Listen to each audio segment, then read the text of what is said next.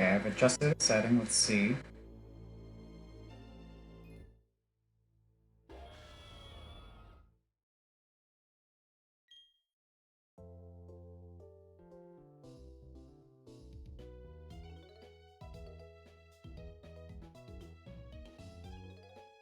Play with some settings in OBS to try to reduce the CPU usage and see if it works.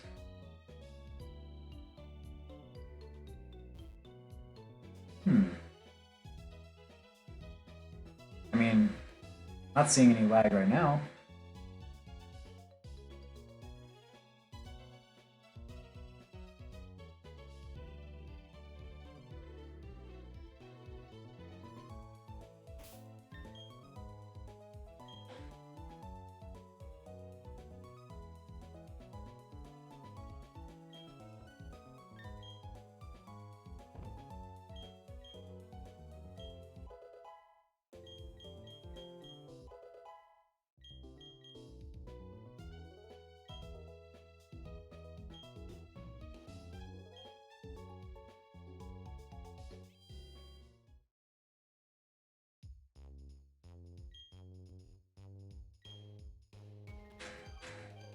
Okay, definitely gonna buy some of these. Some of these. I mean, like 20 of those. And yeah, like 20 of those too.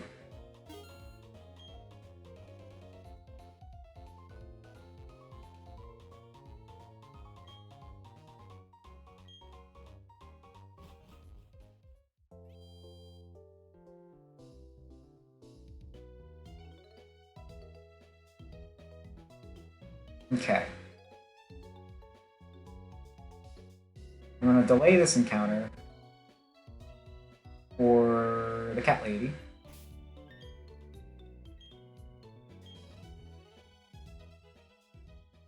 I'm gonna go back for my... Oh, this looks great now.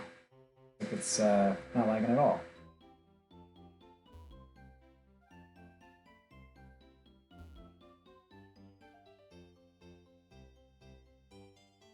Okay. I just have to make it to that honey tree.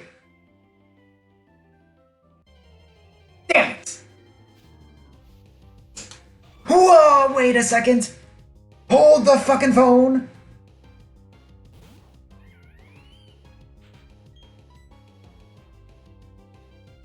Okay. It has present, gust, and powder snow. It also has it might have adaptability. Should have adaptability. Powder snow.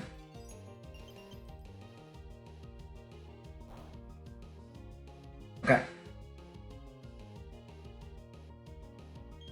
I don't even want to fuck around. Let's get in the ball.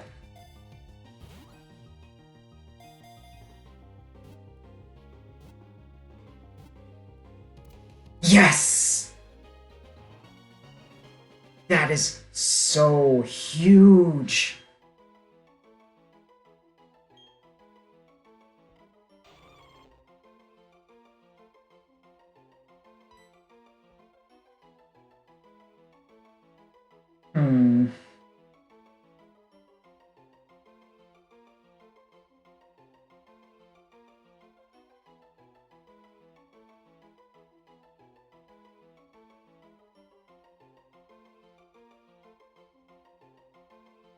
Phoebe.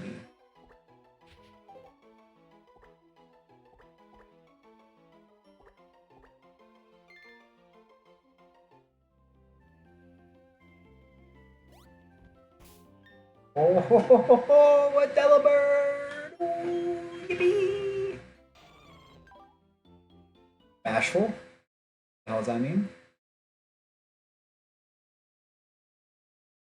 I can probably turn off background pause now that it seems to be working better. Yep.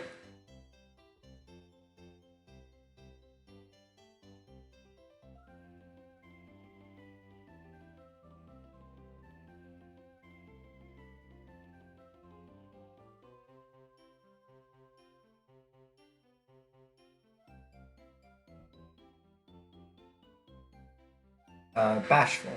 Oh, it's neutral. Neutral nature. It has adaptability. I actually don't know if it can have anything else. Wait. Oh my god! 29 HP IVs, 20 attack IVs, 13 defense, 6 attack, 21 special defense, and 24 speed. Yippee! I'm gonna do a little dance! Oh, yippee! My dog got excited too. She wants to dance too. Oh, she's dancing too. My dogs are dancing too. Yeah, dance with that dog, baby. Oh, don't jump on my desk. Oh my gosh. Oh, yeah. Huge. Oh. Oh. Don't be sad. It's a happy time.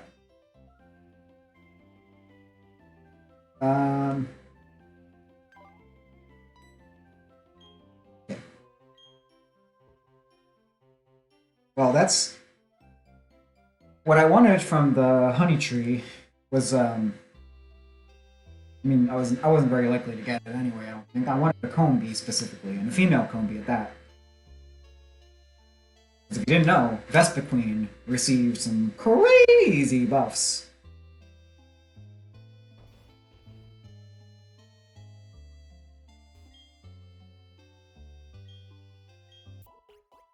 Bum, bum, bum.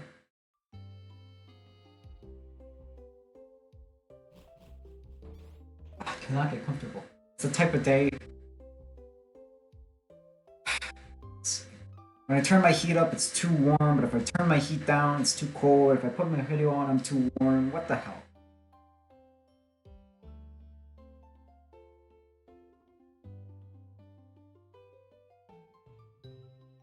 Skipping that or delaying that encounter for after Cat Lady. Just have to say it to myself every time so I don't run for that grass. On instinct.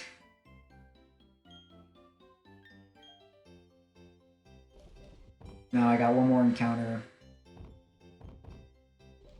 before a couple of trainer battles.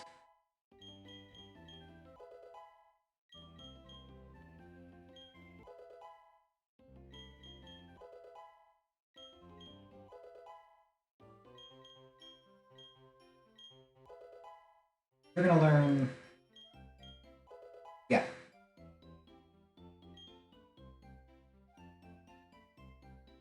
And then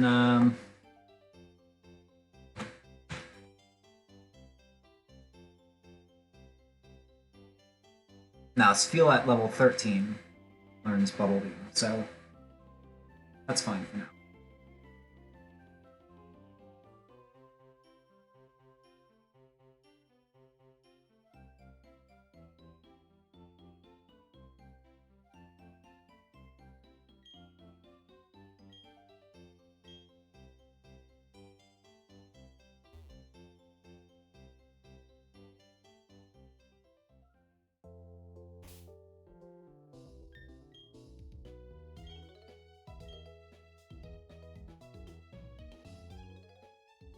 Okay, got 202.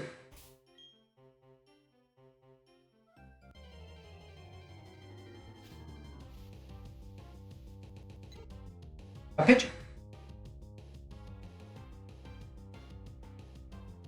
Well, I mean,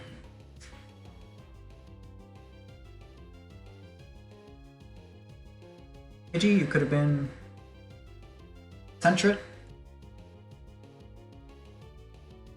Could have been Burmy. Could have been a Starly. And you could have been a Snubble.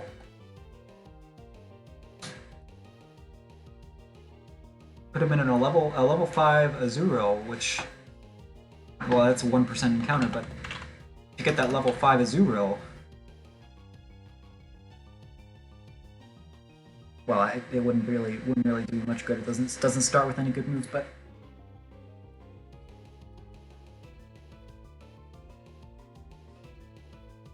it's actually a shit encounter. The Azurill, not the Pidgey. Pidgey's probably fine. Let me see. I think I saw... Yeah, Pidgeot got plus 60 total base stats in buffs. Plus 20 attack, bringing its base attack to 100. Plus 30 special attack, bringing its special attack also to 100. And plus 10 speed, bringing its speed to 101. 101. Well, because it has 101 speed, technically it would outspeed Fearow. Oh, it's ice cream truck.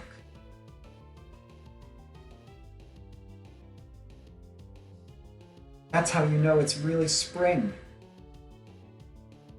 I felt a wave of joy just now. That's the first ice cream truck of the year, and it's on the first day of spring. How about that? That's just nice. Anyway, let me catch this Pidgey. I don't even want to...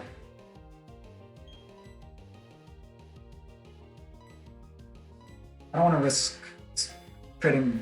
I don't want to... I don't want to risk a scratch critting it. Are you going to deal a lot of damage? Not really. But I would like you to just get in the ball fast. Can you do that? Pretty please? Okay. Oop.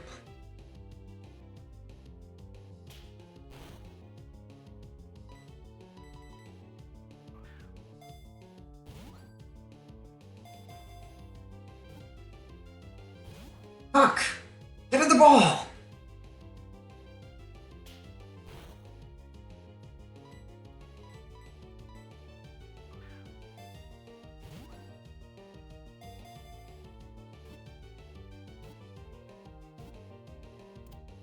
Okay.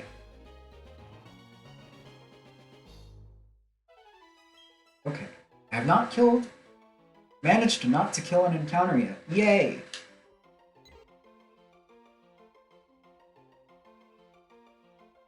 Hang on. I think I'd rather sweat than shiver right now. Let me throw my heat up.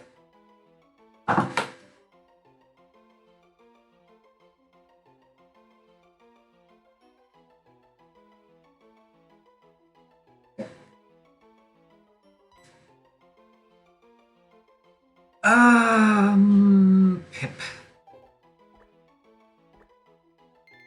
Pip.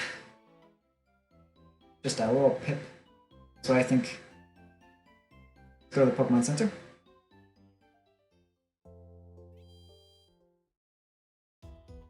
Heal up.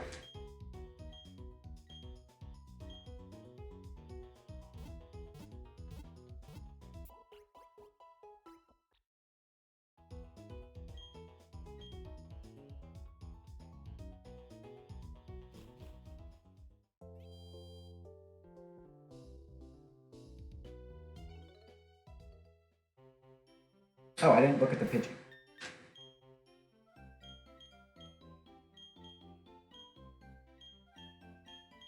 That's a foul. Foul on my part. Party! That's neutral nature. Those it's fucking... What are these IVs I'm getting today? Oh my god. Tangled Feet raises evasion if the Pokemon is confused. I don't think I've ever seen that ability before. Is that from a later generation or something? Never seen that one. Mostly familiar with Gen 4 and 5. Although, I played a lot of Pokemon Showdown back when Sun and Moon was the current, Gen 7 was the current format, most current format. And Gen 7 OU double battles.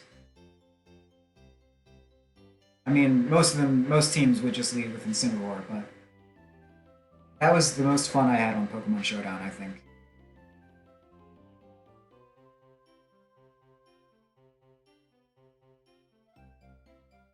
I would love to play a difficulty ROM hack with just Gen 7 rules. That would be my sweet spot. That's where my knowledge peaked of Pokemon. And that was a few years ago now. Oh, this Pidgey's a freak. Look at this freak. 17 HP IVs, 30 attack IVs. And then decent defense, special attack, and special defense, and pretty okay speed. Holy!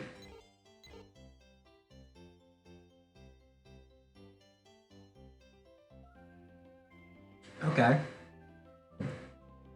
Now it's up to me not to waste this opportunity.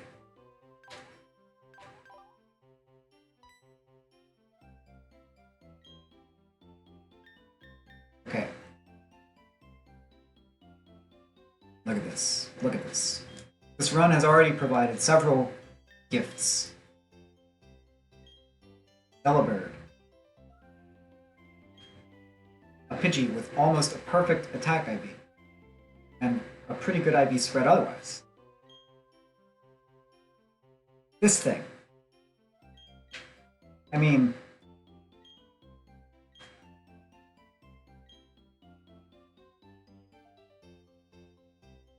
Now, like I said, let's not waste this nice little start here. Think carefully now. Coming up, Youngster Tristan. Youngster Tristan, you may think, oh, you've fought this guy 5 times already, and you beat him every time, haven't lost a Mon on him. Why spare? What's happening to my bitrate?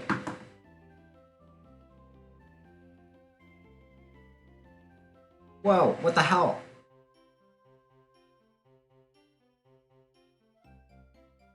Alright, seems fine now.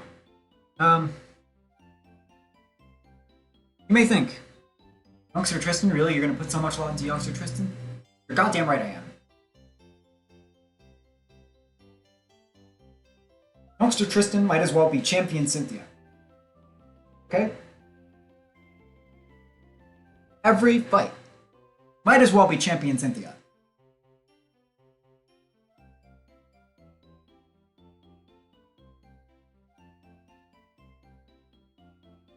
I would spend 100 hours playing Youngster Tristan before I would dare risk to lose a Mon again.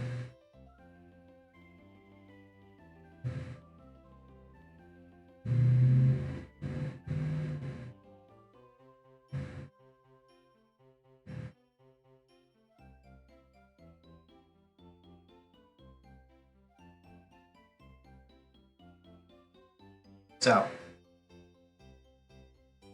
we're gonna think real carefully about every single move and every single Pokemon.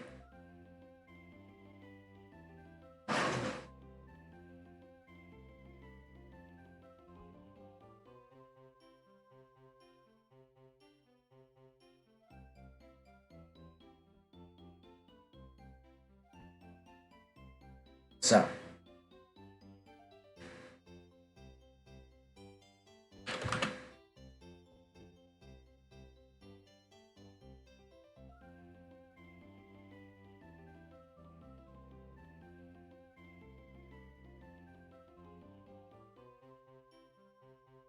Zigzagoon has Gluttony, but it doesn't matter.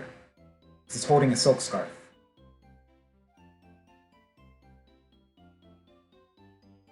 Which is going to buff its quick attack.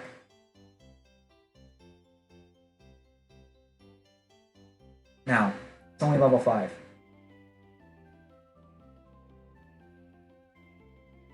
So,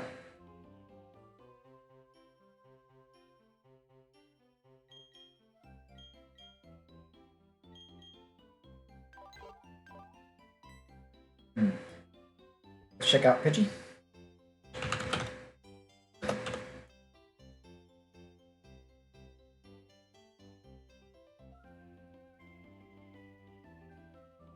Butt Slap at level 9.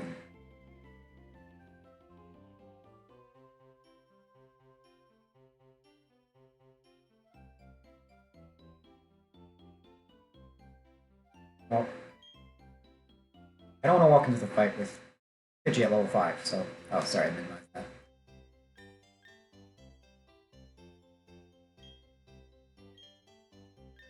I'm gonna level up Pidgey, of course.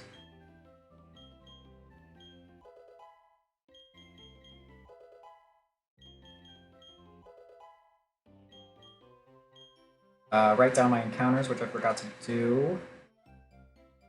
That was Delibird for Verity Lakefront.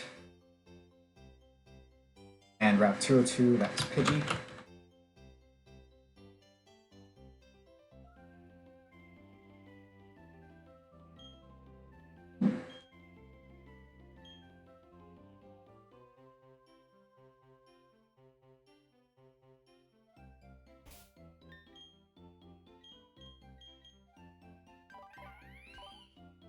And you did get Karate Chop. Okay. So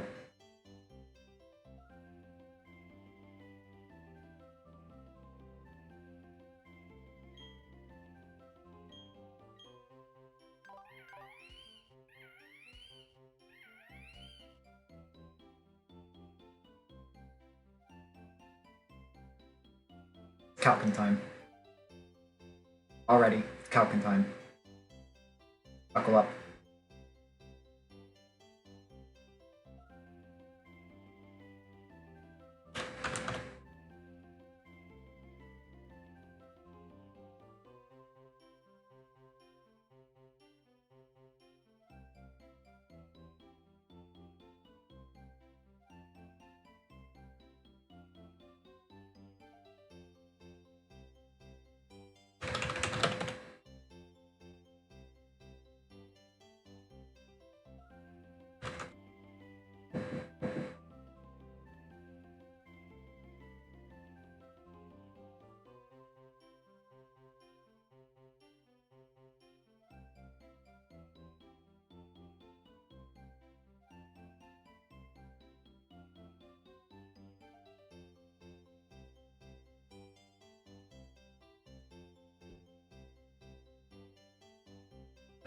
Let's see.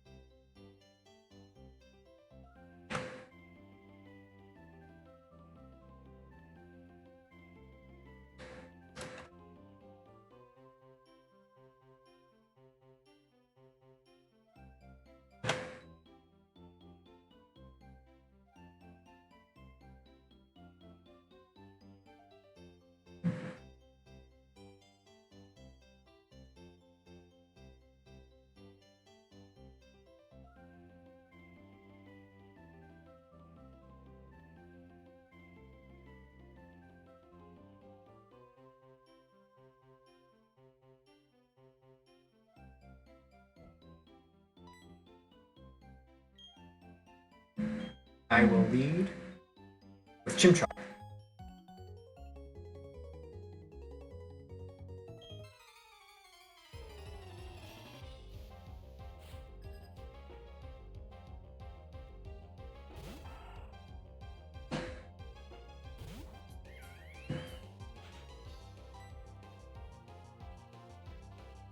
I could live 2 crit quick attacks from this Zigzagoon and be fine. As long as I did everything correctly.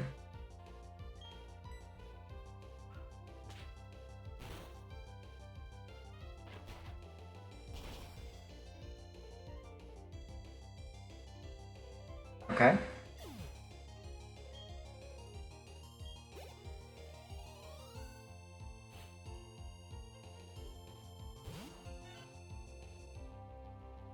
Now, this is not how I'm going to do it in the future. I'm going to run these calculations before I battle, but I'd like to get a feel for how this calculator works. I'm sure I could be doing this faster too.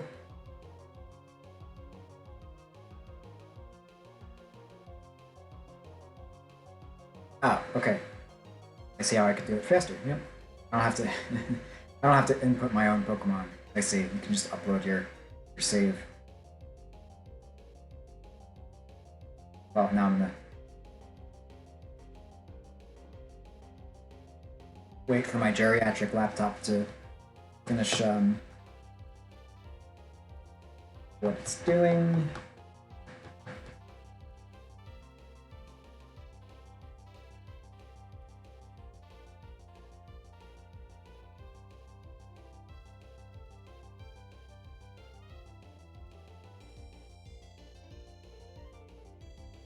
Thank you.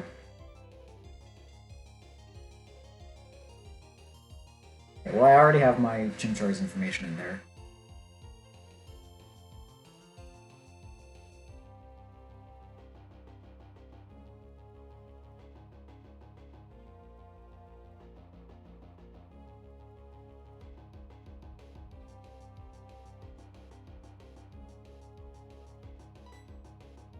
I can survive a quick attack from this.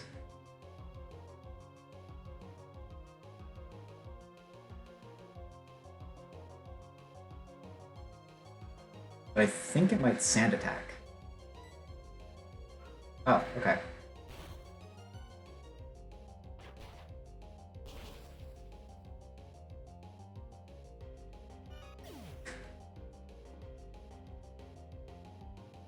Oh, wait.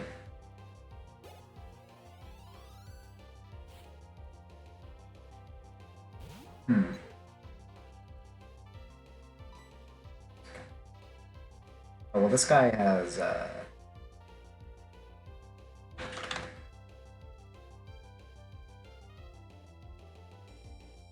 Mud Slap.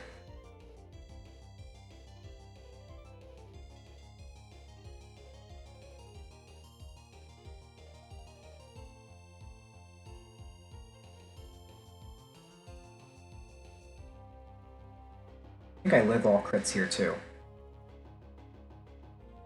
But, just to be safe.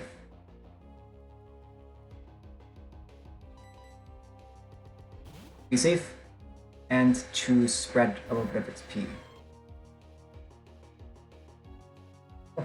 Oh, get fucked! Get rumbled!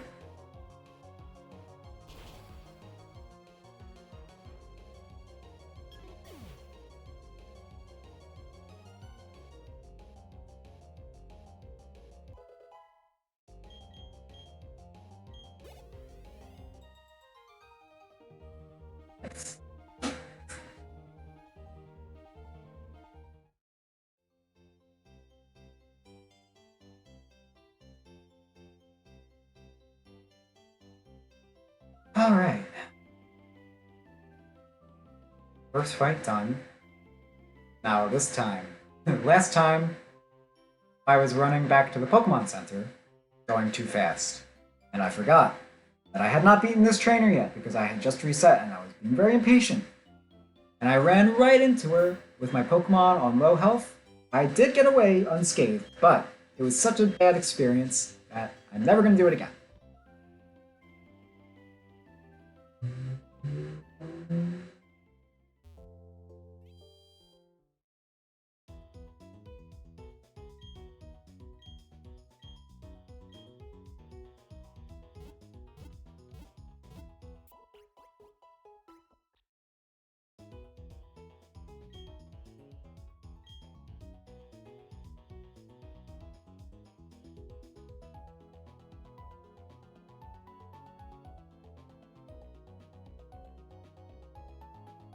Oh, hang on. You know what would be really good to have up? Sorry, game's lagging because it's not. I don't have background pause on anymore, so that the music can keep going. The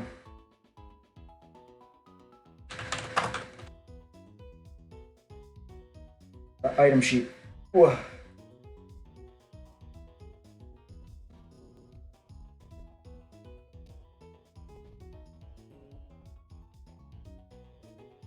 Sorry, it's lagging because I'm opening a document.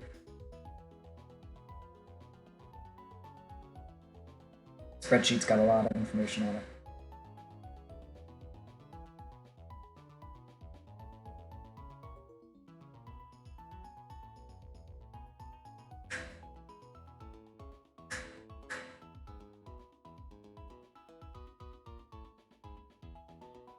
Wait, on the item list it says that you get the Pokeballs from Rowan upon receiving your Pokedex in Sand Gem Town. That's not true. You get your Pokeballs immediately.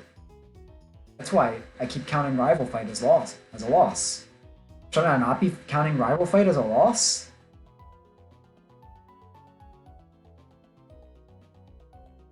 I'm gonna keep counting Rival Fight as a loss.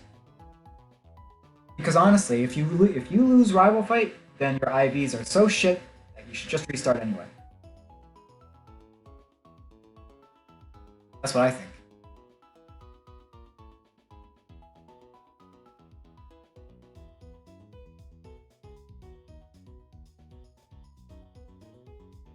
I'm just looking to see if I'd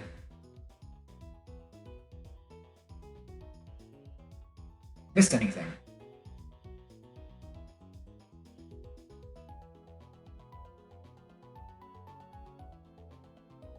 Oh, I missed a super potion. Wait. Missed a sunstone? Southeast grass near Honey Tree? There's a sunstone there? Probably if you just interact with the grass. See, this is why you open the docks.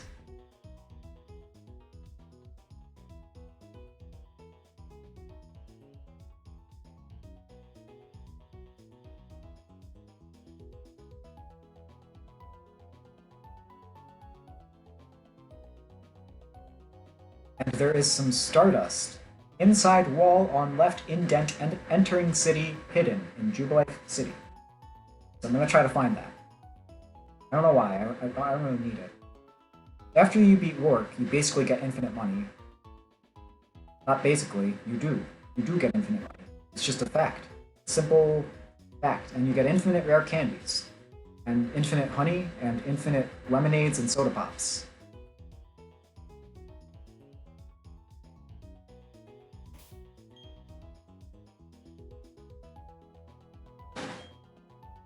Now I'm going to save.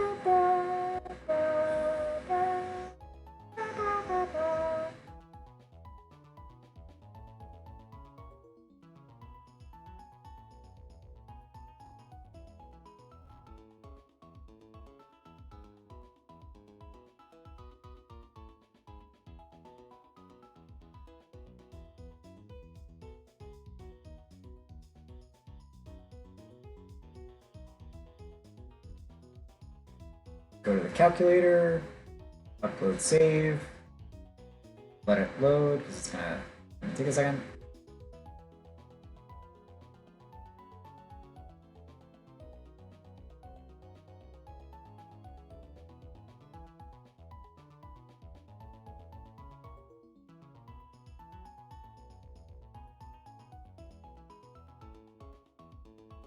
My dog.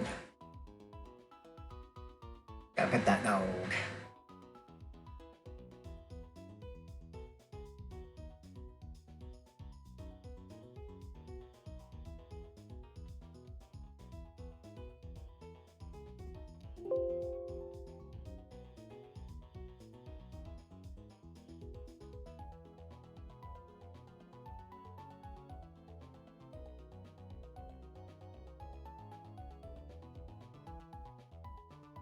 Alright, there it is.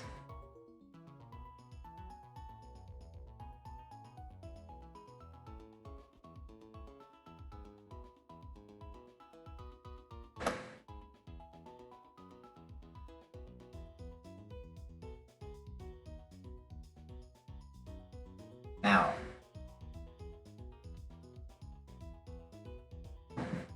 last snap.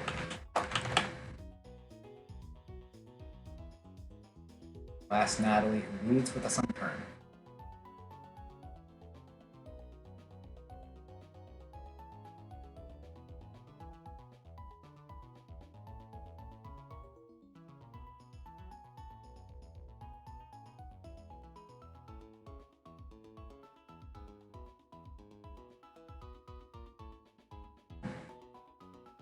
And without the eval attack AI flag as well. So, that means Natalie's Sunkern is probably more likely to use Protect, Leech Seed, or Toxic than it is to use Mega Drain, especially if I bring in Delibird. Okay, where can it see?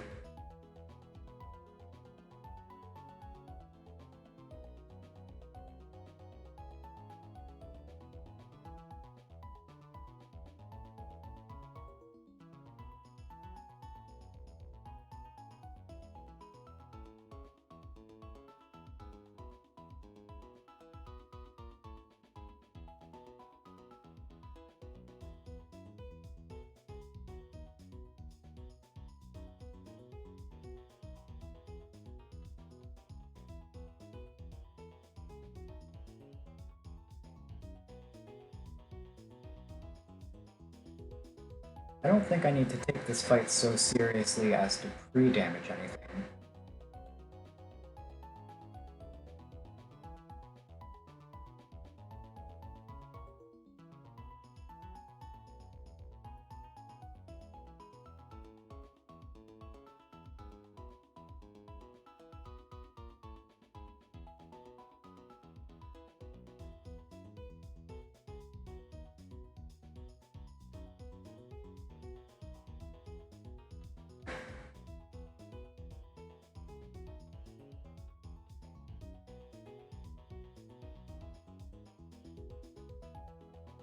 I mean, I think I outspeed it, actually. Powder Snow is just a guaranteed. Oh, or Gust, doesn't matter. So I don't think it can get off Toxic. Or Leech Seed.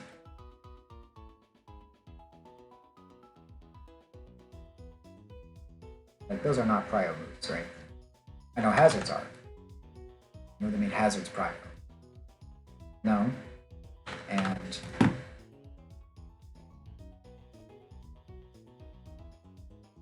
no. Okay. Let's find that number. Simply outspeed you and kill you. And kill your Sunkern. Unless I miss. I don't think I will. I just have faith. So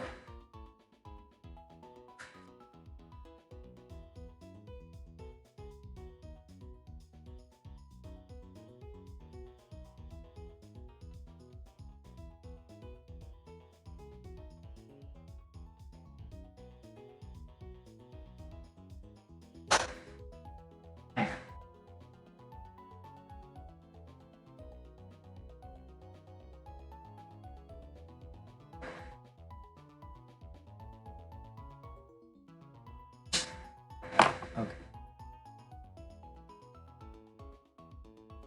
Oh, that's off. Now it's a lot. Now it's a lot. Now my dog rested. Sorry, Bubby. Okay.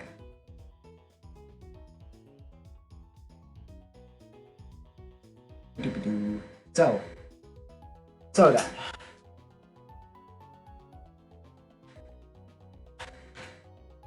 What are you gonna bring out then? What are you gonna bring out against Oreburgh then? Huh? Huh? You punk? You fucking punk? What are you gonna do then? Or are you gonna bring out Pucciana?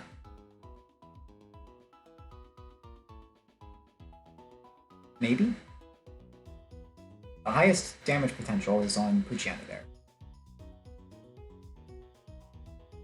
Yeah. And Powder Snow, Oko's, Starly.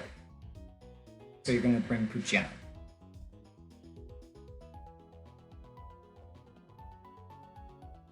And then I can get a 2-hit KO. It will not outspeed me. Wait. Unless Quick Feet.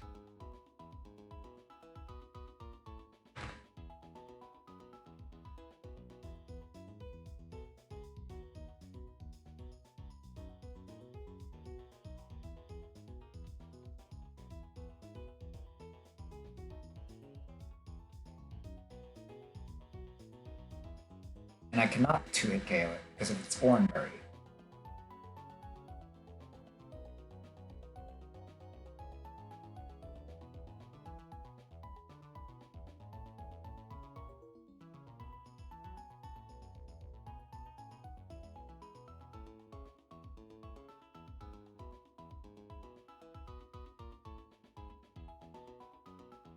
Right? The damage is the damage calculator taking that Oreburgh into account?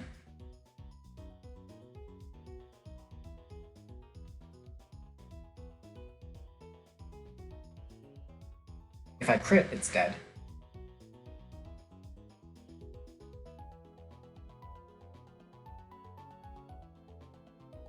Or I could just switch to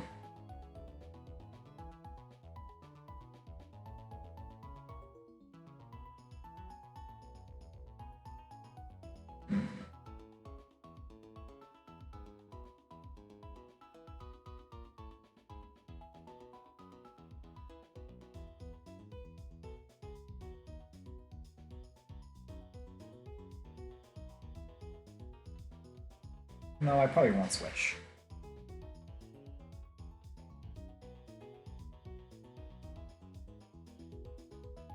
I'll go for the kill. See if I get crit by that first bite. If I don't get crit by the first bite,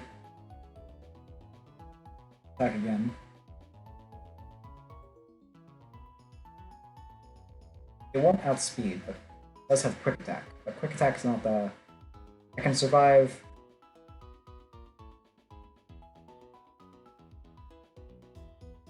two crits. You live 2 crits. And a quick attack him then.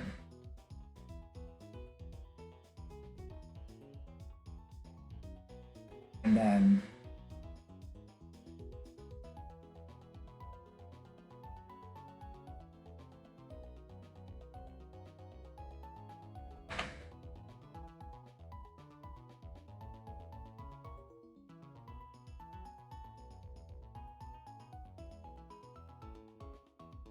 so the chain of events would be Sunkern would be dead, Oreburgh would not have any damage, ideally. Unless I miss. Get the Oko on Sunkern. Pucciana comes out. Doesn't matter if I Powder Snow or if I Gust.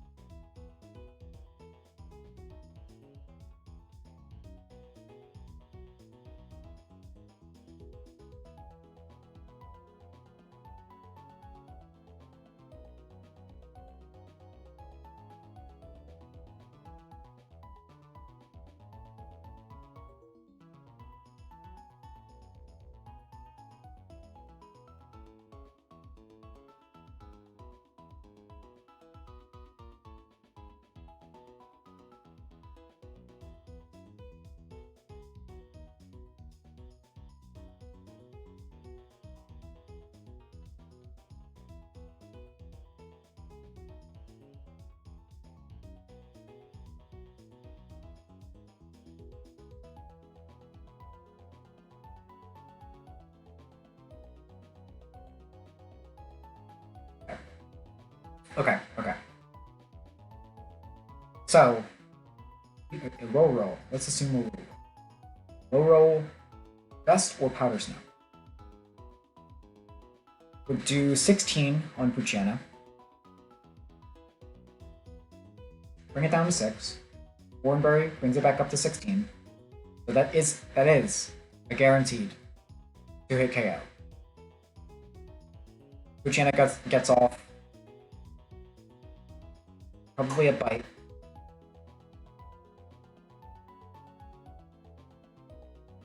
Let's assume a high roll crit on bite. That's 18. Brings Delibird. Oh my god, I'm bad. Down to 9.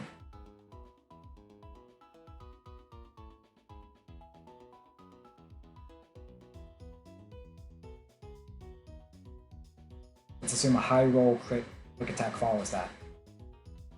Oreburgh would die. So, the only way this goes horribly wrong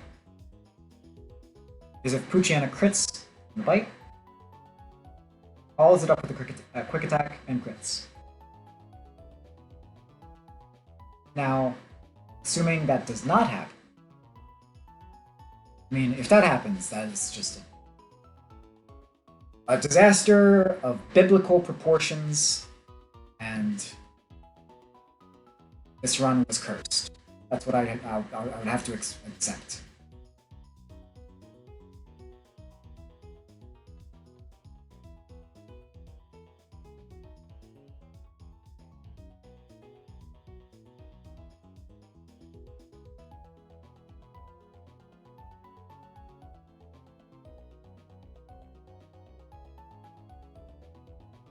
Oh, that's nice. It also gives you the EXP dropped from each Pokemon when you look at it on a calculator. That's really good to know. There should be a disclaimer. It just says, do not play this without the calculator. You will lose your mind. See how far everyone is from their next level. 172, 105, 146, 105.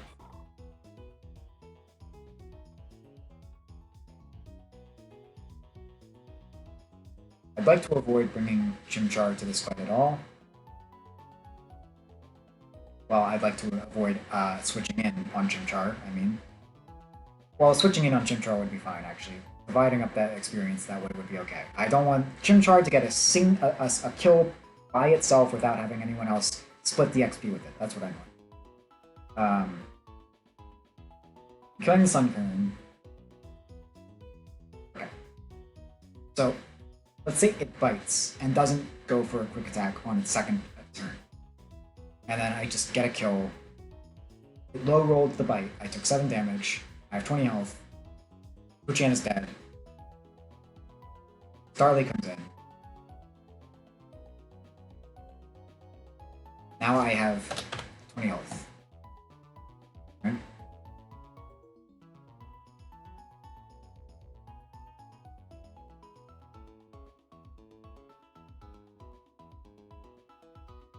I can live a quick attack from the Starly and get off a Powder Snow and kill it.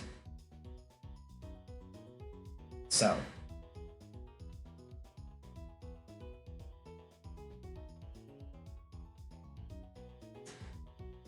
however, if Puchana gets off a quick attack,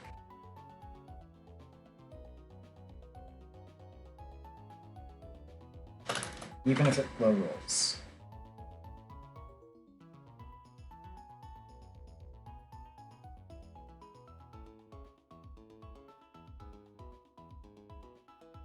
no. Okay.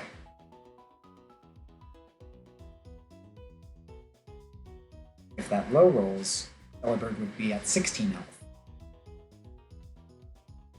And still would be able to survive a crit from the quick attack or the peck. And I mean, it doesn't matter. If it pecks, I think I might move first.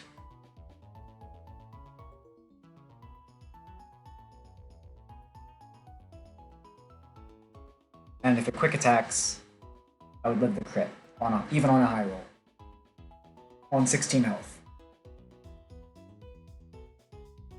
Get off the Powder Snow, and Delibird solos the fight.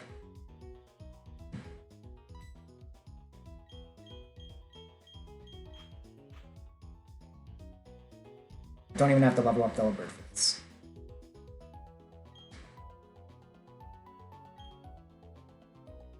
If I'm going into Starly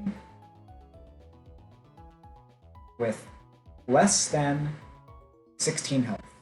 If I'm going into Starly with 14 health or less, I have to switch Delibird. And if I have to switch Delibird, I would bring in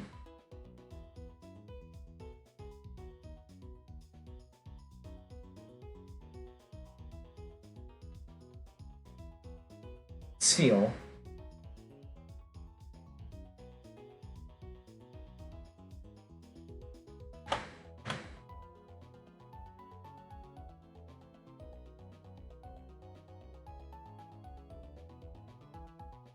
Who could live a couple of attacks and get off a couple of Powder Snows.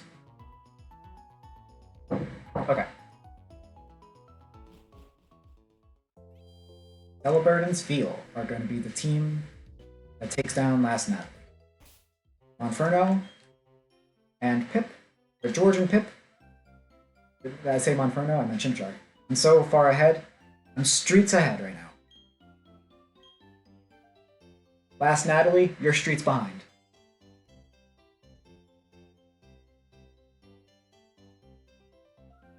Whew, I'm excited now. I'm excited. I planned this fight. I got it in the bag, even though it's such a simple fight. Ooh, what a rush. I have a plan.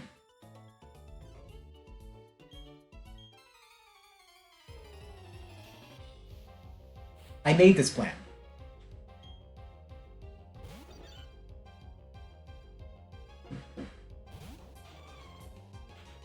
Okay.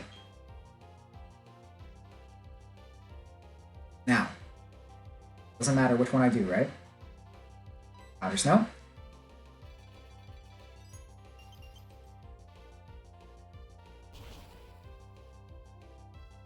Yeah.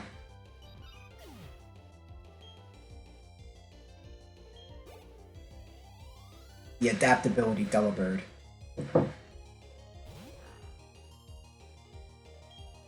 Just like I thought.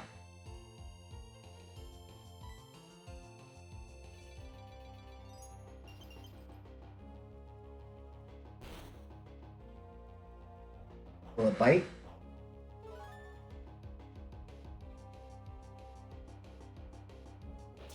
Okay. That was a low roll.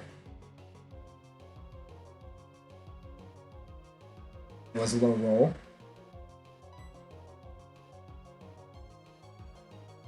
Are you gonna quick attack? Yes.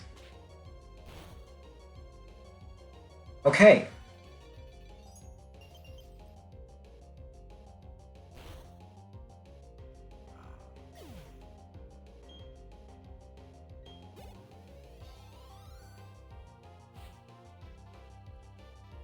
Now, I can get off one Powder Snow, live a crit. Okay, it didn't crit. I'm in crit range now.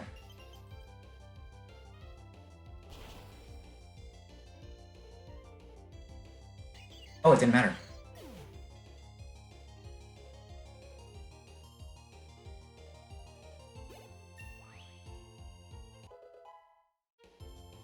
Delibird solos the fight.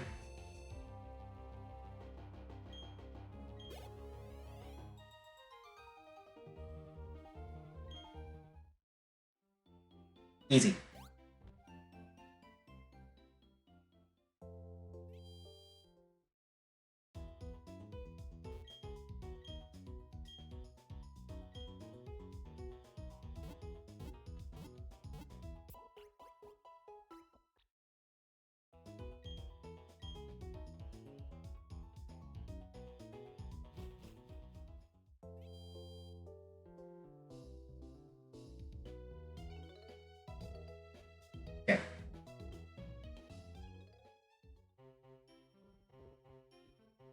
In the calculator, let me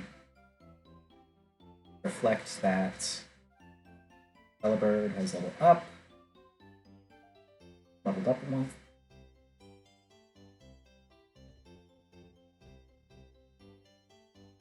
And let me keep going.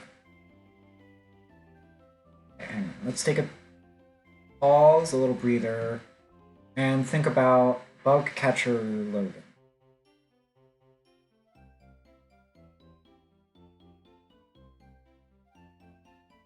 I think this is another Oreburgh sweep.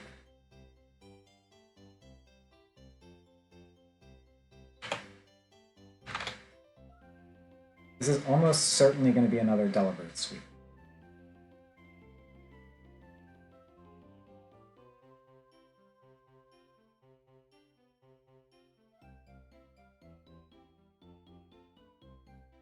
Yes.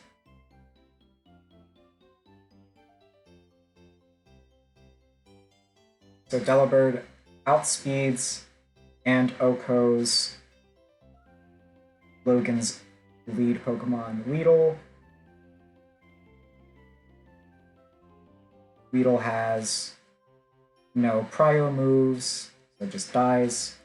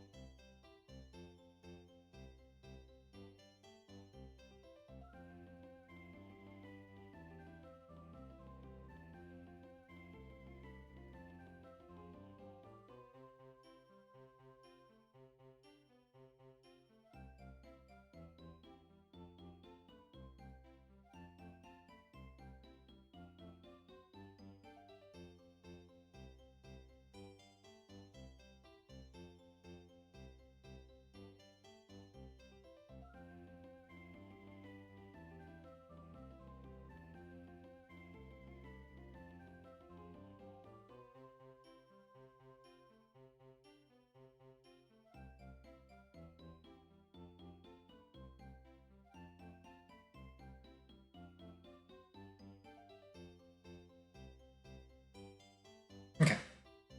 Got interrupted. Sorry about that. But here I am. So let's keep going. Where was I? Bug Catcher Logan's Caterpie. I also outspeed that with Oreburgh and Oko it.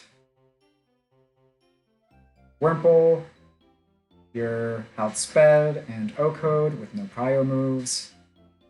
Kricketot, you are outsped and Oko'd, and you have no Prio moves. Wait. No. Bide would have to be... You would have to use it the same turn after. And oh, Bide has -1 Prio.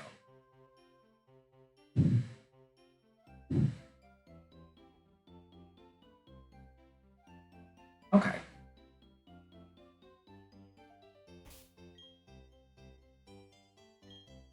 Alright, Oreburgh sweep. Let's go. God damn it. No, it's fine. It's nice to stop and smell the Burmese. I don't know what a Burmese would smell like. This one, I assume, just smells like leaves. Leaves can smell nice, though.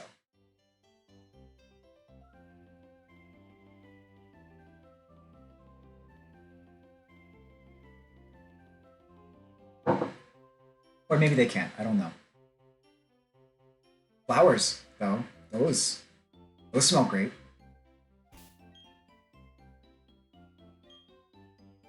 Okay. No powder snows, only gusts.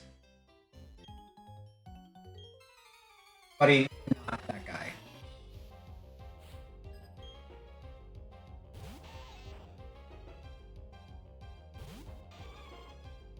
I I literally got the perfect encounter to counter your entire team. Sit down.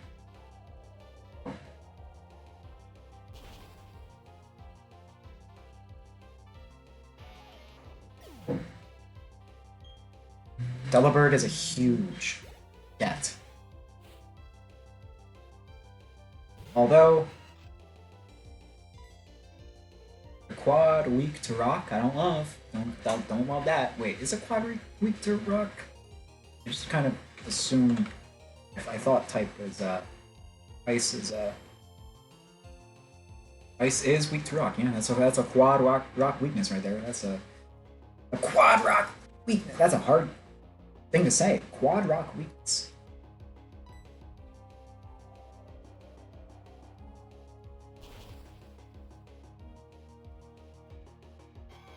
Alright, you're done. You're done, Zo. You're done.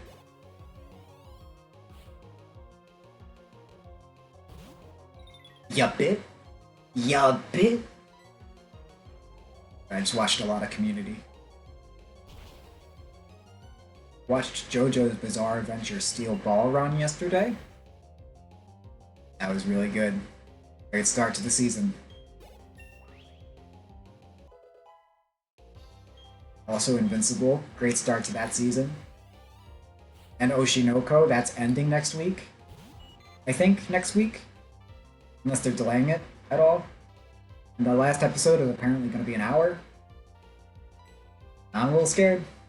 That's a great show too. Glad I got that Kricketot dead.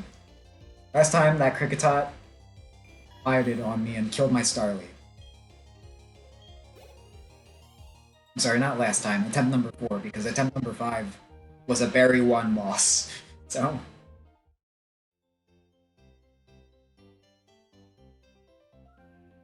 Alright. Made it to Jubilife with no incident.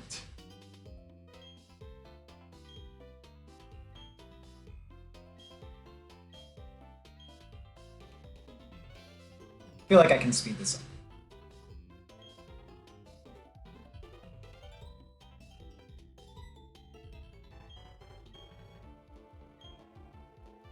Huh? I beg your pardon, I was assuming a conversation. Yeah, you claim you're only making conversation, do you? But I know better than believe that. No, you recognize right away that was, and that was why you spoke to me. Quite admirably. Now we have to cover. I'm a global partner member. And my name.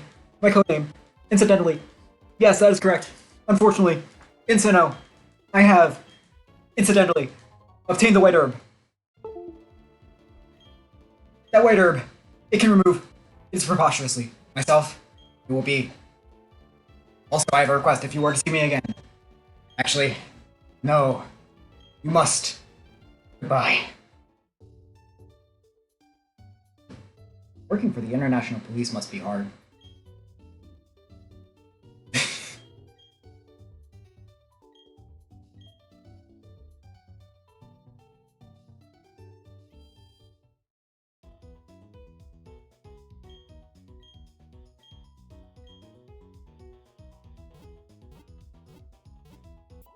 Bum, bum, bum, bum.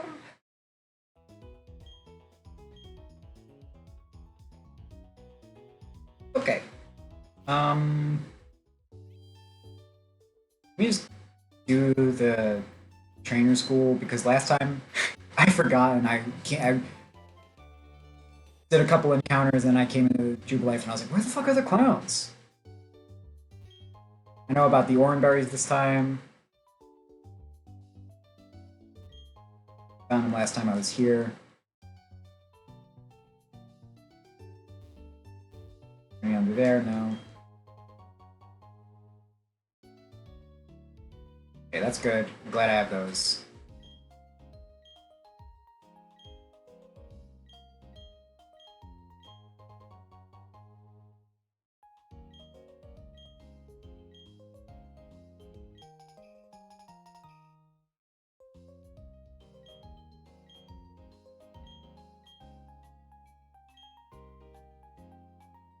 Well, Barry, I'll see you at the end of that road. And we'll just see about that. And also, I'll see you many more times along the road there.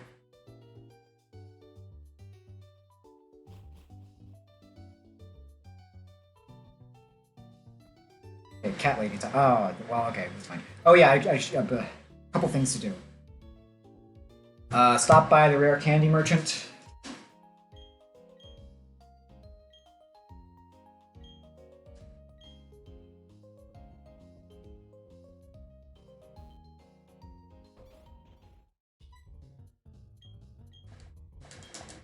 Yep. He's Willy freaking Wonka. At Gumshoe, I specialize. Now I've got an eye. You're exactly the type you want to become. Suspicious man. You are entrusting. You kid. But still, consider people see you doing stuff. They want to win, and you expect, and I don't keep me waiting. Goodbye. All right. Now I'm gonna go get my cat. Skitty, Meowth, or Glameow. Skitty, Meowth, or Glameow.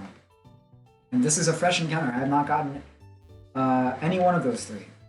It's the first time I've done that. Hey, like, super emergency, please, like, help. I found this stray cat outside. It was so cute, I couldn't ignore it. But this workplace doesn't allow pet Pokemon in the office.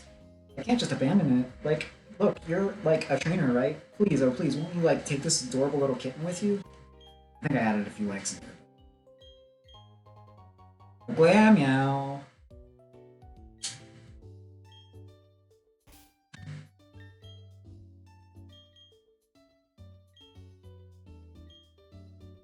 Alright, what's your deal?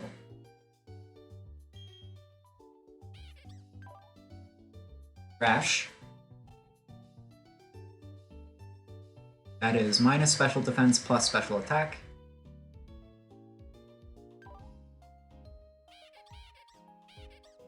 (22 HP, 14 attack, 30 defense. Okay. At 30 defense, that's not bad. Could have some higher attack, but that's okay. Wait, what? It's limber. Damn it! Can't it be, Can't it also be... Can't it also be, no, limber is its only... For some reason I thought I could have... Am I thinking of Skitty? No, Skitty can only have Cute Charm. What am I thinking of? Meowth?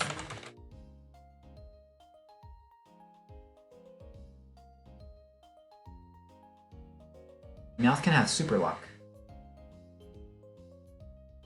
Okay, I have no idea what I was thinking of. I thought one of the cats had adaptability or something like that, and I'm just completely wrong. I must just be thinking of fucking...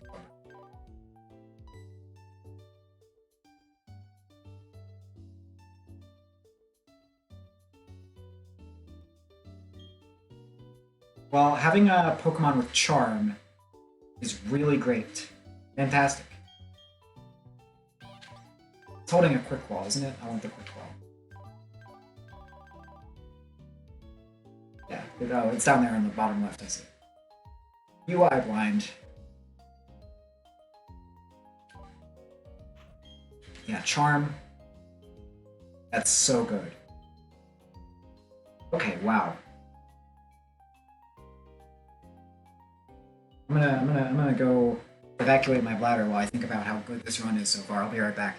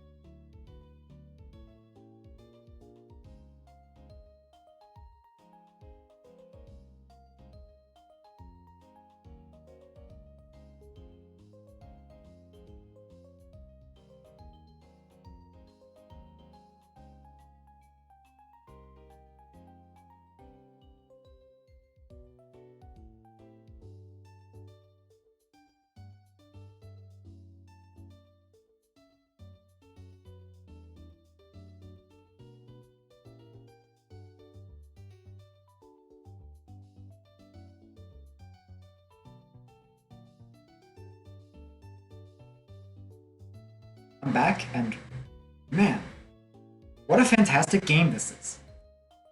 That was the most fun. I didn't think using calcs would be that fun. But you know what I did yesterday? I watched P. Chow's Run and Bun video. And first of all, what an amazing video. I cried at the end. Couldn't believe I did. And when he said the line, it just, wow, it hit me. And him talking about how the fights are puzzles really spoke to me. And especially when he said that it's only fair to use the calculator because the AI does it. They calculate the moves, so why can't I? That made me realize, oh, it is fair. It's totally fair.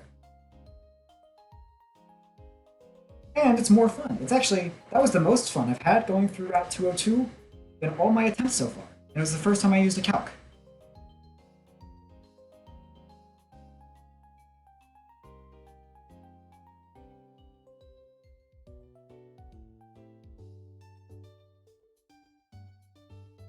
Okay, let's continue.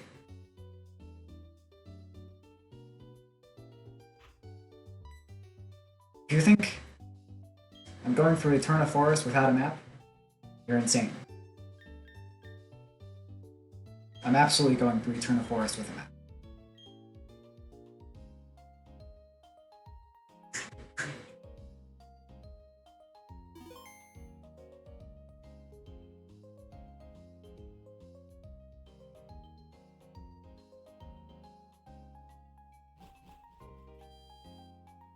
What I realized is the challenge is so hard. This game is so hard, and it's going to get way harder that I have to use every single possible advantage that I have. Anything that's not in the rules is going to go. Anything. The map for Eternal Forest, they didn't say you can't use that. I'm using that. Anything goes. By the time I am done this game, I will know so goddamn much about Gen 4, it will be insane.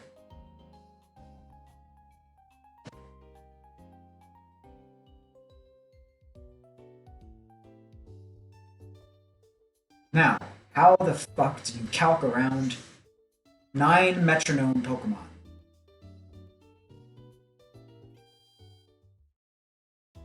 Let's ponder this while we get a couple more encounters. Okay,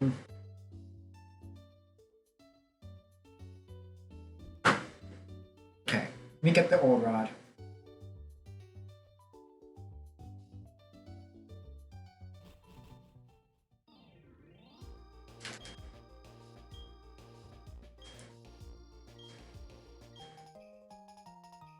Okay.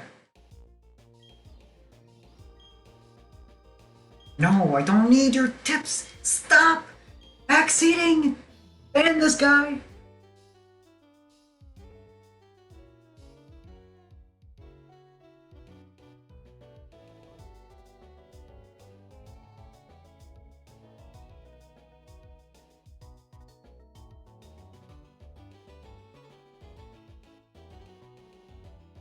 This Route 218 over here?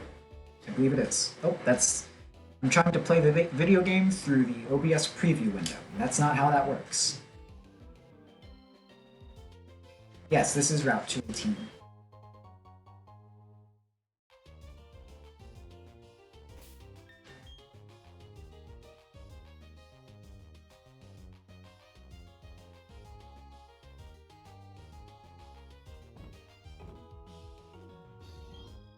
Oh yeah, I'm also gonna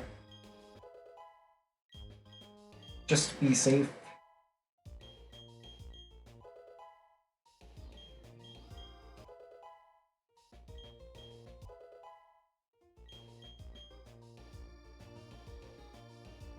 That charm is gonna get me through York.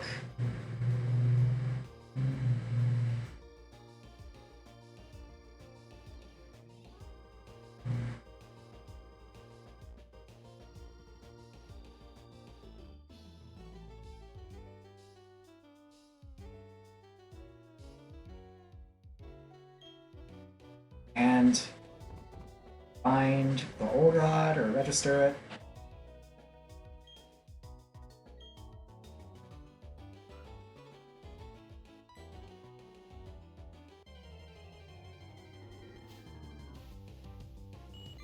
It's always Goldine. It's never not gonna be fucking Goldine. That's okay. That's okay.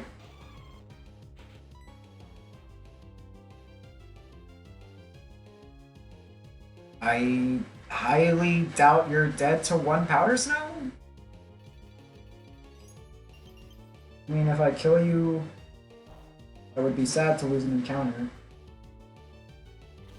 Did a lot of damage.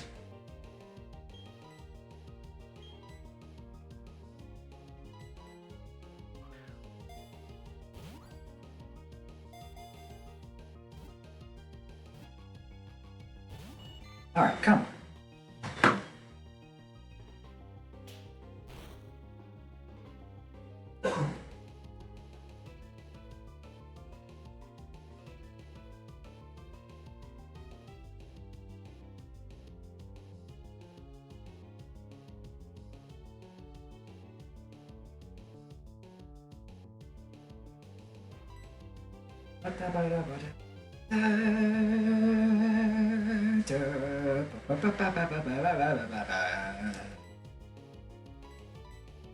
Get in the motherfucking Pokeball right now!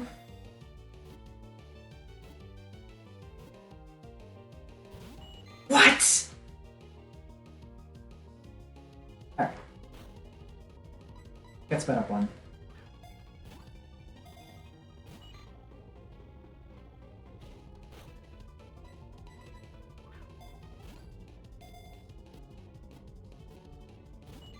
Are you kidding me? Give him the ball. Okay, Jesus.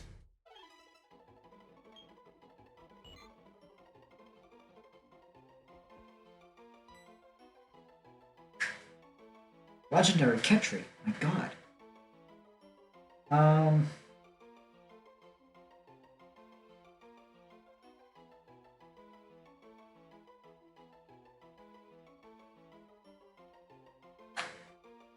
I'm gonna recycle Neptune because I liked that name for. I didn't get to evolve Goldine before, but for a Sea King, I feel like Neptune should be named Neptune, King of the Sea. A Sea King.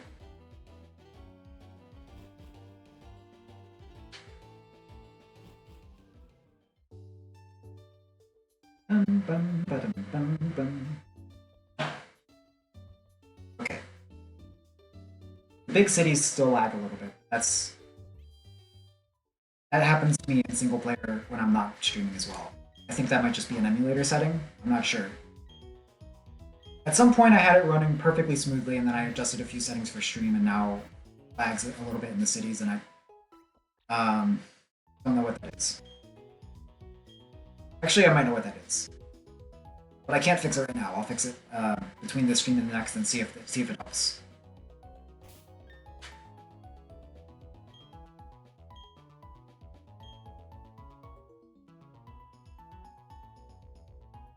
Okay. With a run this serious, I'm going to be saving every 5 minutes because I do not want to. I don't want to break any rules, and I don't want to lose this run. I don't want to automatically wipe.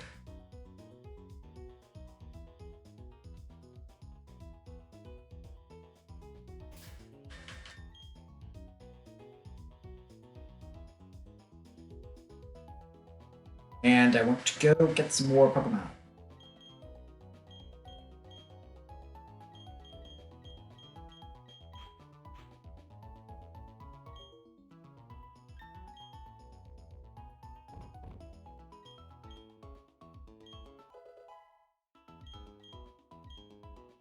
Oh yeah. Check out that gold. Oh. What does that mean? Bold and brash. Or like belonged in the trash. Actually, why would he be laughing at that? And he also didn't say that. That was his own art. Bold, minus attack plus defense. Okay. 8 HP, 20 attack, 6 defense, 14 special attack, 26 defense, special defense, I mean 1 speed.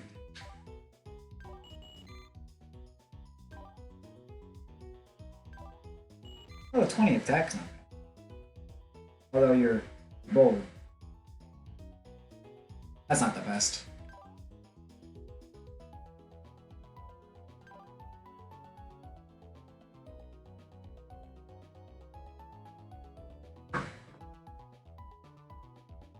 Oh, you know what? You will be perfect for that one trainer in Oreburgh Mine who has a Rhyhorn. That Rhyhorn is really annoying and wiped me on attempt number 2 or 3. My farthest attempt made it to that guy.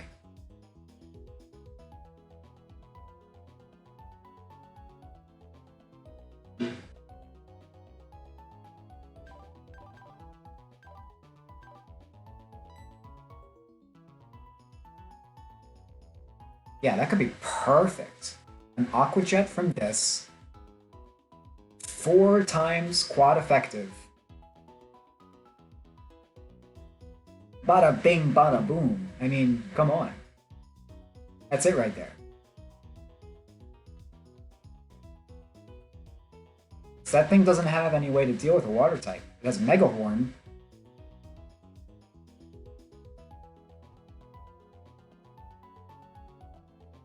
I'm thinking pretty far ahead here, but that is the last trainer. That is the last trainer or the farthest trainer I wiped on, so I gotta think about that.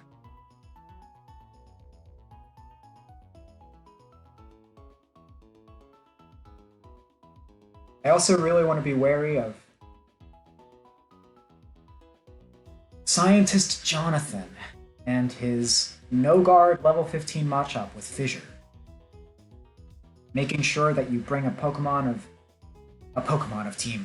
of Pokemon who are level 16 to the first gym trainer. He threatens to overlevel you.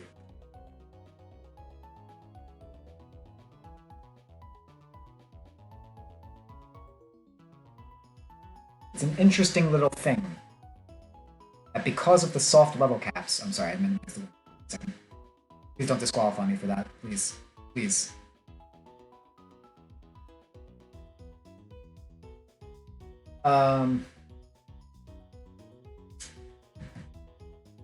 It's an interesting little trick that because of the soft level caps existing, that they can have battles where part of the puzzle is not overleveling one of your Pokemon. Whereas I was watching Run and Bun and there were just hard level caps. You do not get to gain any more experience at a certain point.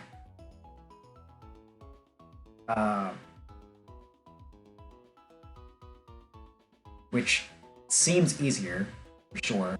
I mean, add just another layer of difficulty for this game.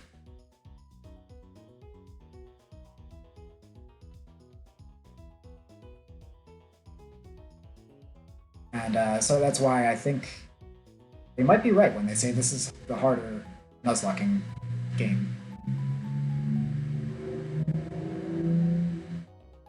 Aren't people who drive with loud vehicles so cool? Aren't they just the coolest?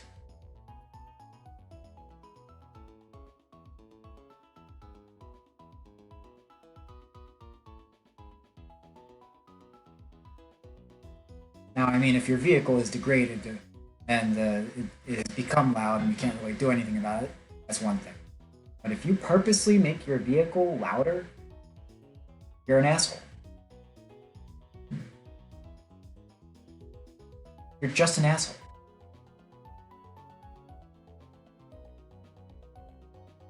And I don't really... There's no room for argument. What would the counter be? No, I'm not an asshole. You literally are.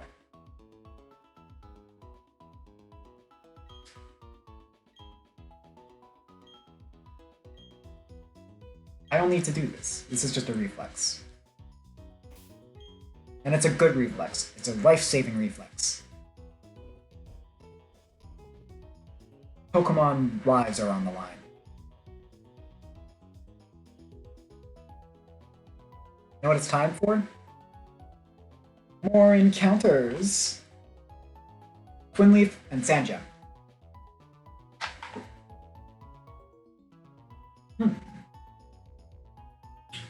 Ooh. And I can fish on Route 219.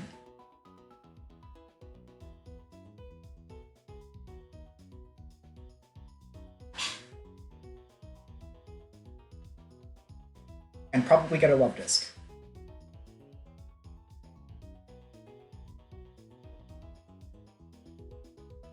Okay, let's go do that.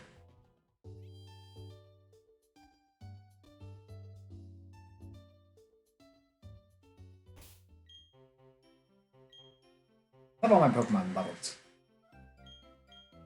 It just feels safer that way.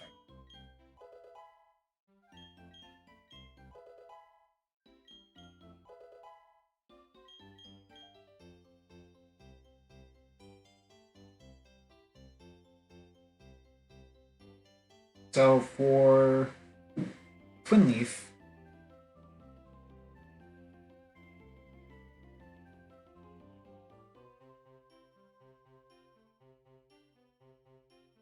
there's a 1% chance it could be a Pikachu. Or are these two? Is there two separate 1% instances that there could be a Pikachu?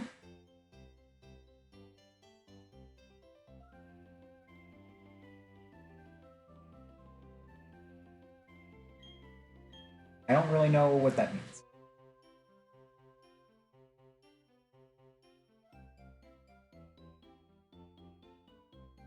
What do I line off for that?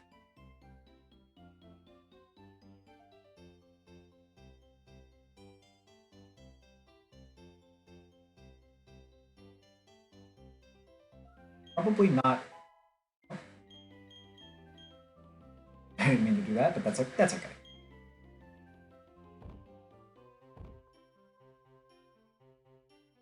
I was gonna level it up for the rounds, I think.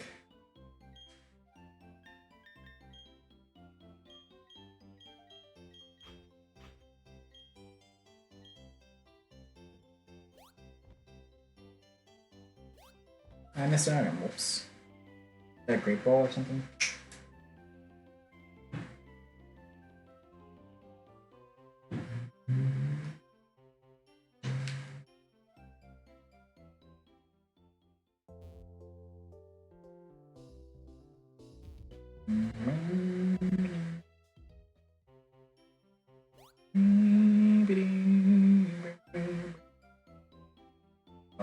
Oh, you're the you have a super potion for me, don't you?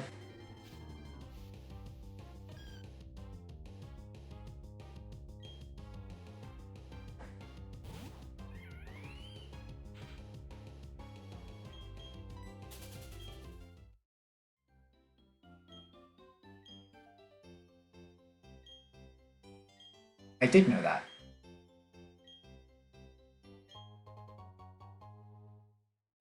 Oh, that's really nice.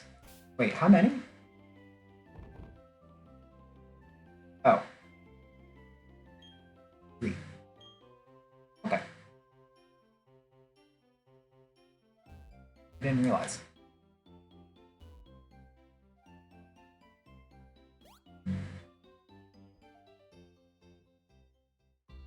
Okay. Let's see.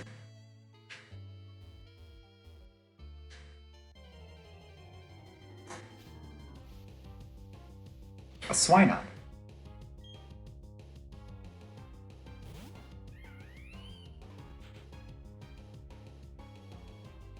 I think I would have preferred a oh. No, I really would have liked the Farfetch'd. Farfetch'd is crazy. Crazy bananas bonkers pancakes.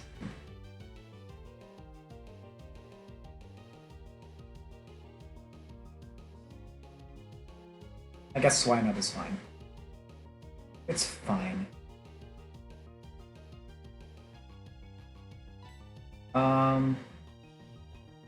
What does it have right now?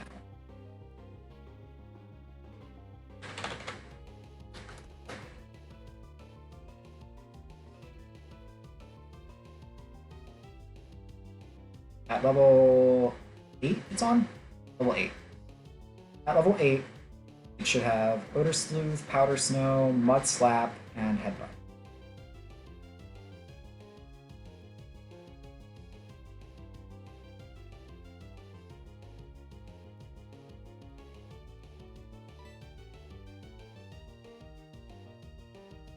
Oh wait. And what is its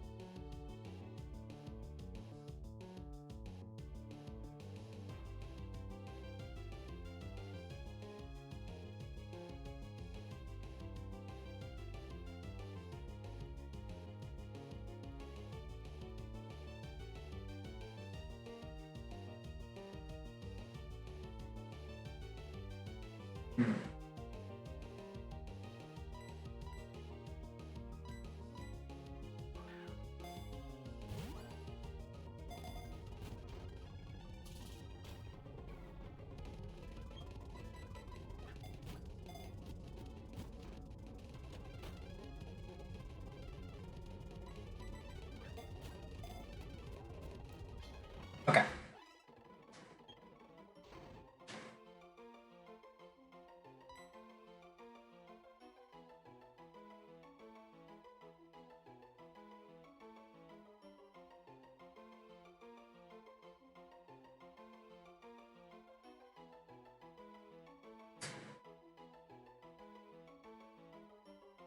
Hmm.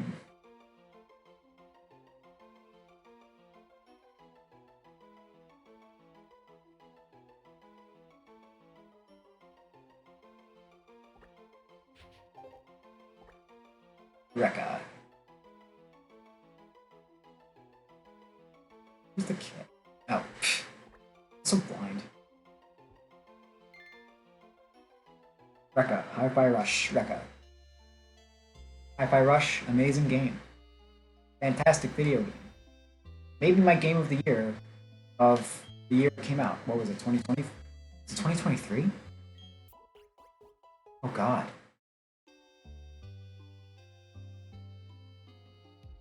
It was. That's terrible. That's so long ago now.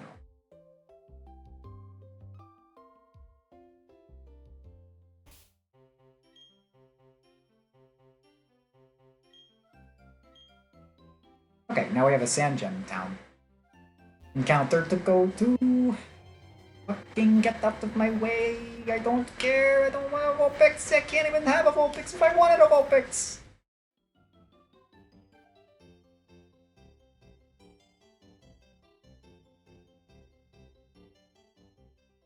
There's 2 encounters down here I can get. One in the grass here, and I can fish down there. Do I want to fish down there, though? Or do I want to delay my Route 219 encounter until later? Oh, there's no grass on Route 219. Just fish. Just go fish there. And don't have George out while you do.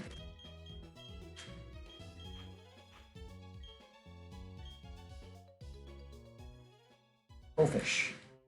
Get that dive ball, too.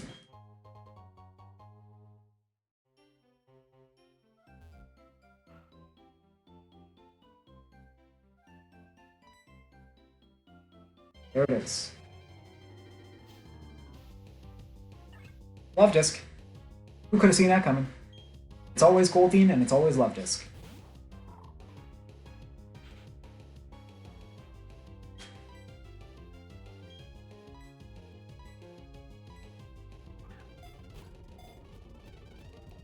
Oh, well, that was easy.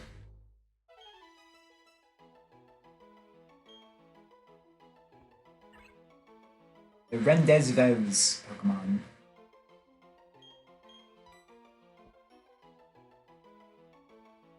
The Rendezvous.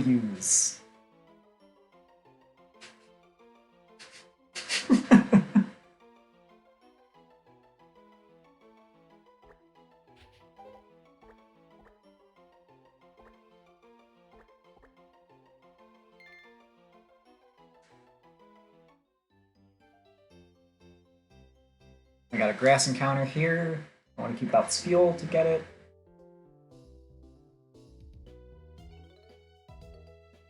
Yeah. Unless poison is... I don't think Nidorina even... Oh, maybe it does, actually.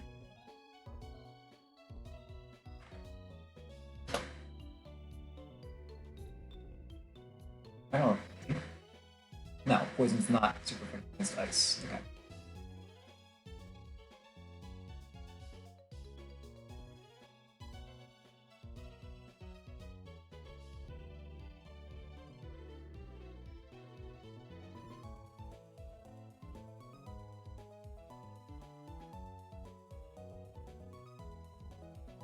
Is there a swine up delay as well? Oh, I should write down that. Write down those encounters. Swine up. Poketch was Glammail. 219 was Love Disc. We're about to see Sand Gems now.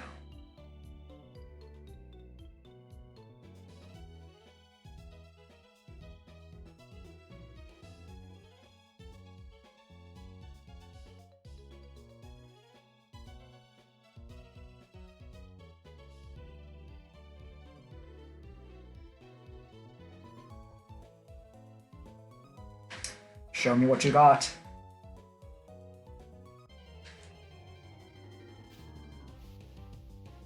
Sandshrew.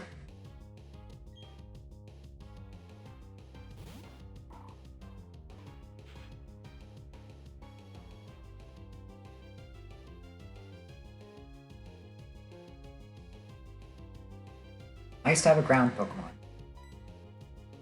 Very nice. Hope I get a better one later. But that's... A ground Pokemon is better than no ground Pokemon. Oh, Sandshrew and Sandslash are... Well, okay, not buffed.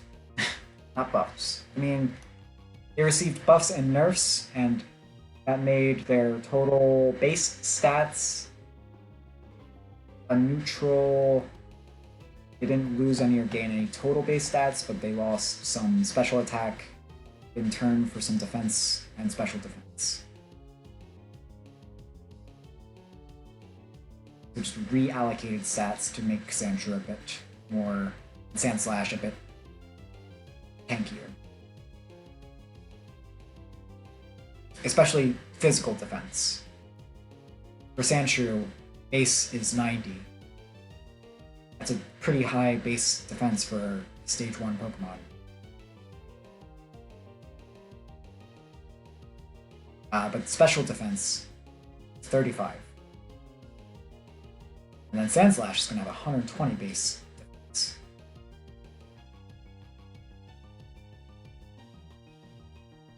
And that's, I mean, that's pretty...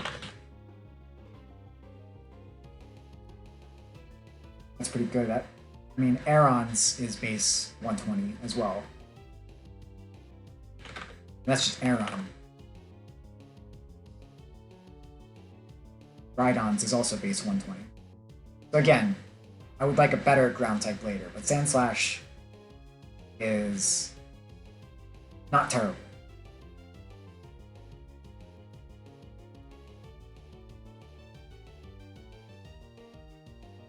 Um,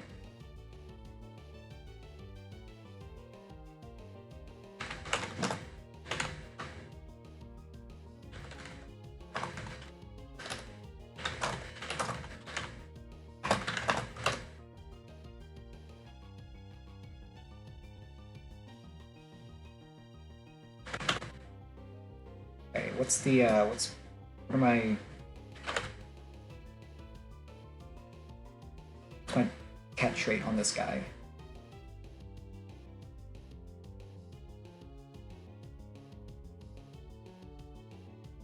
Okay, I'm gonna throw balls. Just gonna throw some balls.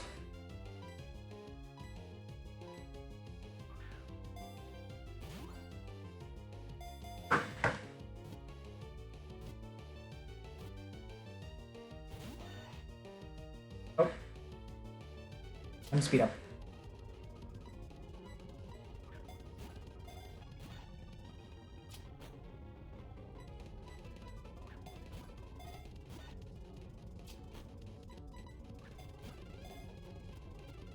There we go.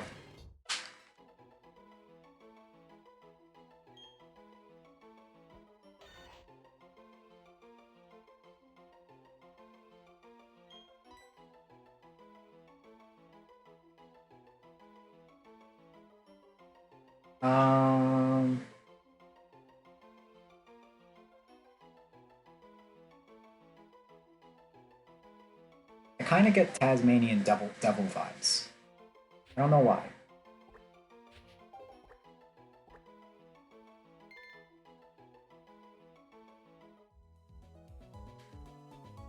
Okay. So many encounters I have not killed yet. Wow. Sandshrew. Sandgent.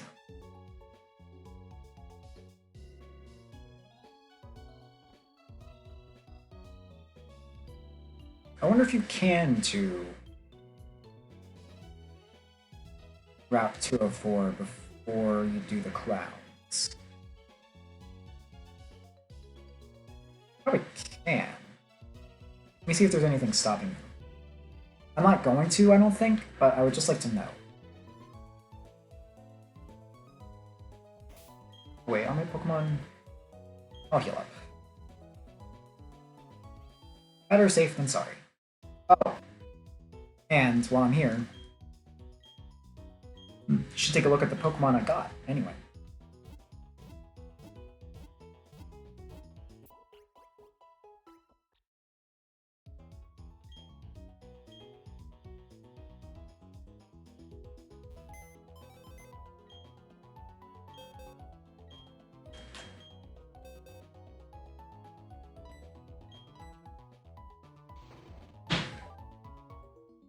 Brave.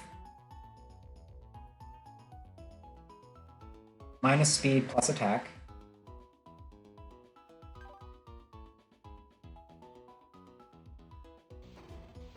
Oh wow.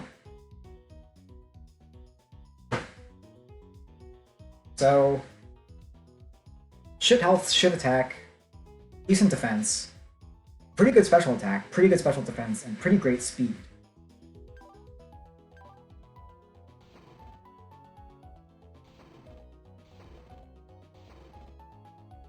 Yeah, okay. Another ground type, actually. I don't know why I wasn't even thinking about this one as a ground type when I mentioned Sandshrew, but actually, this might be my better ground type already.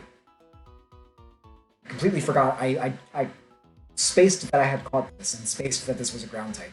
But obviously it is. Do you delay a Swinub?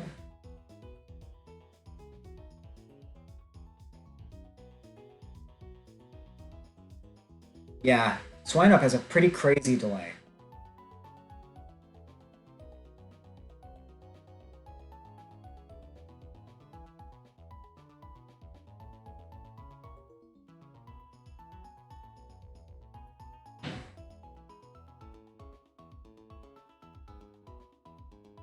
Actually, not that crazy. A 4-level delay.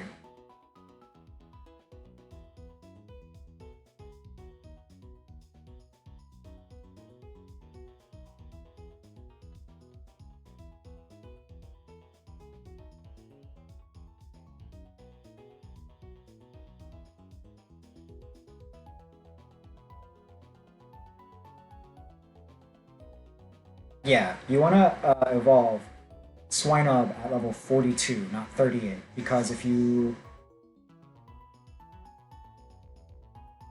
delay it to 42, you get Ice Fang,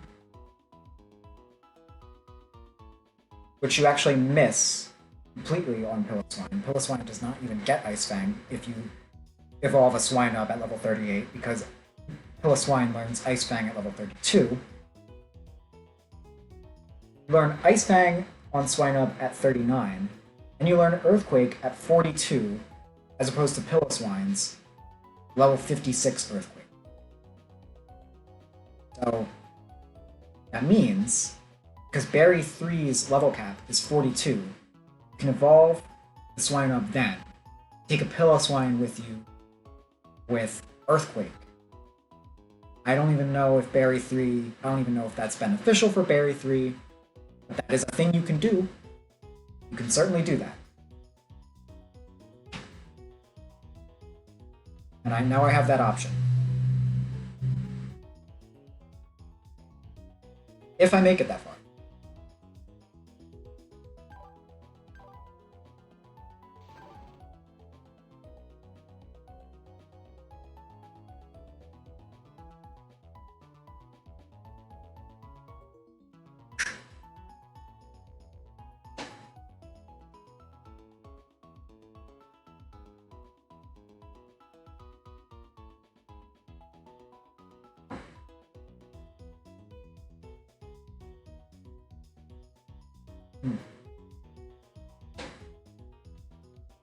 Bum, bum, bum, bum, bum.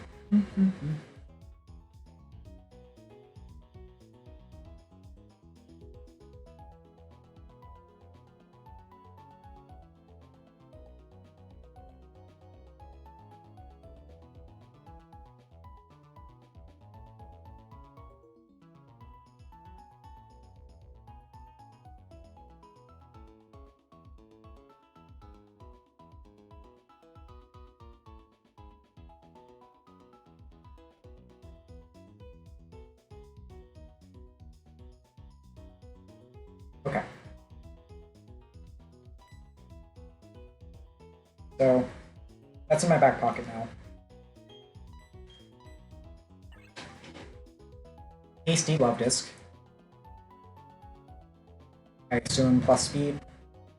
Yeah, plus speed minus defense. And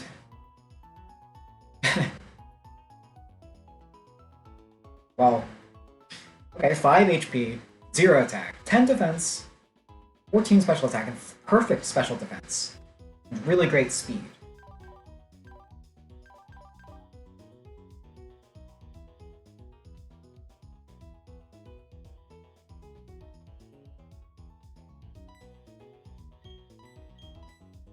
I know I can scroll.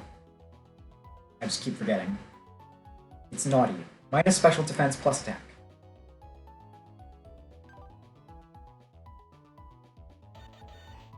Great HP, 16 attack. Okay. Pretty middle of the road there. But more defense where it counts, and more attack.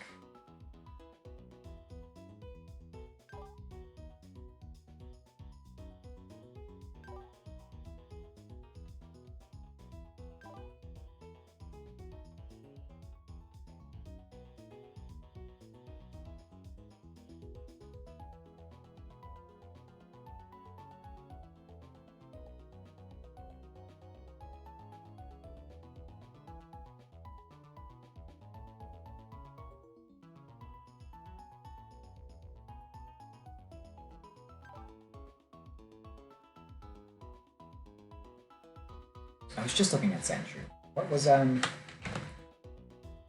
Slash? Yeah, the defense is way higher than the special defense.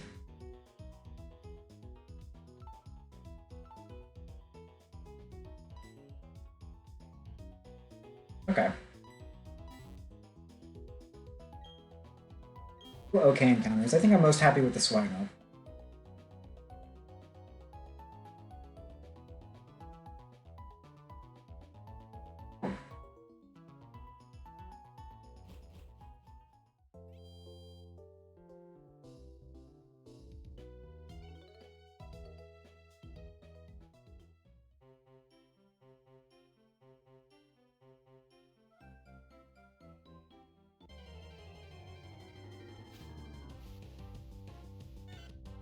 I think it's time for the clowns.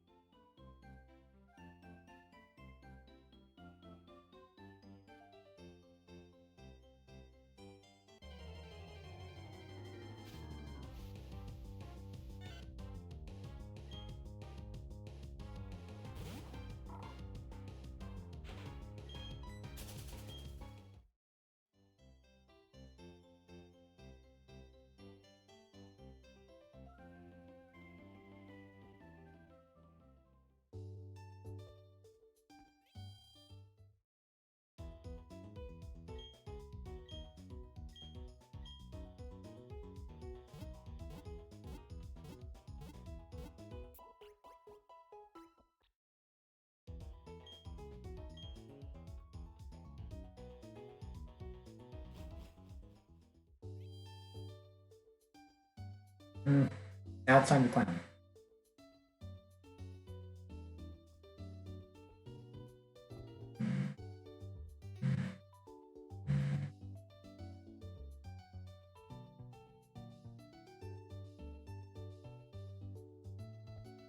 Quick stretch break first.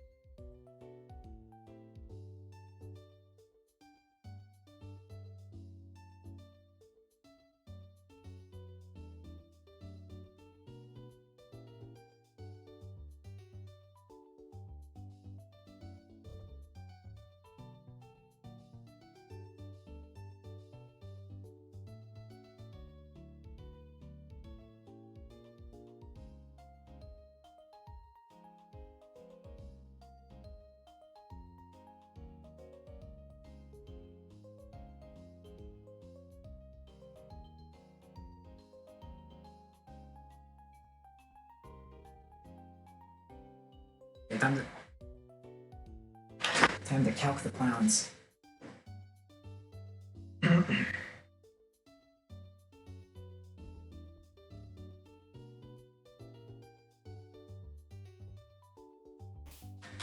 Make a save.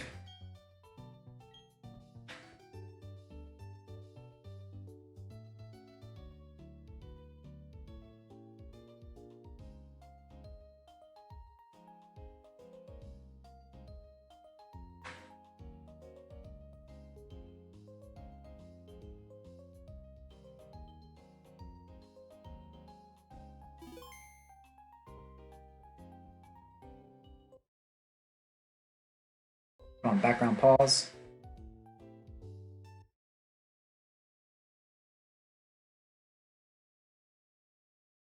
Get some music going.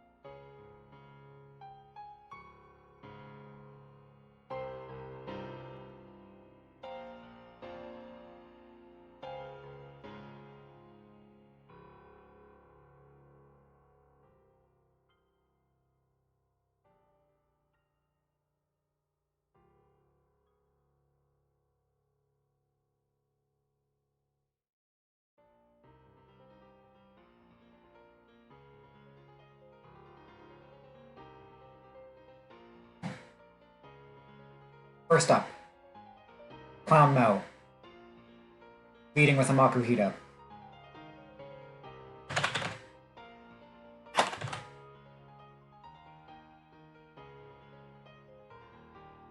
Let me upload my save.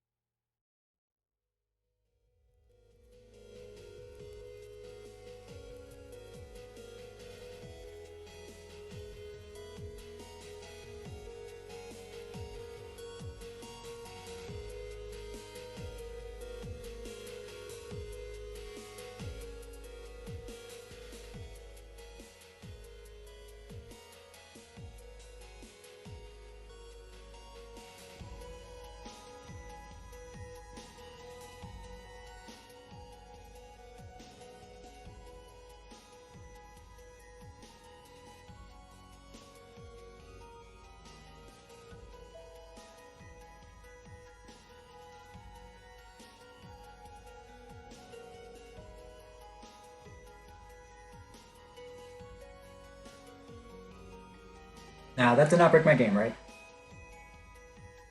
It did not. Okay. I uploaded my save to the calculator. And just wanted to make sure it didn't break anything.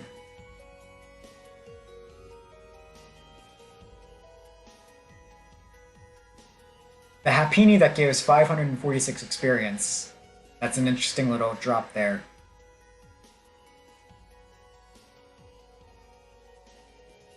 It's a lot of experience.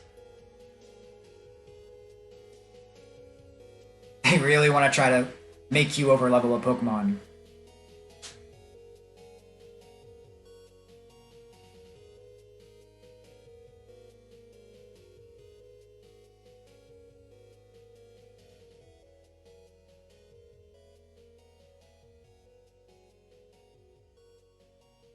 So, fake out. Makuhita's gonna fake out. Who can best eat that? Who can best eat that and then retaliate in kind?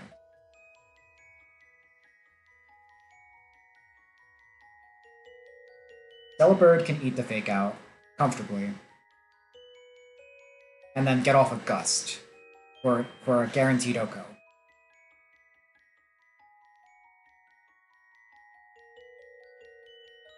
Now, if Delibird is out,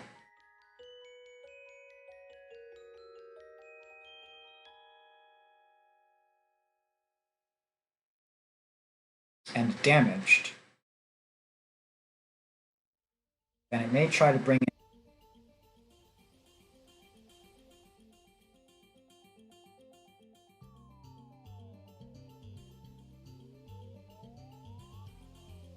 Yeah, it won't. It will see that Delibird can only 4-hit KO on that Happini. So it'll probably switch to Happini.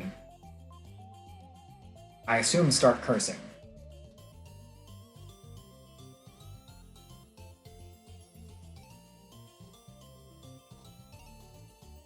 Let's say it gets off 2 curses.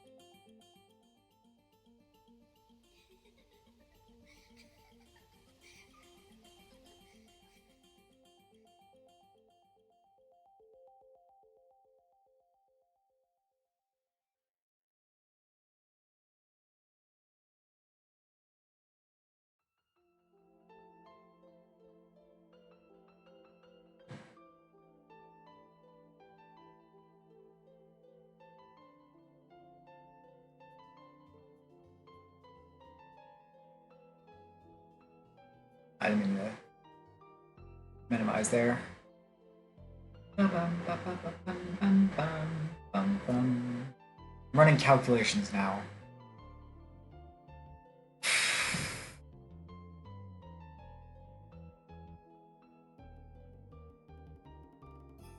Okay.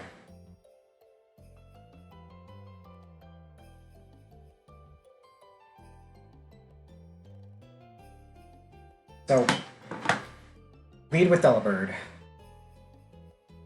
Mo leads with Makuhita. Makuhita fakes out. Delibird eats that. Lowest possible roll, 5 damage. Highest possible roll with a crit, 12 damage. Let's assume it took a high roll crit. Minus 12. Brings Delibird to 16 health. Next turn, it gets off a Gust, Oko. That's a guaranteed Oko.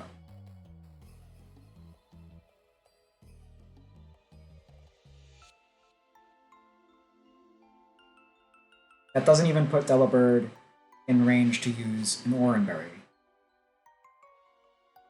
That would be 52% health. It would be just, even if it, any amount of damage it takes here.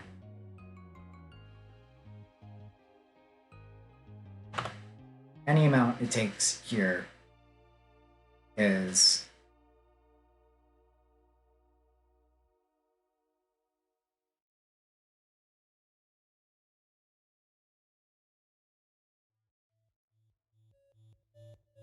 probably calls to switch it out.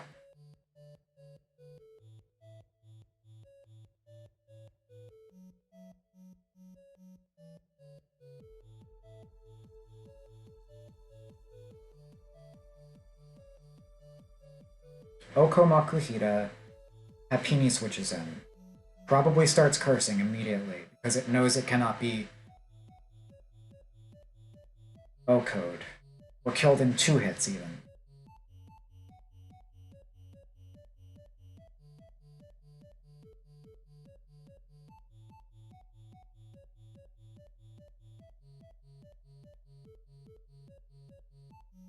So, Delibird is in when Happini comes in. Happini gets off a curse, +1 attack, +1 defense, -1 speed. Switch then to what? Chimchar?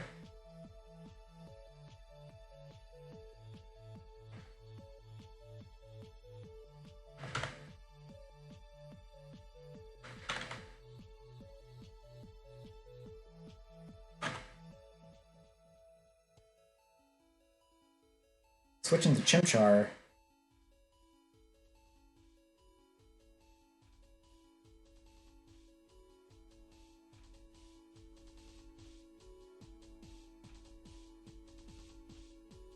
If I Karate Chopped and got a low roll, brings it down to 23 health.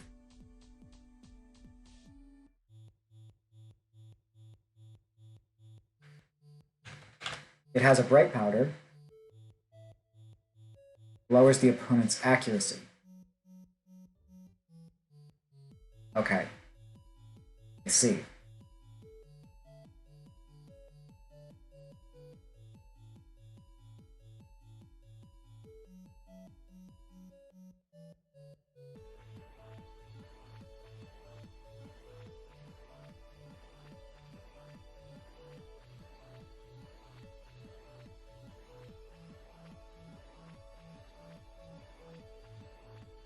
Switching to Chimchar. Karate Chop.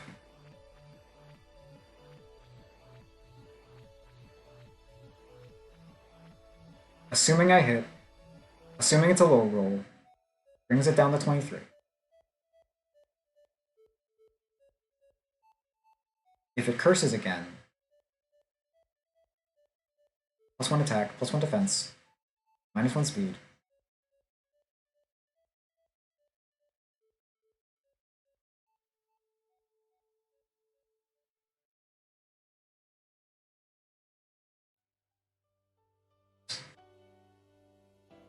It doesn't two hit KO, and then it's probably going to soft boil.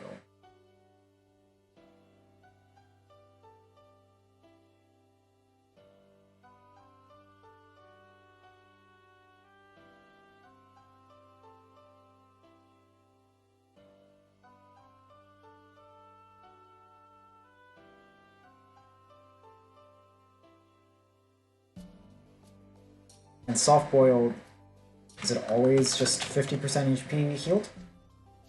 Round it down. Yep.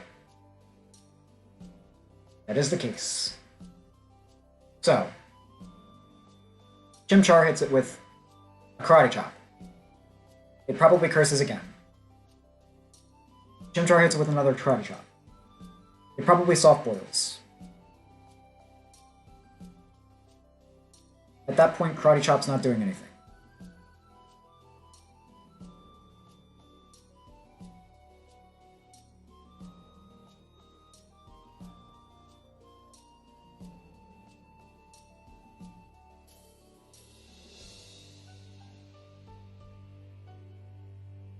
Okay.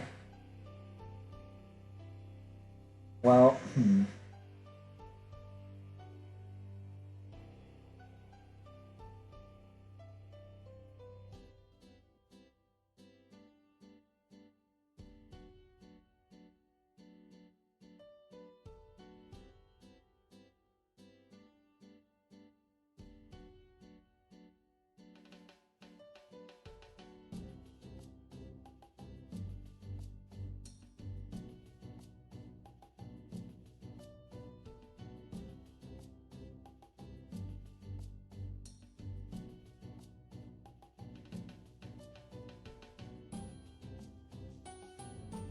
wait.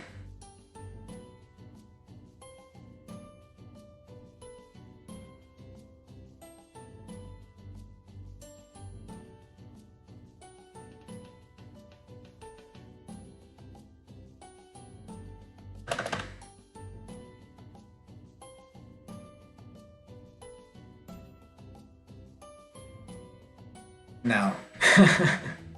I thought, what about pre-damage Love Disc Flail? No, that doesn't seem to be like the move. That doesn't seem like the move at all. Feels like that just probably is gonna kill my Love Disc. But and does Love Disc learn Water Pulse pretty soon? At level 9. If I bring it in with Water Pulse, say at level 10.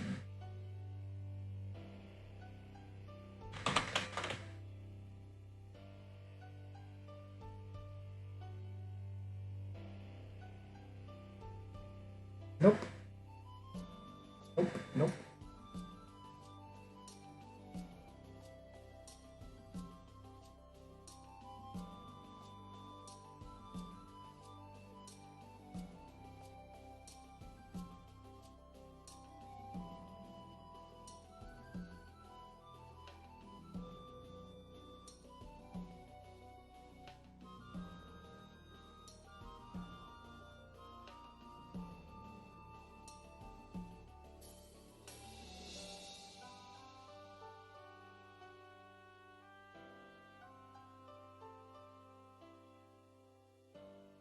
Goldeen's not really the answer.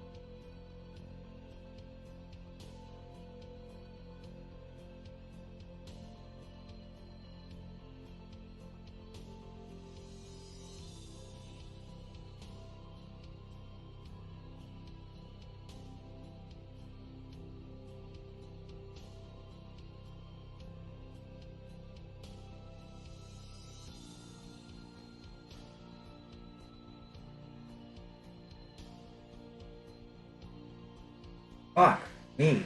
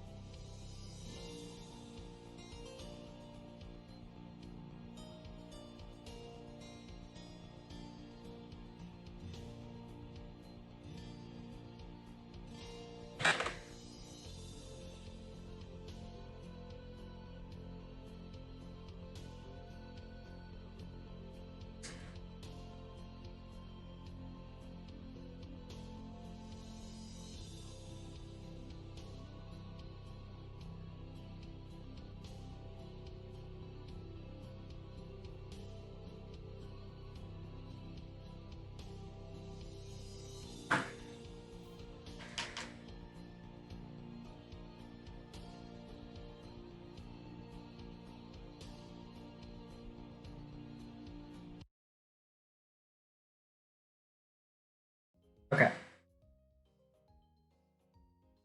Here's what I'm thinking.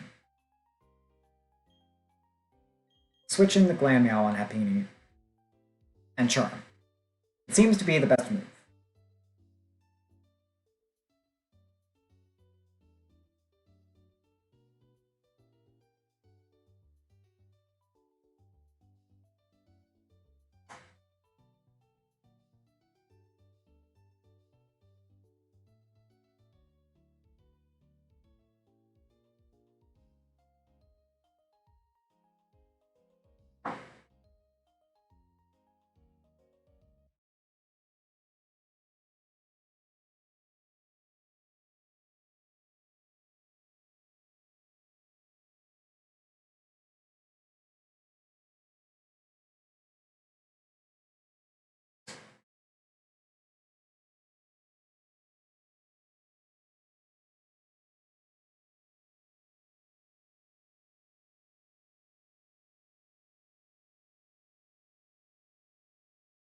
Now.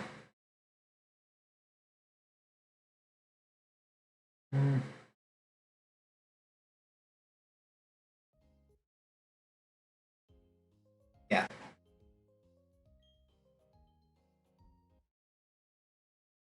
Yeah.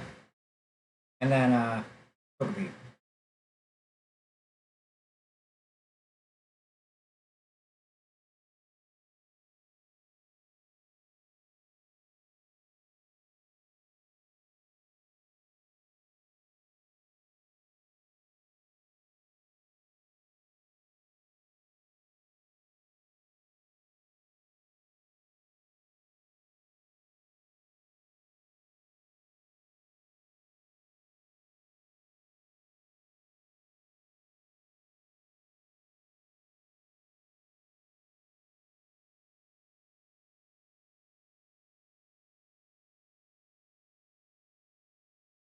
Okay, I'm gonna lead with Delibird. Eat the Fake Out. Oko the Makuhita. Switch out to Glameow when Happini comes in and starts cursing. Charm Happini 2 or 3 times. Probably twice is good enough. Now, you know what? Happini's attack is already so low. Happini's attack is so low.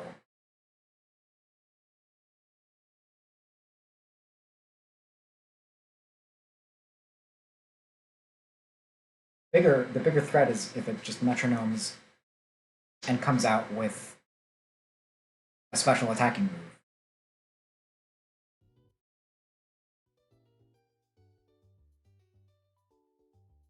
Yeah, it's not Happini's attack I need to worry about.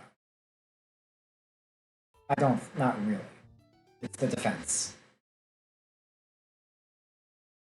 If it raises its attack 60, if it keeps going and I can't possibly kill it, then we can talk Charm. bringing Glameow will help. But when Happiny comes out, I'm switching from Delibird to Chimchar.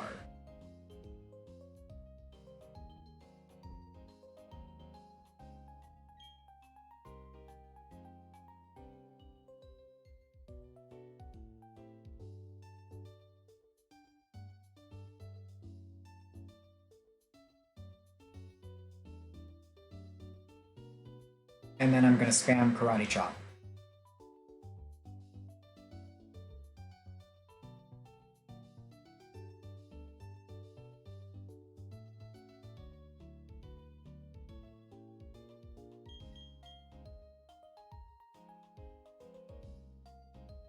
And then it's impossible to calc around Metronome, so we'll see where we're at there.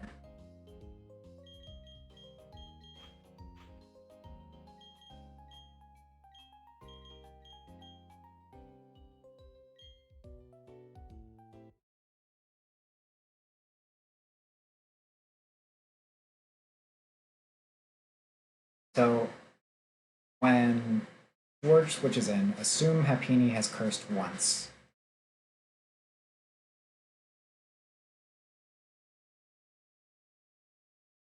My next Karate Chop would come out after or before the next curse. And if I high roll it, I don't even need a crit. If I high roll it, brings it down to 44% health. Even if it gets off another curse. Nope, actually, nope.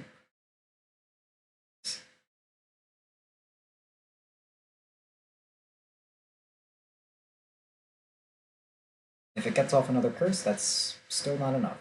If it gets off another curse here, it wouldn't. It would soft boil here in this situation. I would just keep spamming Karate Chops until I got a crit.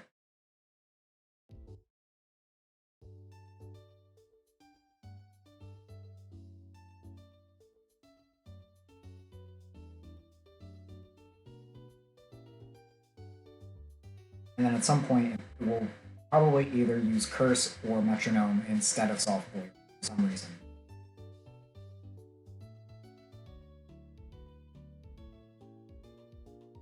And then in case Chimchar is then low health, for Togepi, I can switch it. I can switch back to Delibird, depending on if that fake out was a crit or not.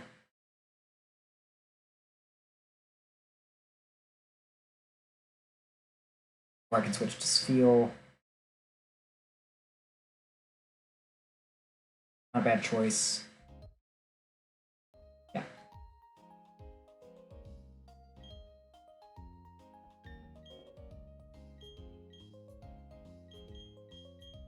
Just in case, let me just get these guys to like level 9.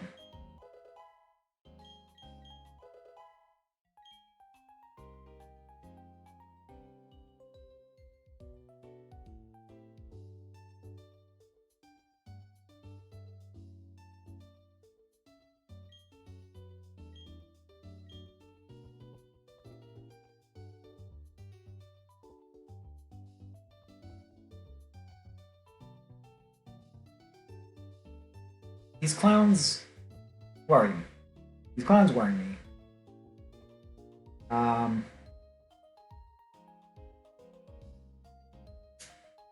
They definitely seem like a test of how well you can steer. Early on, to put such a test makes me think there's going to be more fights like that. So that's awesome.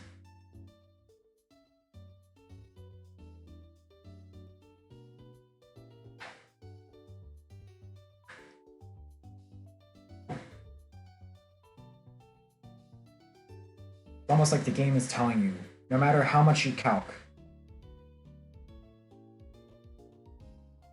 you're not going to be able to account for everything.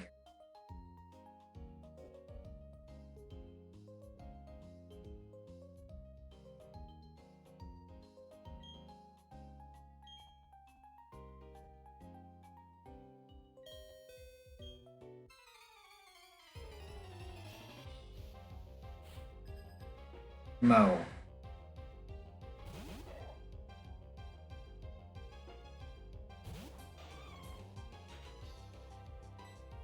You can't come into my bar unless you bring some Pokemon. I'm sorry, those are just the rules around here.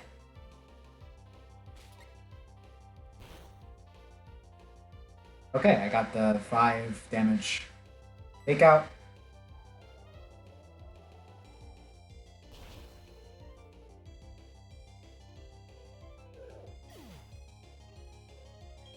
Wait, hang on.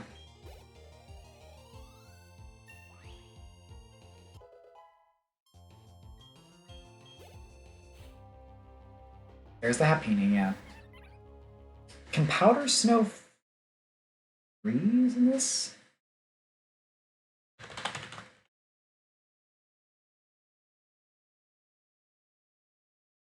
Yo. Wait.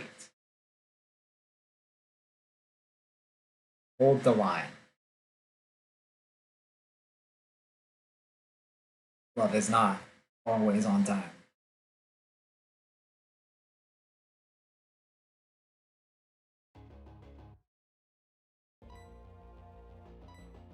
Freeze. Come on. Oh my god, of course it did.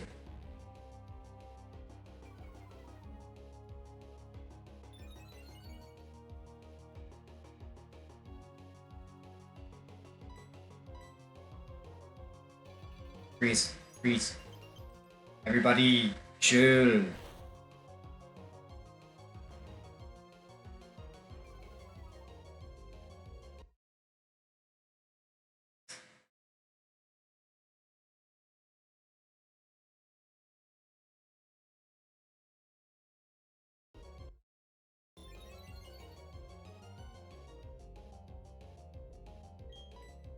Freeze.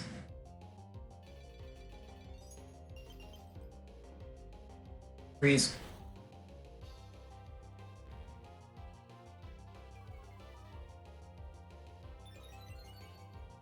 It's gonna soft boil if I don't freeze it.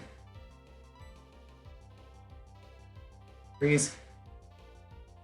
Fuck!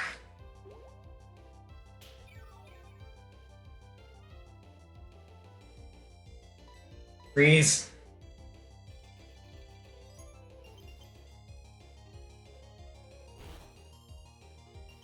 Okay!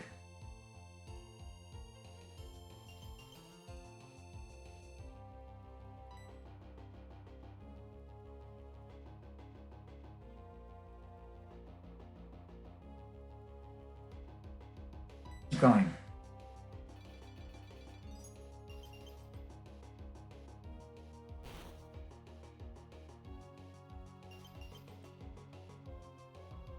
Come on.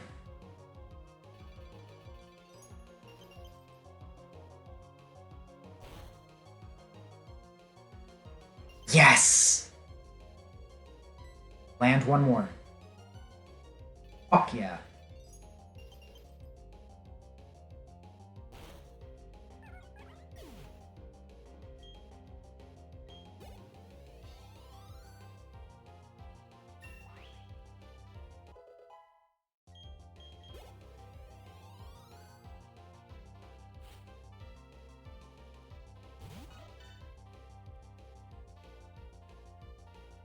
Okay. Alright, George, now. Now it's your time.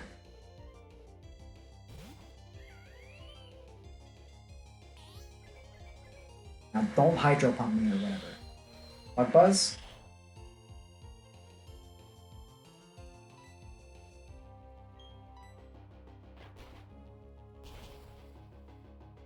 Okay.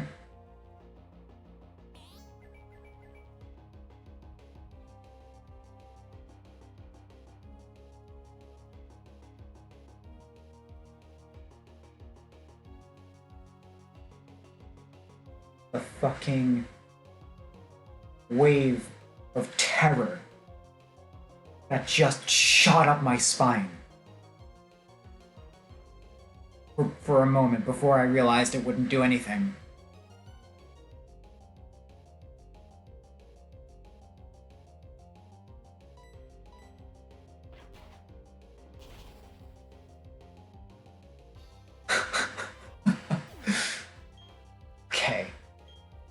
One clown down.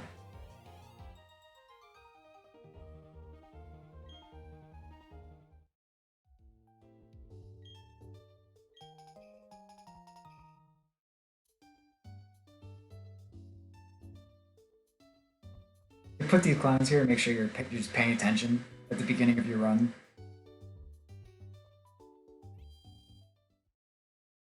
And if you don't have the if you have the emulator up fast, it miss what the metronome was.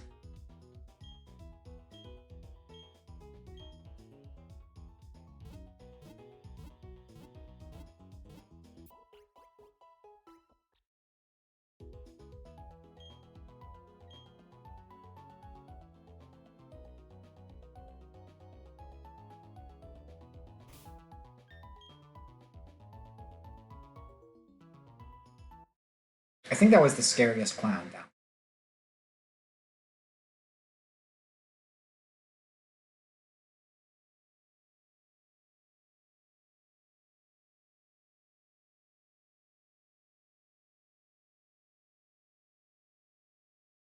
Now Clown Mickey.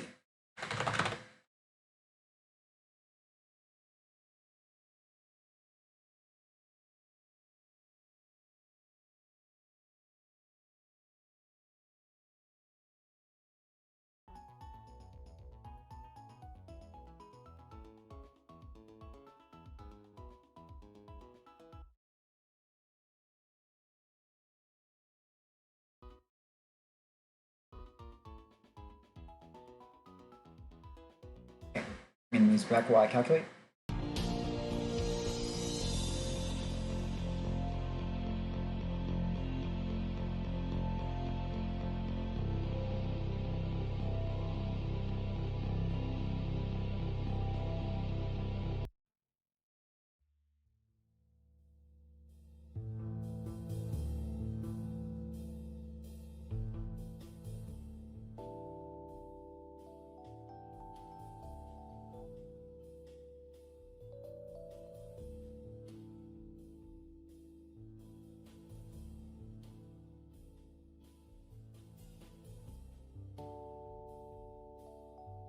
Clown Mickey. Basic flag, eval attack flag, expert flag, setup flag, and risky flag. I'm gonna be leading with a Pichu. Male, level 8. Thunder Wave and Metronome.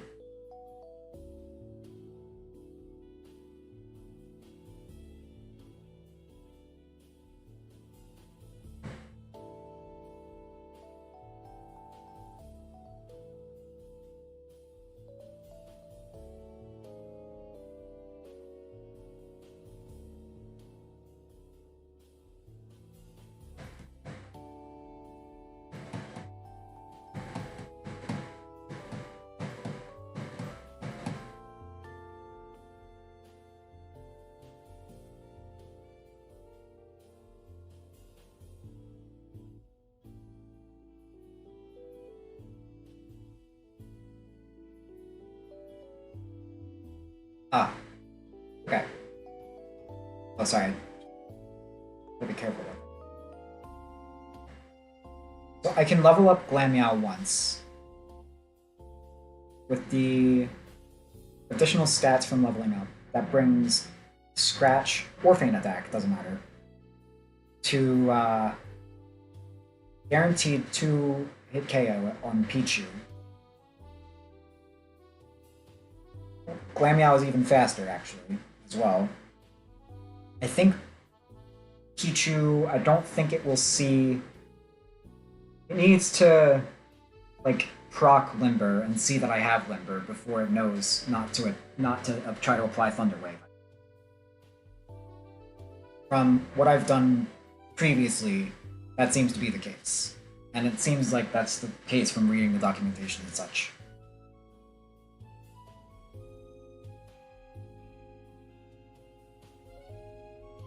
That's why AI use moves like identify and stuff. Or whatever the move is called. That.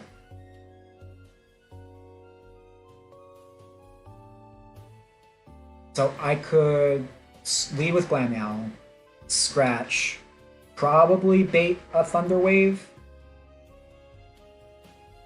And if not, just it will Metronome. Get a 2-hit KO there.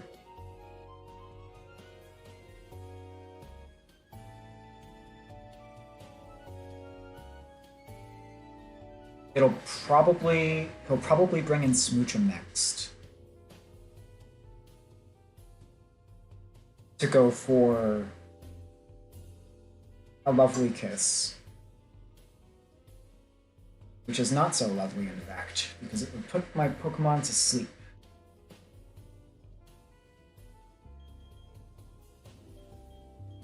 I don't think anyone's immune to sleep.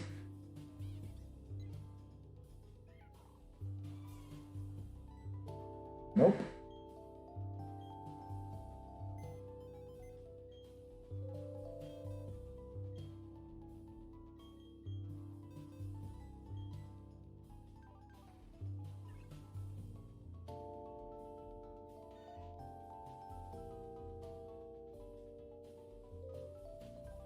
No, but Smoochum is going to apply Hail. Well, can apply Hail.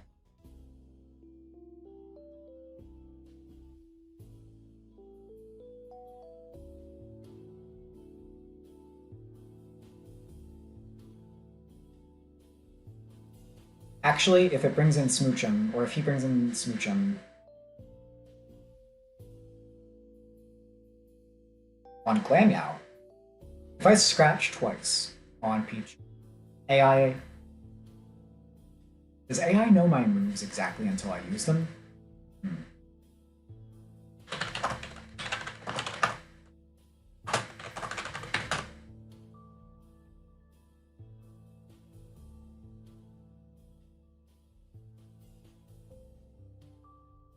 No, it'll know. It should read that I have Feint Attack and not bring in Smoochum.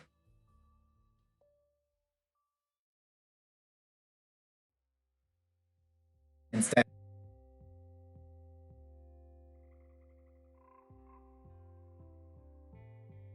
it'll go for a Sing, which I can scratch or Feint Attack, doesn't matter. A scratch would be slightly higher damage.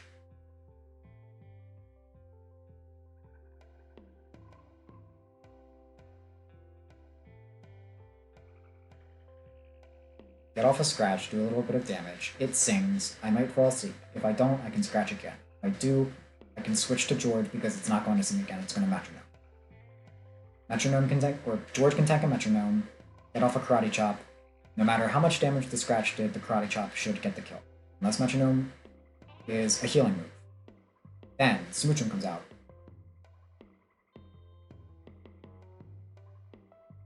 Ember sees a 2-hit KO.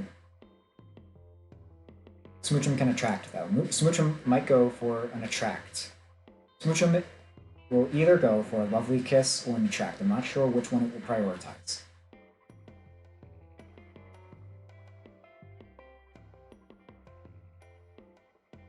In case of attract, well, George is baiting an attract. And in case of an attract, I can switch to Delibird. Or I can just switch to Spheal.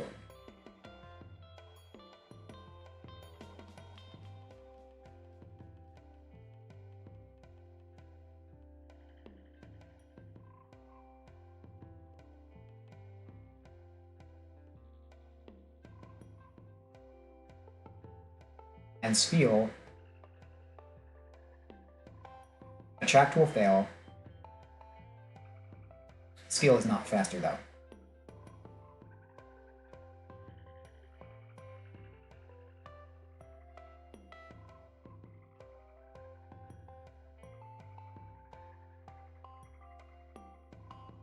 Now, Delibird is the move.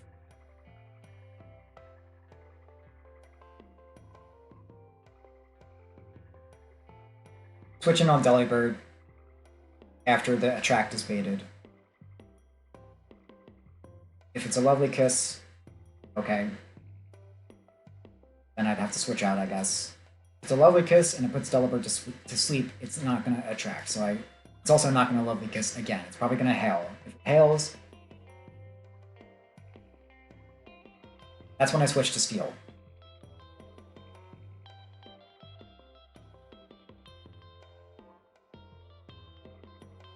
As long as Metronome doesn't kill any of my Pokemon.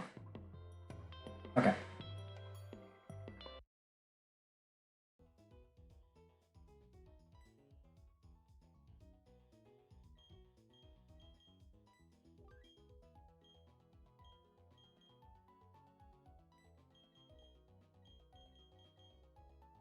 So, for this line,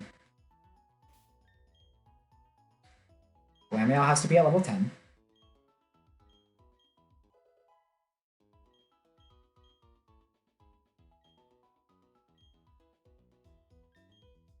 Glameow has to lead.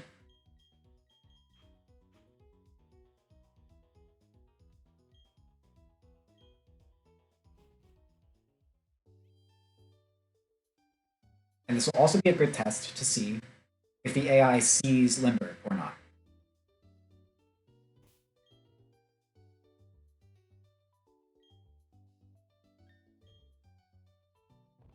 I'm just gonna, just in case, just be safe, give it a little extra boost there. Alright. Clown Mickey.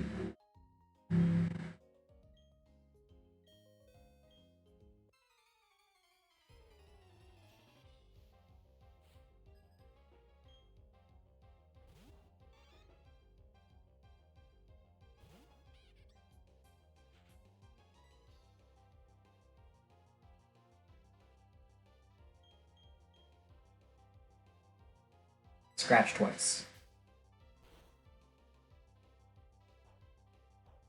I didn't even look at the fucking berry. Didn't even take into account the berry. Whoops.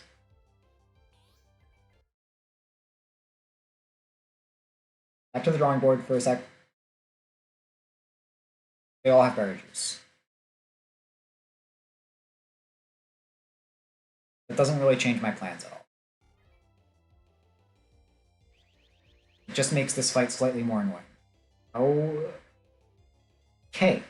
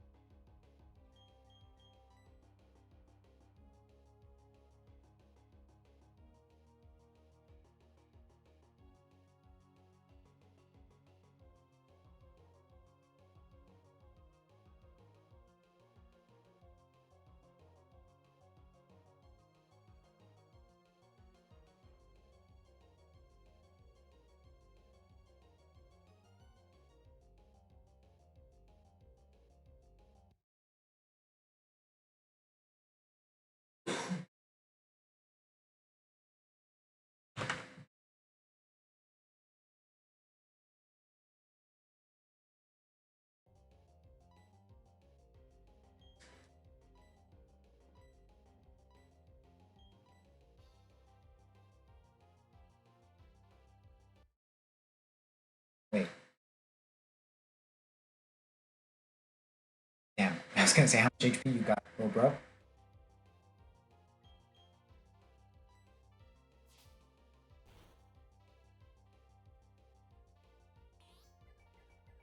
I have to take a risk. Alright, well.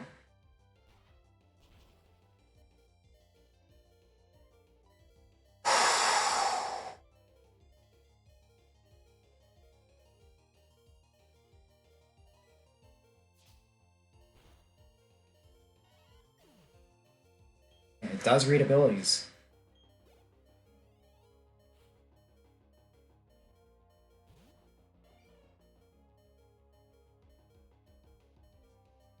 Shit. Why did you send out Smoochum?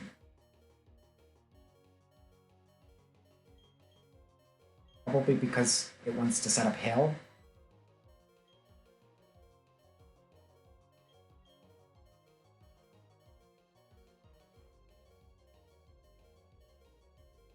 It's probably gonna Lovely Kiss, but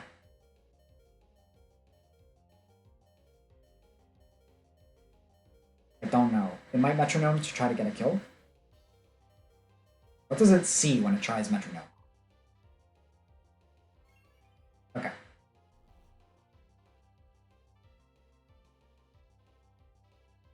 It doesn't see it didn't see a kill with Metronome. It probably won't see a kill with Metronome. Because it's set up AI, that was probably always gonna happen.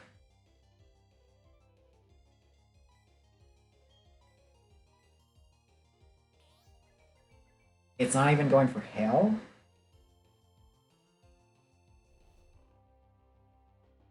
It won't go for hail because I'm an ice type.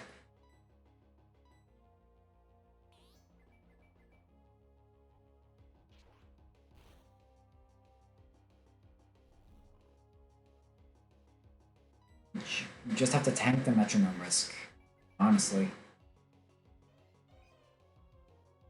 That's a best case scenario.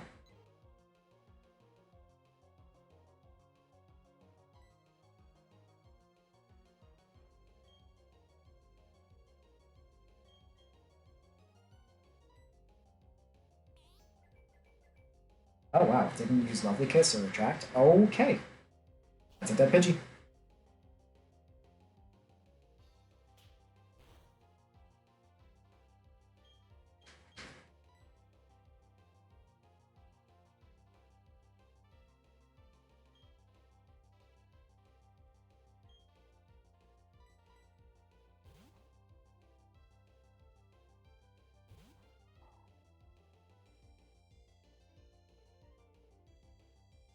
Ahaha.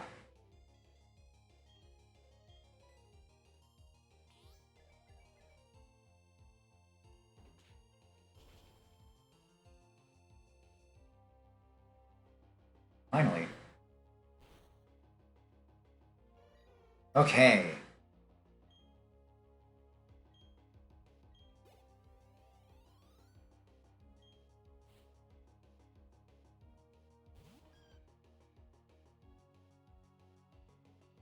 Let's look at this Iggly buff. Look at its stats.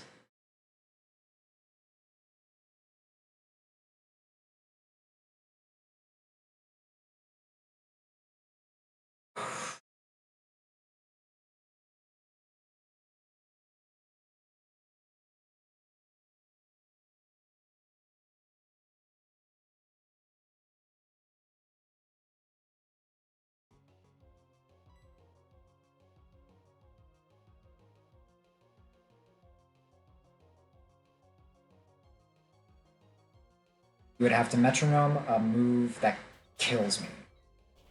Or Sing. Probably gonna Sing because of setup AI.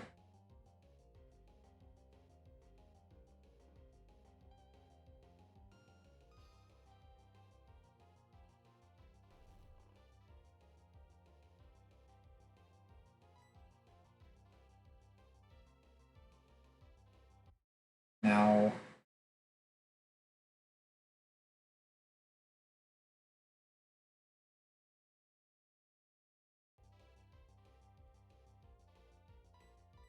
George, I really need a high roll. I would like a high roll.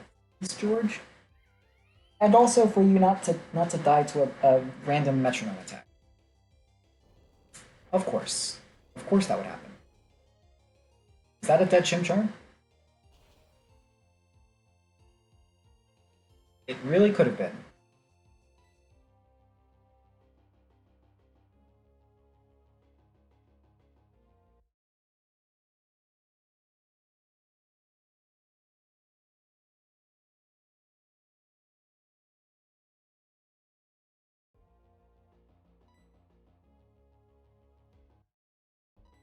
Alright, well.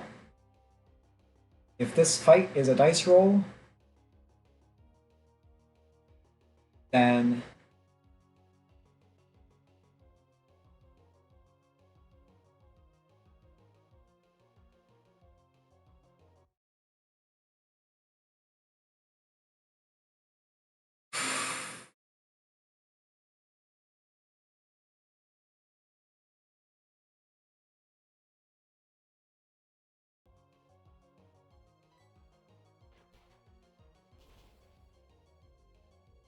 Oh!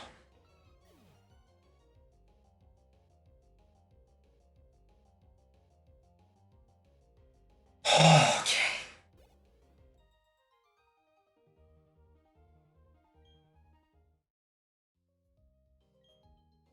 I think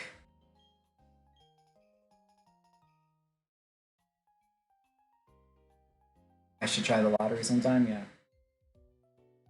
Thanks, Clan. I think I could have low rolled there on that karate chop, not killed that Iggly buff, and then eaten some attack, another attack from Metronome.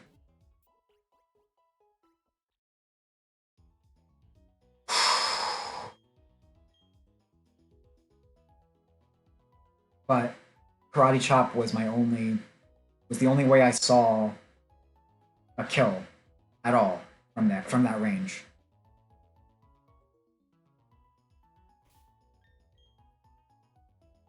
And if I brought in anyone else, I just risked them dying too. Phew. Okay.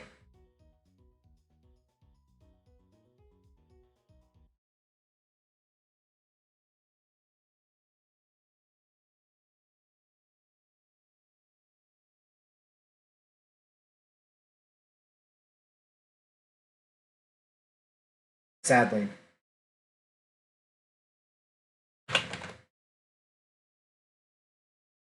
We aren't out of the woods. We are not out of the clown woods yet.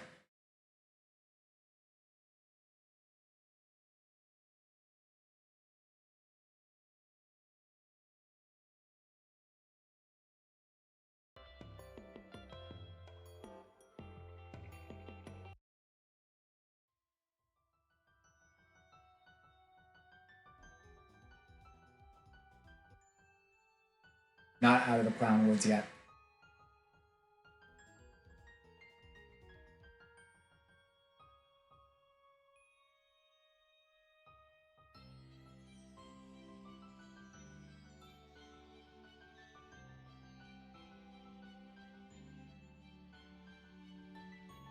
Clown Rattled opens with a Mime Jr., a Snubble, and a Cleffa.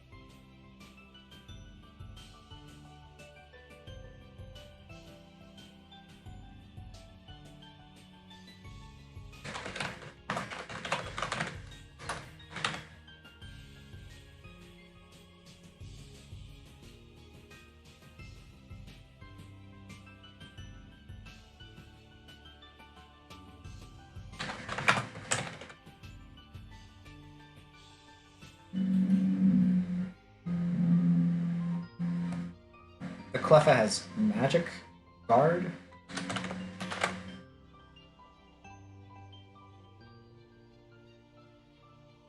The Mime Jr. has Filter. The Snubble has Intimidate, of course.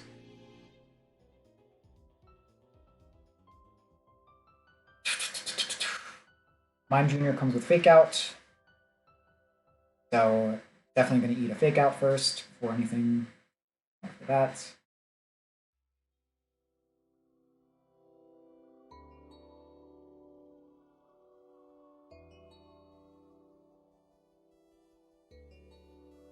It's holding Light Clay.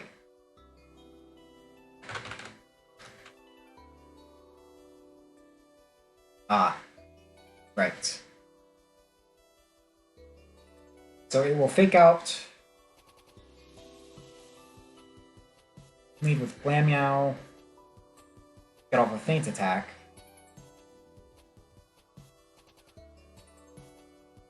Feint Attack is a 2-hit KO for my level 10 Clam Meow.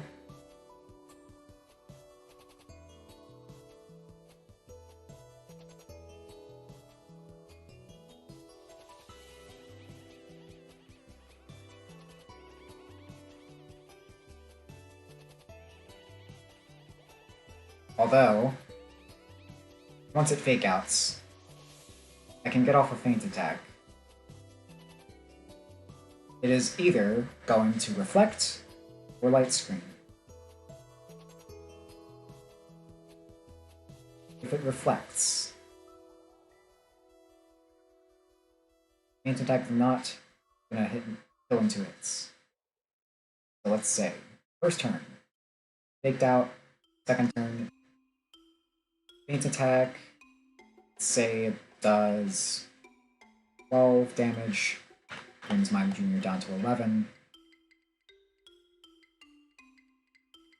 Next turn, or that same turn, Mime Jr. reflects. Next turn, Feint Attack does not kill anymore.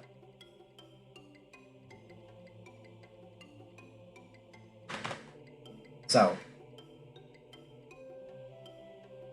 is there anybody who can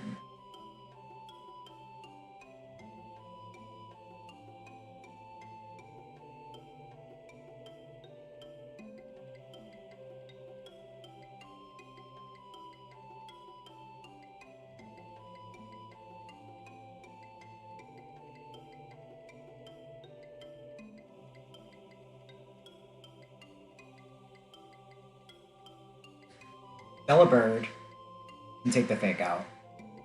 Throw out a Gust or Powder Snow. On a low roll with no crit, that's 14. Brings Mime Jr.'s health down to 9.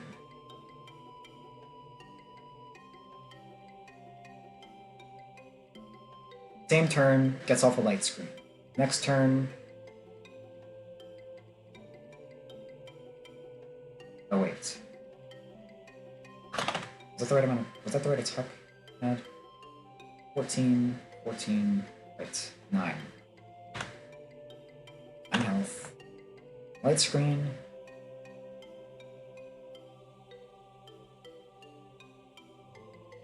And then it wants Delibird to present for a guaranteed Oko. But present is not a guaranteed Oko. You only think that because you don't know what present does. Calculator?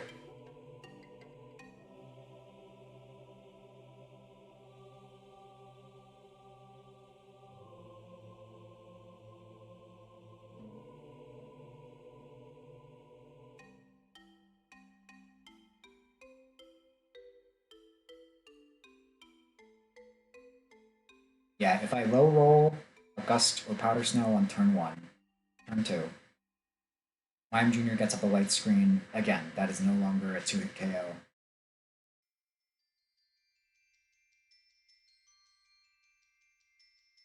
And then Mime Jr. gets off a Reflect as well.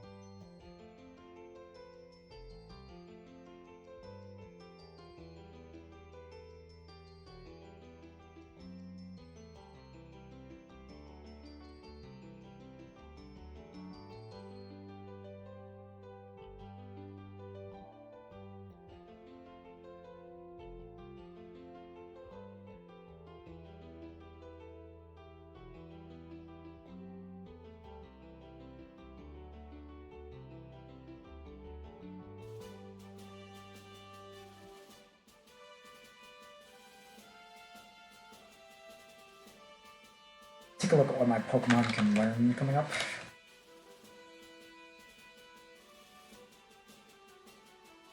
Chimchar, that's not going to help.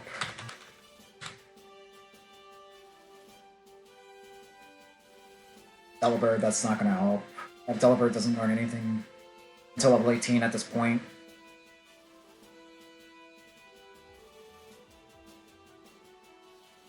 Glammeow learns Aerial Ace at level 13. But Feint Attack would just be its best bet against Mime Jr. here.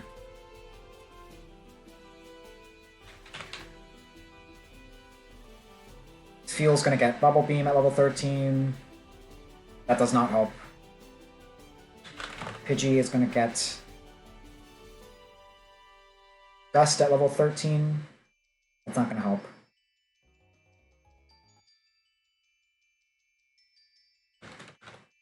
Goldeen gets Psybeam at level 11. Yeah. Not gonna help though.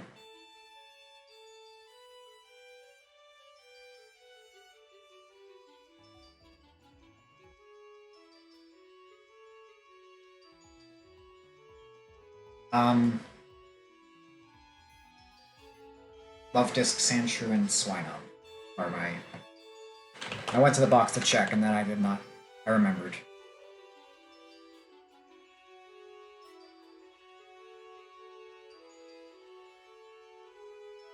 Might be Swinub. Hang on. Bathroom break time. Be right back.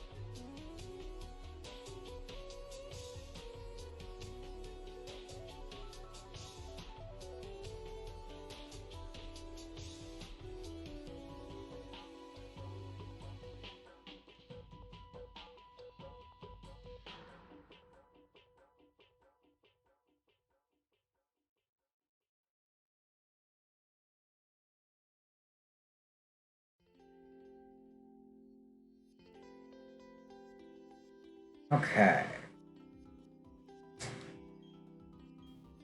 No, I don't need to do that. Swinub. I left off looking at Swinub. At level 13 learns Rock Throw. Let's see what that looks like.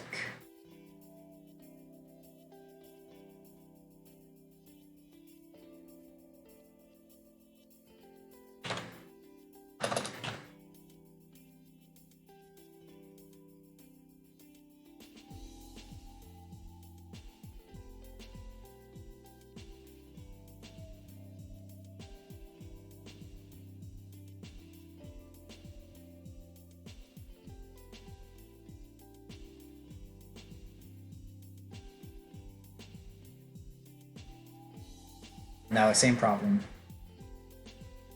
Same problem with Mime Jr. there. Oh, I can change. I'm not BRB anymore.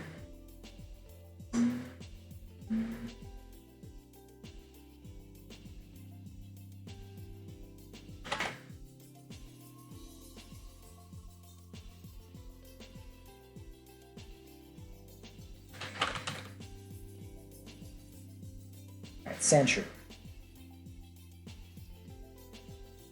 Dig at level 13. Okay, that's promising. That's quite promising. Dig. Would be level 13 then.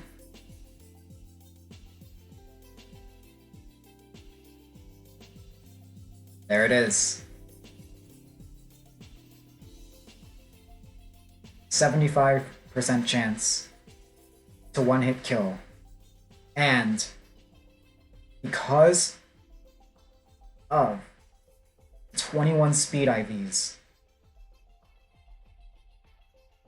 it may outspeed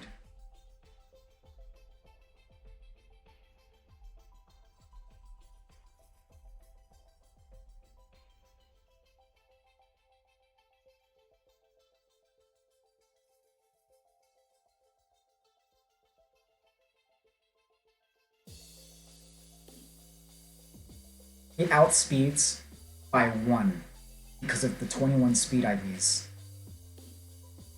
at level 13. It's fucking cinema. It's so fucking cinema. Holy shit.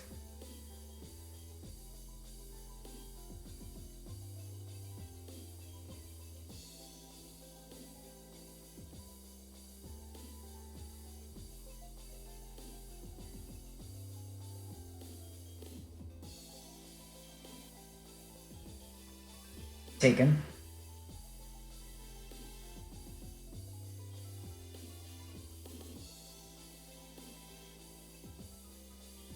Switch him.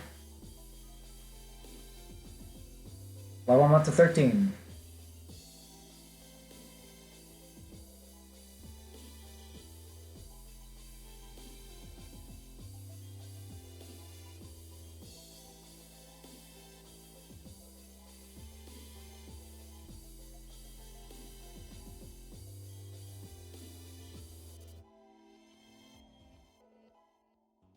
Here we go. Yep. Yes. Get rid of Scratch.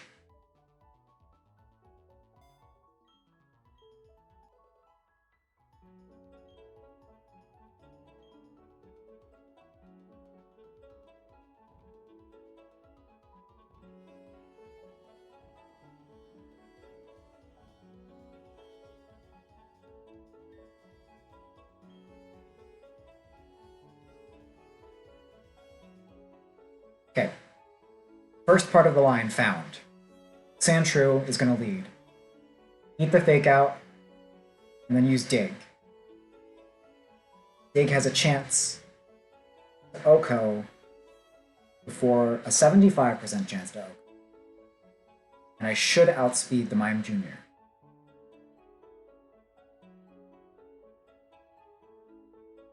Meaning it will not get off a Reflect or a Light Screen. There's a 25% chance that it does not Oko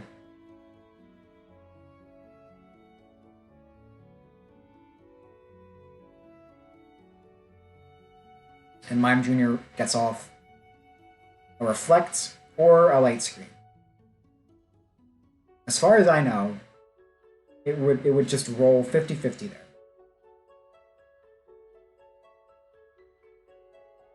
And it's going to set up Reflector Light Screen because it is set up AI.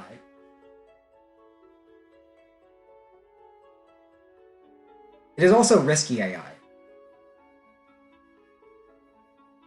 If it just risks a metronome, if it wait, it might read that it's getting O-code and not set up and go for a metronome.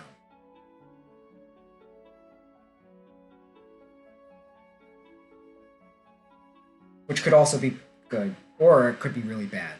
But at this point, I have a 5-level gap over. The thing is,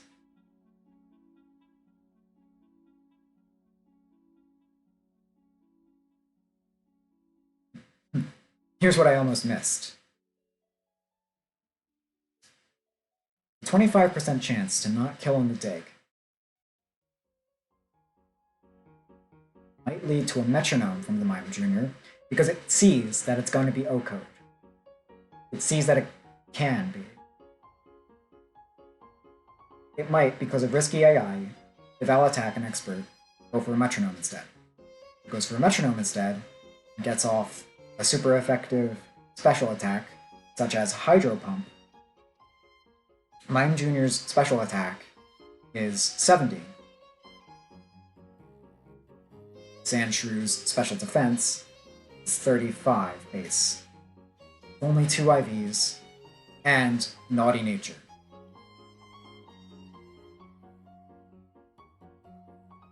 Now, Mime Jr.'s nature is bashful, but it does have perfect 30 AIs. Well, not perfect 30 AIs. What the hell does that even mean? It has 30 IV spread across the board. 30 IVs and everything. What I'm gonna do...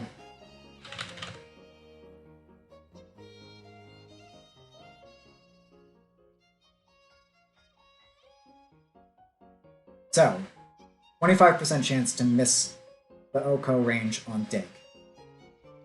If it metronomes and gets off, say, a Hydro Pump,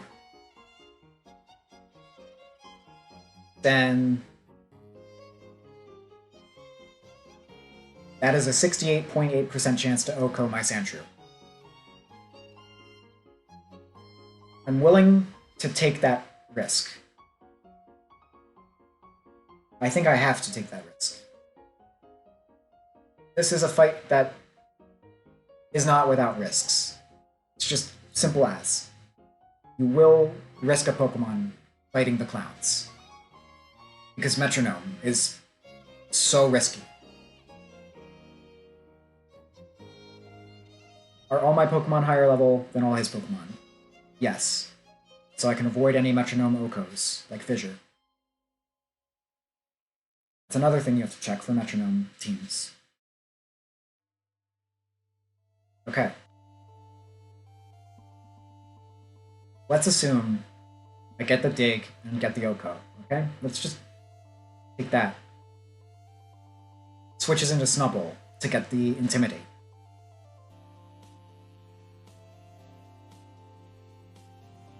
Now Sandshrew is -1 attack.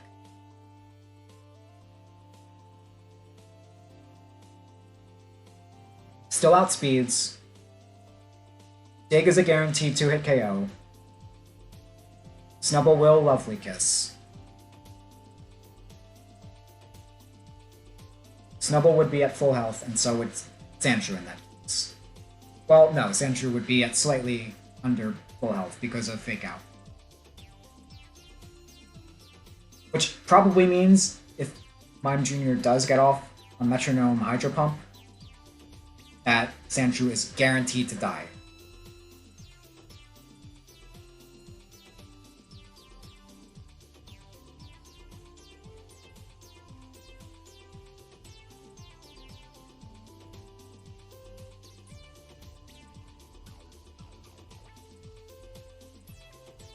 So he brings in Snubbull and Lovely Kisses. Sandshrew can still get off a dig before getting put to sleep. Then switch.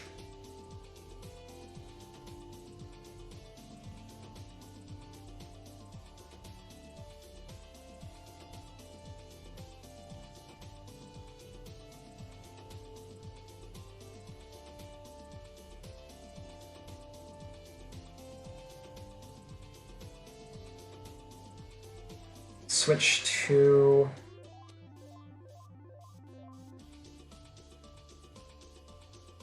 Spheal, who I will level up to level 11. If I got the dig off, Wake Up Slap is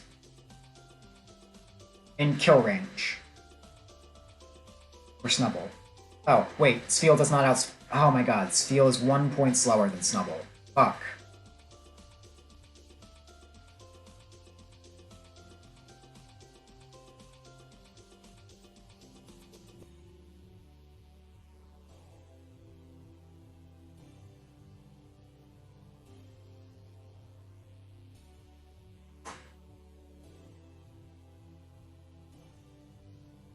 switch into Delibird.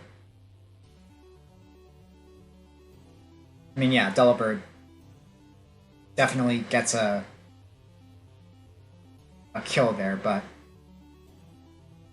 if a rock type, let's see, I don't know, Rock Slide, for example. Rock Slide has a chance to Oko. Yeah, let's not do that. Let's just bring in George for a quick Karate Chop. Beat a Metronome, Karate Chop.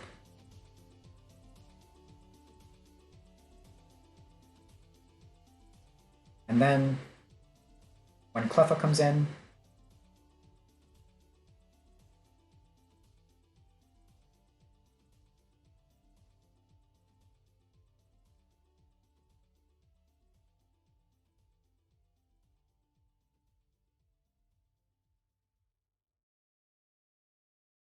I'm gonna yawn. Up there. It'll yawn. And switch to Glammeow.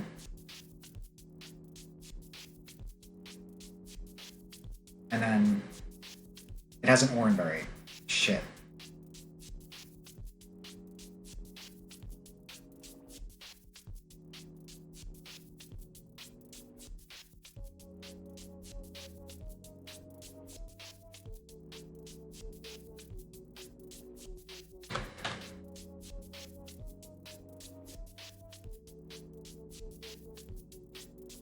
Okay.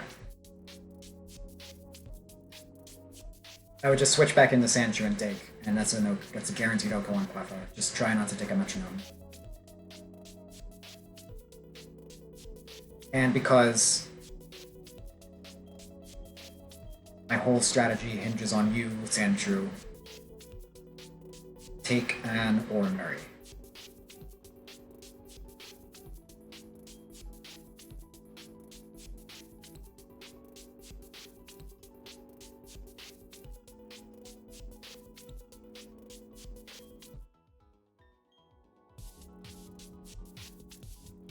And all of you... No, just you. Go up to level 10.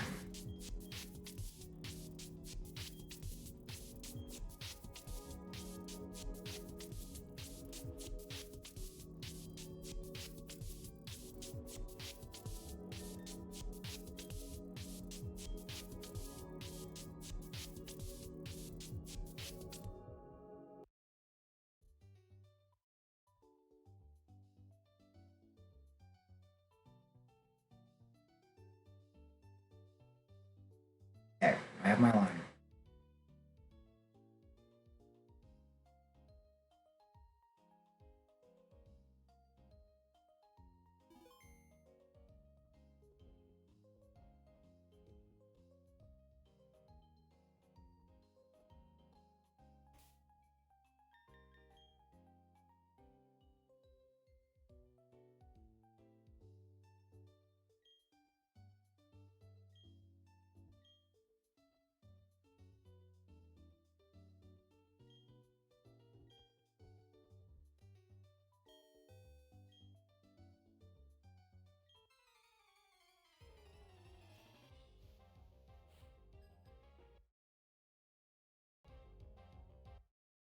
I can turn the background pause back off. Now that I don't have music going.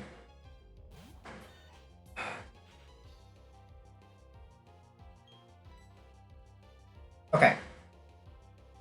I remember my strat. Dig. It did not fake out. What did it read that it was going to get an Oko? Oh my god, it didn't even fake out. I guess it read that it was going to get one-hit KO. And maybe it would, because risky, I don't know. What? It didn't fake out. That's crazy.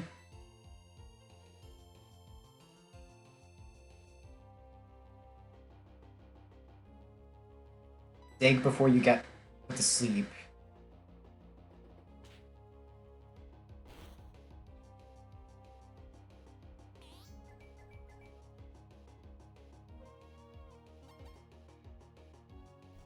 I mean, okay. Yeah, that is exactly what I planned for. Just not quite the move, but no, that's exactly. Yeah, I mean, I planned around this.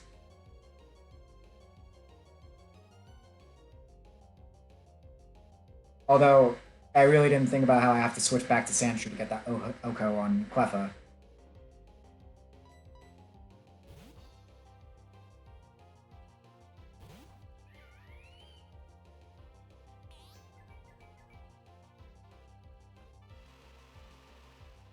Okay.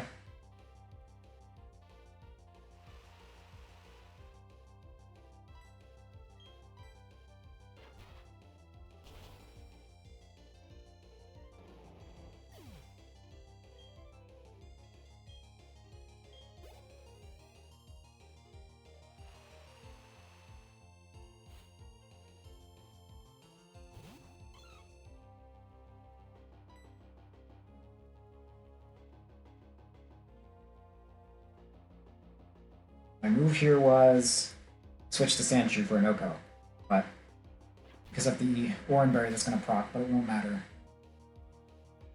Oreburgh is going to proc, and my next Karate Chop kills.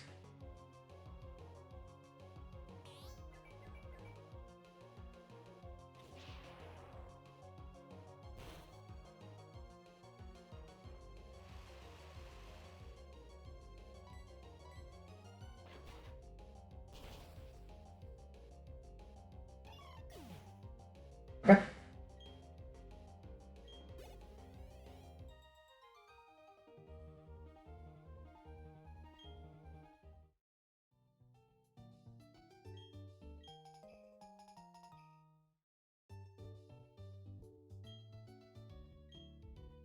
Made it past the clowns without a death.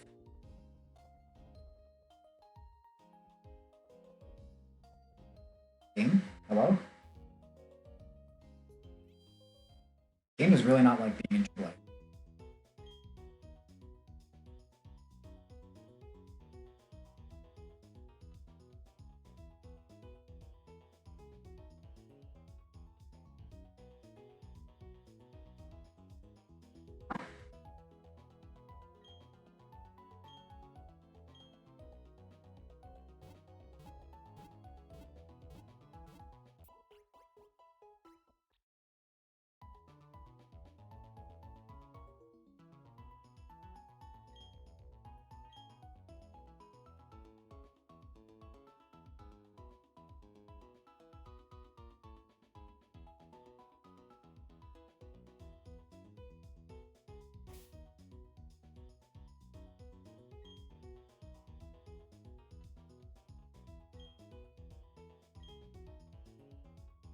Alright.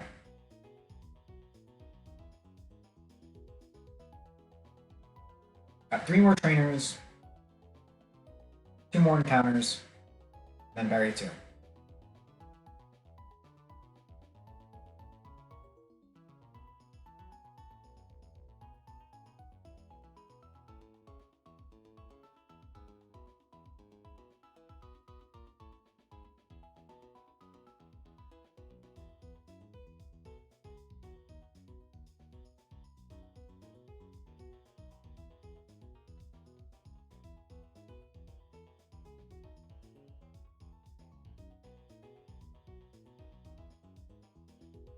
Oh yeah, apparently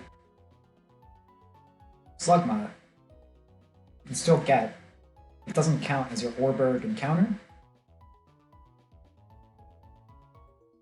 because it's a trade, which makes sense. I should have thought about that. You trade it for any encounter. You just get a.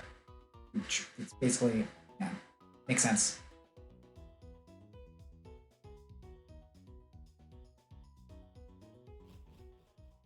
I can get that Slugma.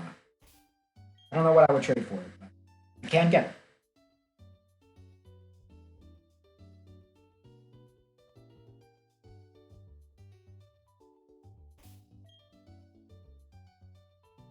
it. Okay. Next trainer.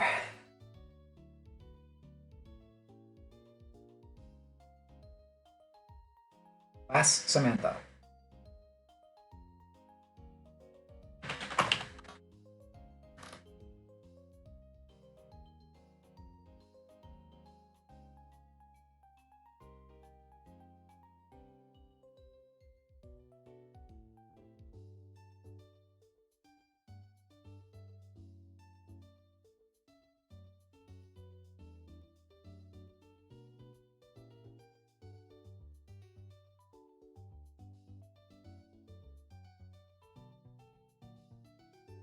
Okay, last Samantha leads with a Shellos.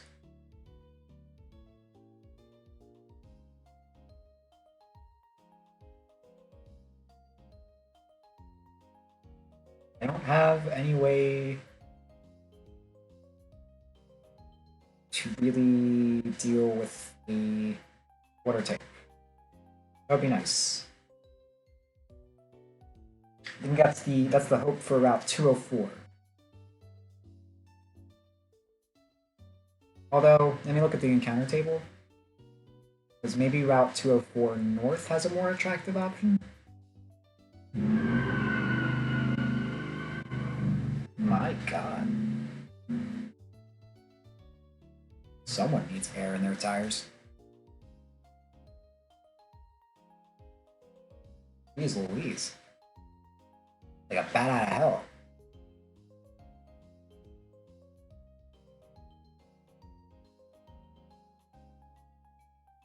Route 204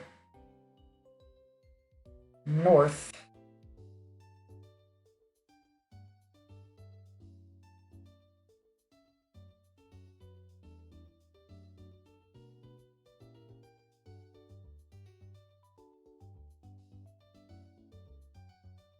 It's absolutely not a separate counter location. So you can delay your Route 204 encounter if you want. Or I can right now.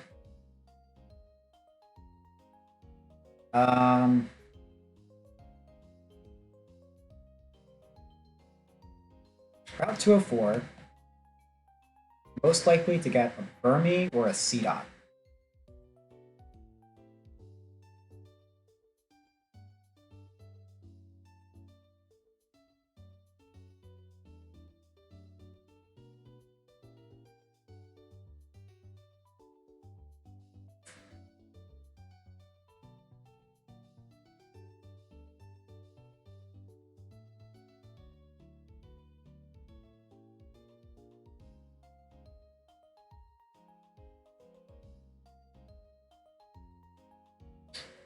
Although, if you delay 204 South, you basically also have to delay Ravaged Path.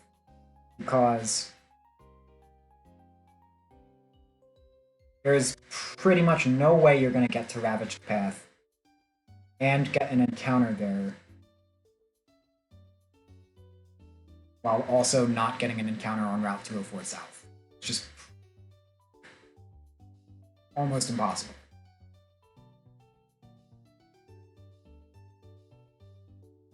You'd have to walk through a lot of grass and not get an encounter through 204 South. Or use a repel one way, but you still have to walk back through the grass. You'd have to wait for the repel to run out in Ravaged Path so that you can get your encounter in there.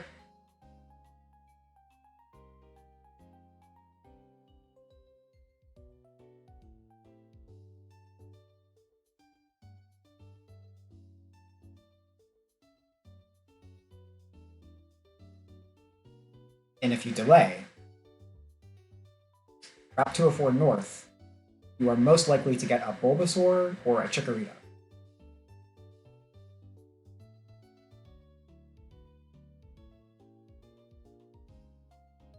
And I would like either of those. Or a Budew, or a Bellsprout. You're guaranteed a grass type in Route 204 North, basically. I mean, unless you surf or fish.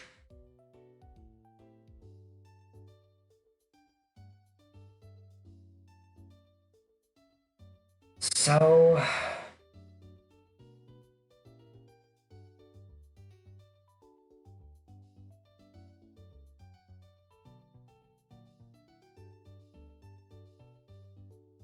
let me get up and stretch and think about this.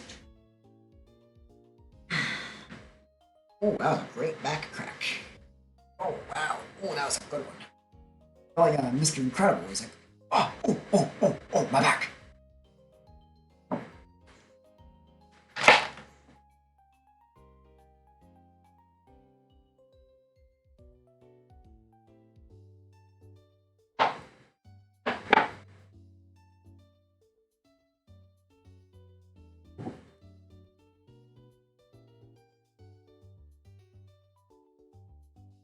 Yeah, you know what? First, this time I'm not going to do background pause. I'm just going to mute the emulator this time,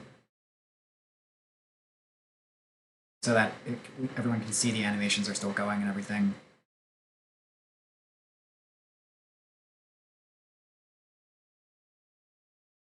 While I put on some music.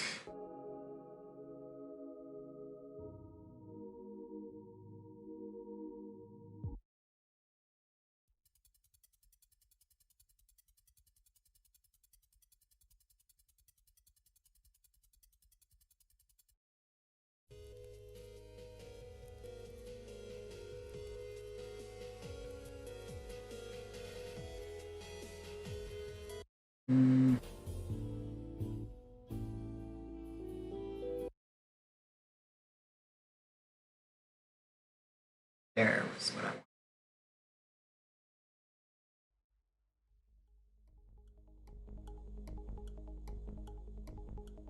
Okay.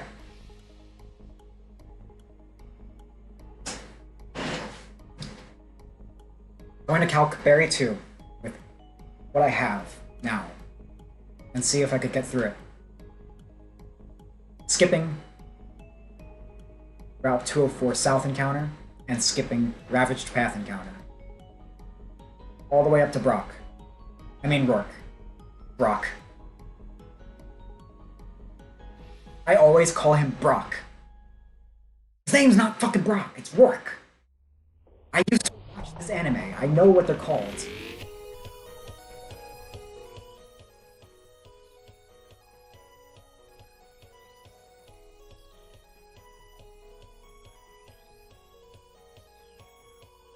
Okay.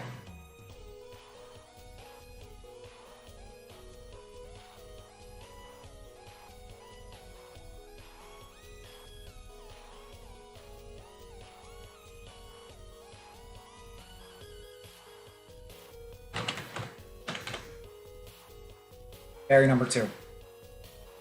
Berry number 2, Chimchar. Yep, there he is. No, that's him having a Chimchar. I mean, I have the Chimchar, dumb shit. Fucking... Berry...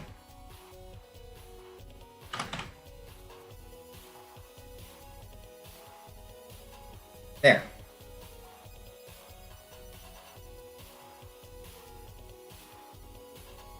Okay.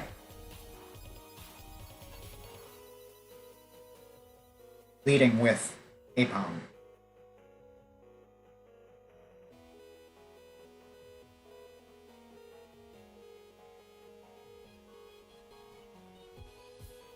Berry is...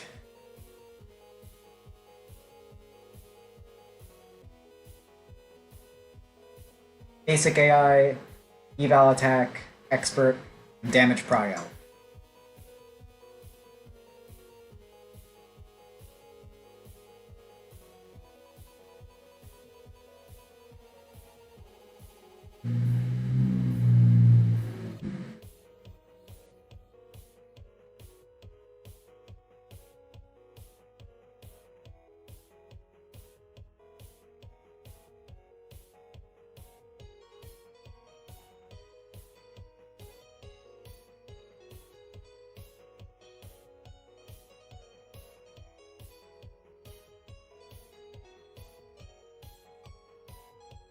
So, I know this Apom. This Apom will fake out and U-turn. That's all he'll do.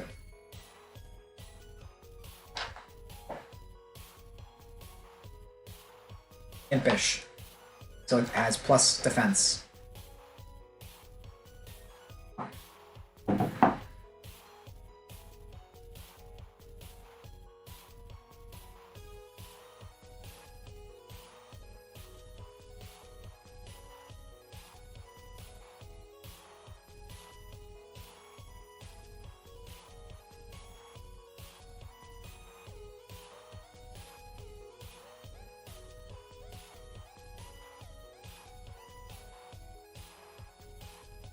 Apom is fast, too. Outspeeds. Let's just say...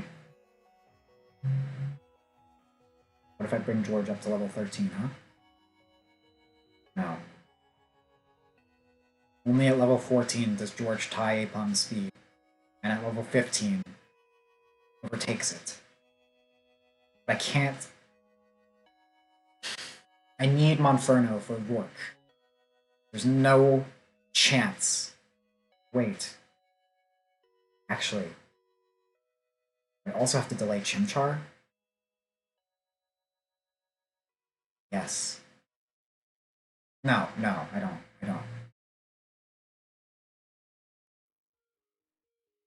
Unless I want double kick.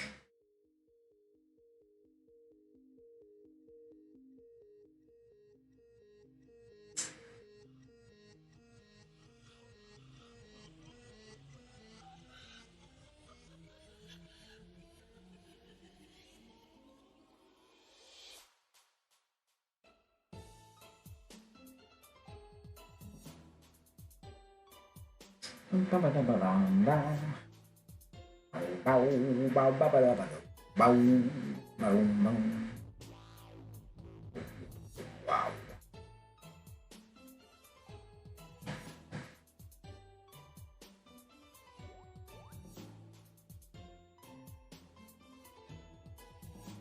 You can delay Chimchar for double kick, or you can evolve him for Monferno for work. That's basically the decision there. Monferno's delay is a way bigger decision. And a way bigger gap in levels. Monferno's delay, for me, is going to be level 66 by the time I'm evolving Monferno. If all goes well. Assuming I make it this far. So... I'm not going to delay Chimchar for a double kick. I feel like I need Monferno for work. The decision might change the more I calc this out.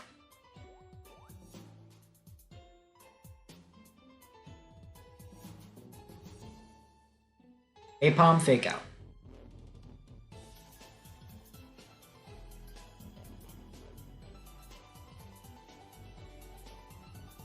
Who the frick? Delibird. Delibird outspeeds Apom. Easily. In fact, right now, this level 12 Delibird outspeeds Apom. One more level. Level 13 Delibird could guaranteed do at least 50% of Apom's HP with one attack. Although,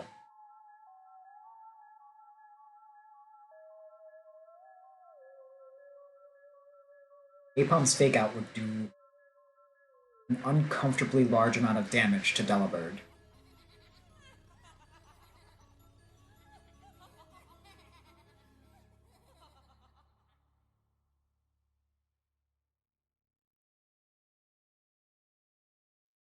Sandshrew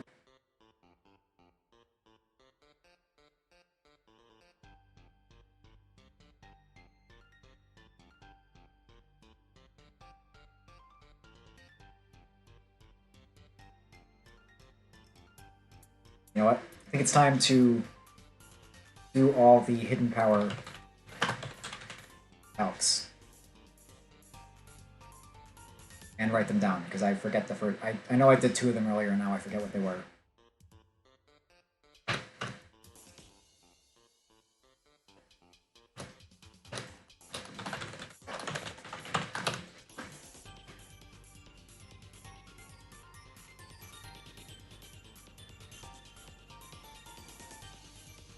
I don't even need...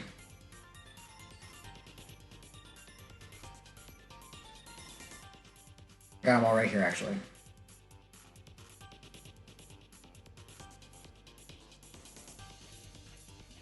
$11.22 to...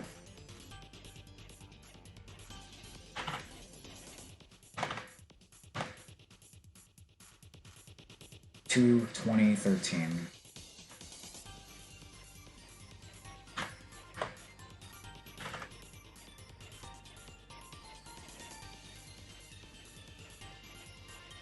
Chimchar's Poison 44.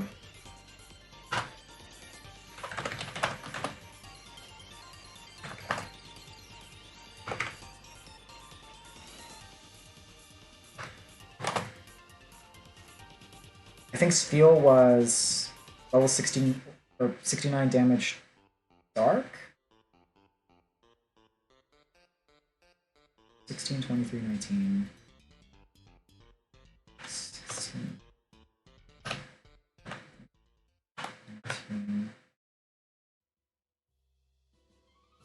19!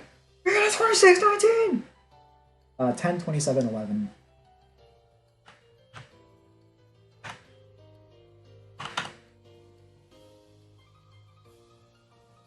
Grass 69.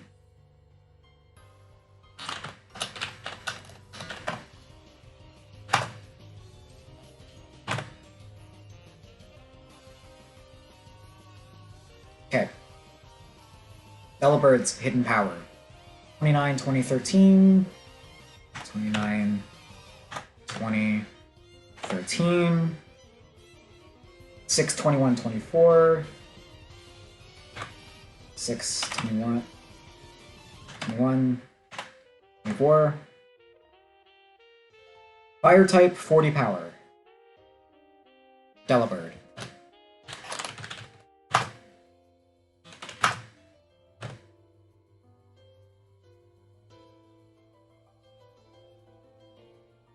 Pidgey. 17, 30, 14.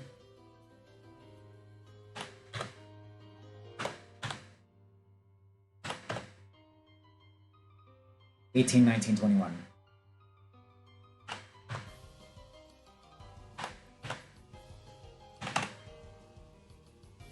Water 64 for Pidgey.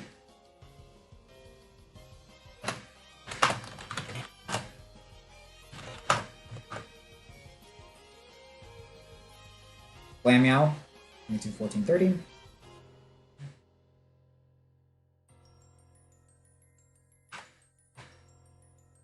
16, 21.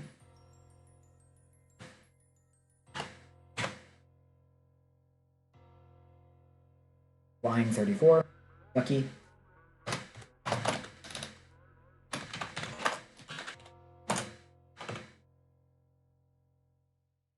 That's just disgusting and gross, and I don't like that, and no one should.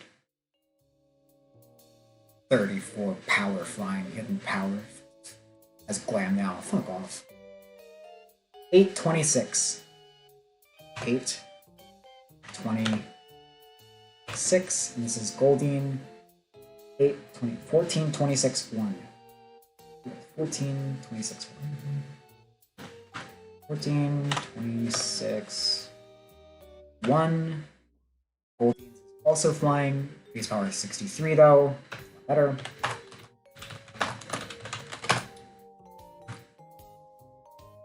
Goldeen already has Peck though, so it's... Glammeow literally learns Aerial Ace. That's like so pointless for Glammeow. Swine up. 9, 7, 16. 9, 7, 16. 25, 23, 25. 25, 23, 23, 25. Dragon type. 51 power. Noted.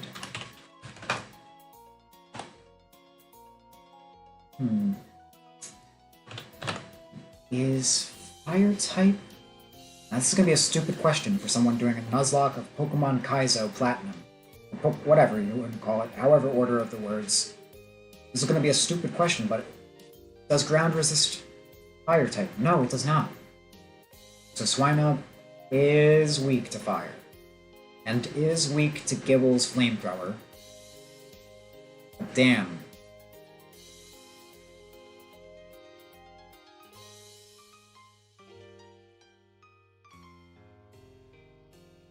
What does that Gibble have again?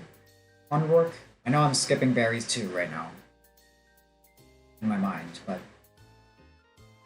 yeah, that's Thunderfang. Fuck. And Flamethrower. What am I thinking? Don't put in Delibird. That's like the worst thing you could do there. Unless you know for sure. It has Sand Veil, though. That's... fuck! Does that mean it has raised accuracy, or its accuracy can't...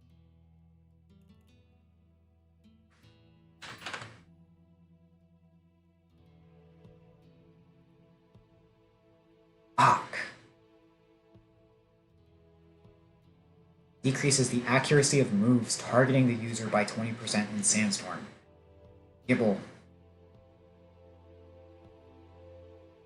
Like, I know some people are like,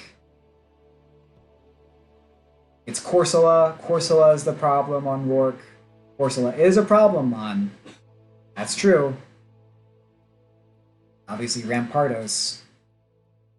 I was watching Moxie stream over on Moxie stream. They called him Mr. Reasonable. Certainly is. Shuckle, obviously an issue. That goddamn Gibble. With that coverage. That Gibble's coverage.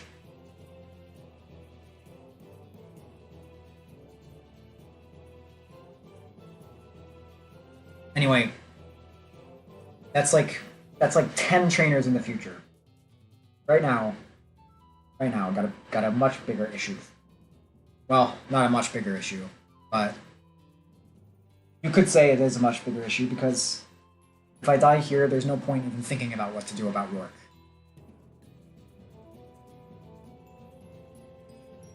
Although,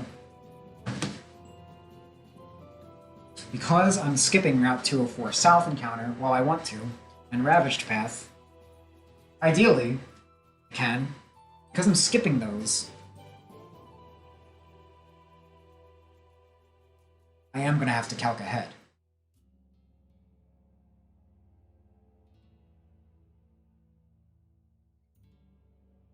Okay, well, I'm only going to calc ahead to my next encounter. That's how that's going to work.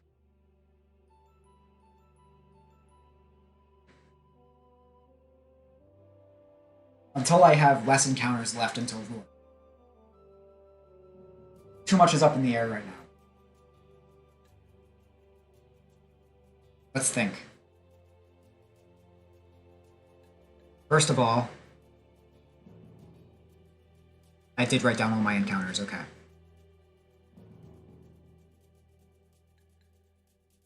No, I didn't. I didn't write down Route 218.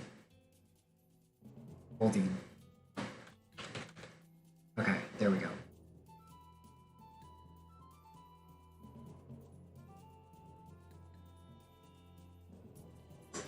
After Barry 2,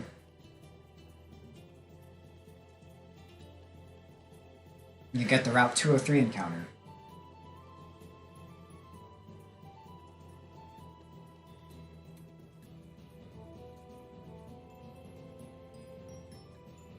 Which could be...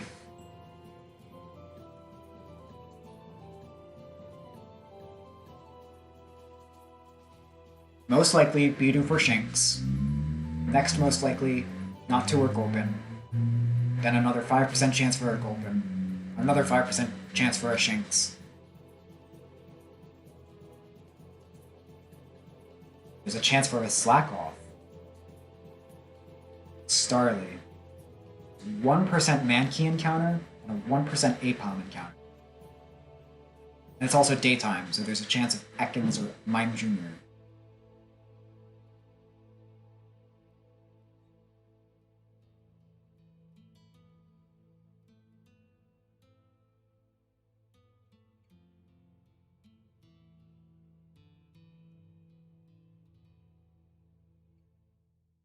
Well, if I get Bidoof, that is an easy candidate for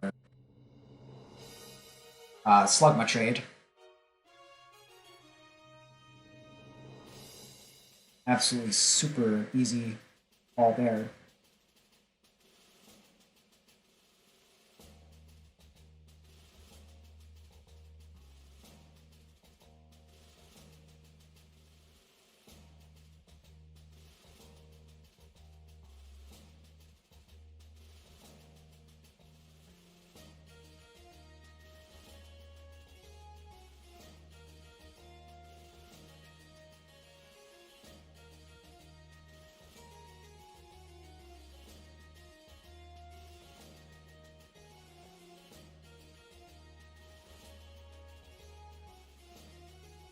Alright, like I said, nothing matters until we get past Berry 2.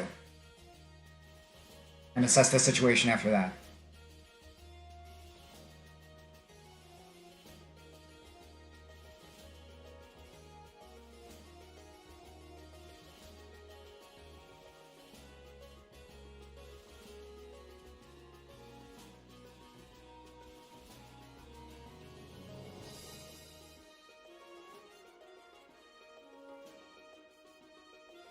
That Apom, got a real problem with that Apom. And it's that fake out does a lot of damage to a lot of my mines.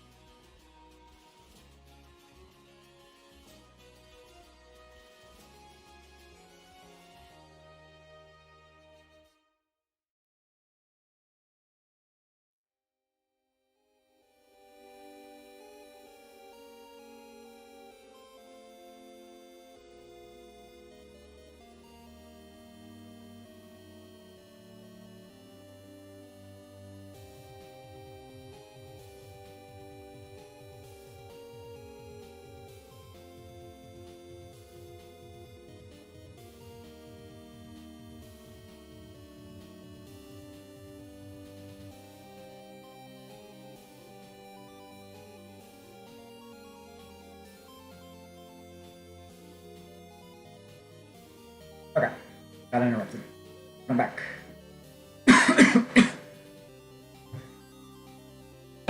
I just inhaled a fleck of saliva, and it's killing me.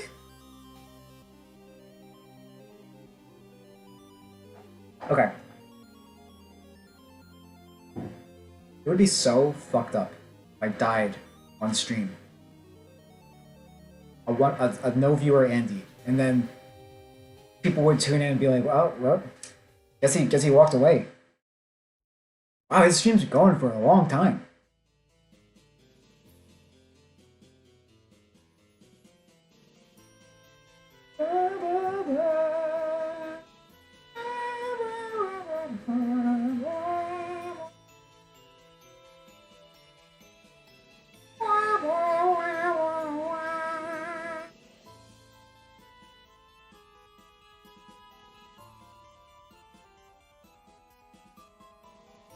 This Apom does a ridiculous amount of damage with its fake out to anybody on my team. I can try to... I can't rely on Quick Claw. 20% chance for Quick Claw. Do I really want to rely on a 20% chance for Quick Claw to activate in order to get an attack in on this Apom before it switches out? I don't think so. Let me look for a better solution. first.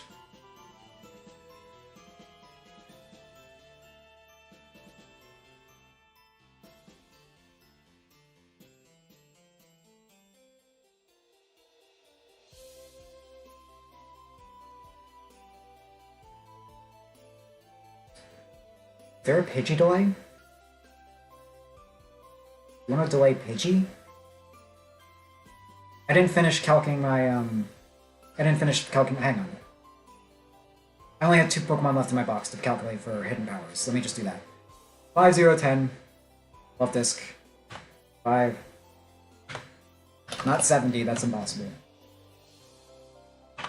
10. 14, 31, 28.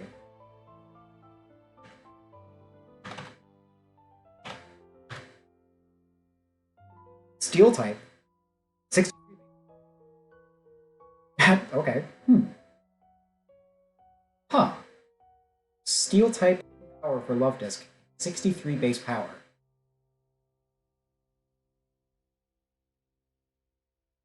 Okay. That's a thing. That's certainly a thing.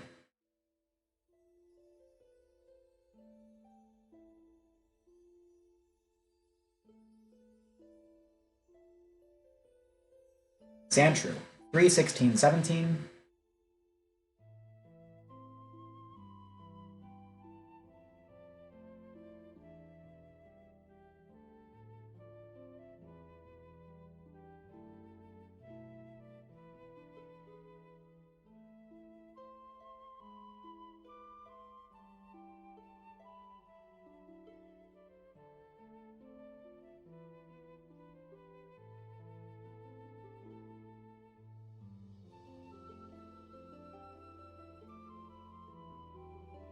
And Sandshrew's is Ghost type. 50 base power.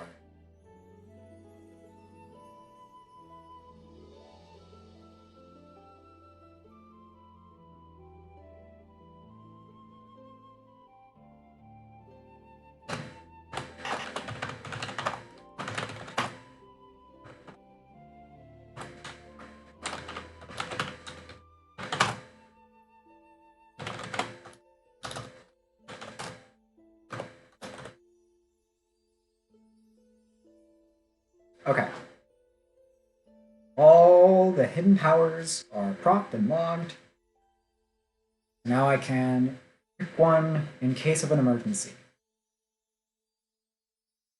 Now let's get the...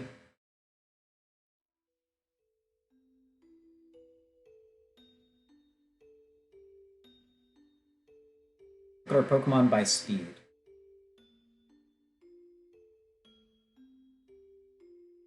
Chimchar. Not faster. Not faster. Delibird is faster. Okay, here's what I wanted to know. Here's why. Was there a Pidgey delay? I didn't see one. I think you actually do. And let me remember why.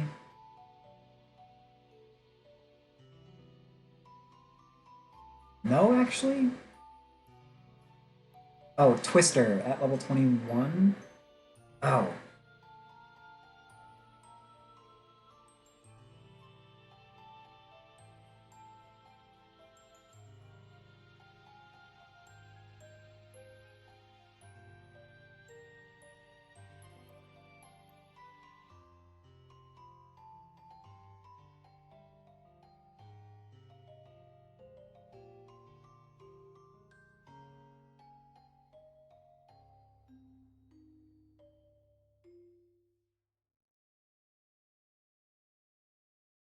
If you delay Pidgey to level 21, you get Twister. Oh, okay, but Pidgeot learns Twister at level 38.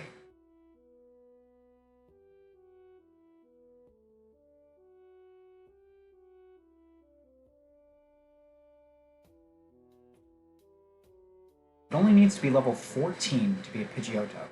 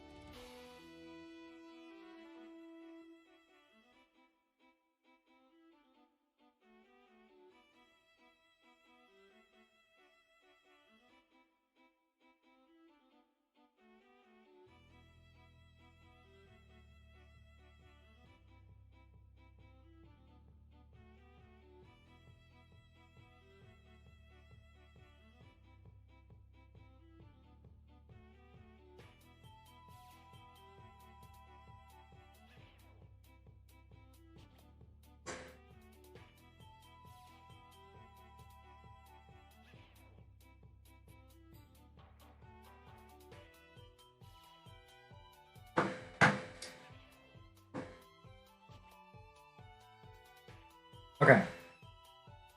Well, I have a step.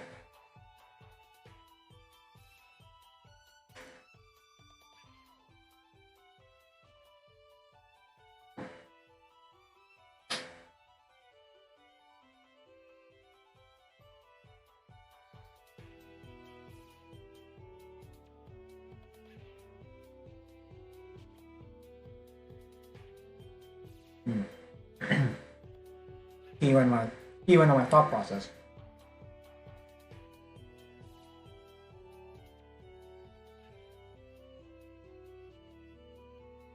Idioto.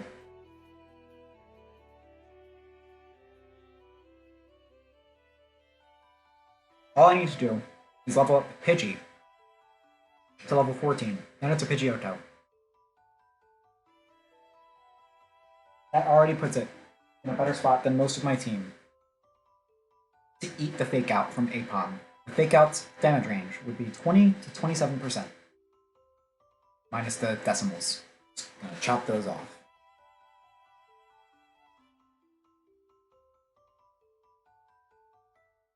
Pidgeot. Pidgeot remains faster. So, there's no reason to go for a Mud Slap at all. There's no reason to try to lower Apom's anything, even accuracy, because it gets off a U-turn. What's the point of anything you just did? You might as well just damaged it.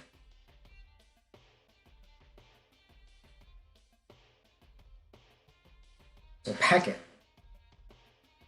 Turn 2. Get off a peck. Highest damage range. And it U-turns.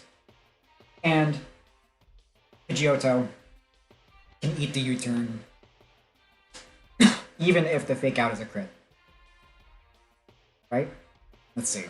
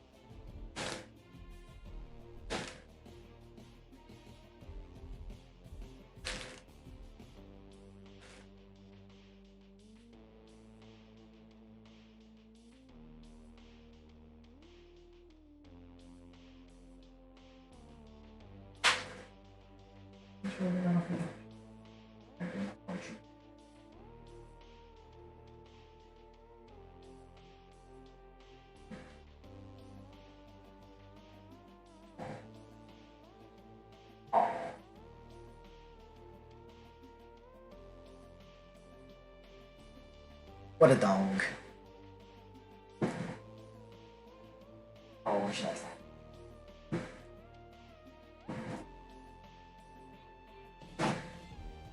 Oh. Alright. I'll tear up the whole couch.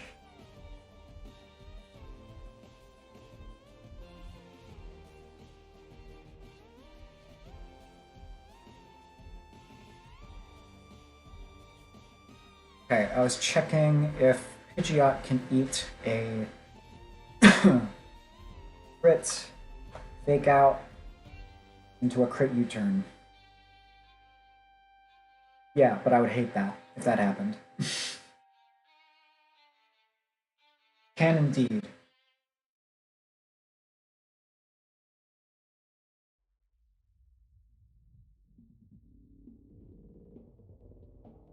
Like,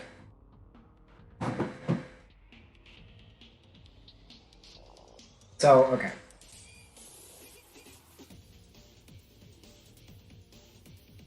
This Apom is really...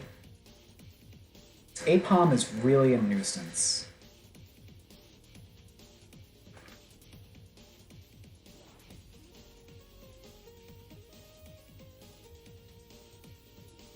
And in order to avoid it, there's a couple of solutions I can think of.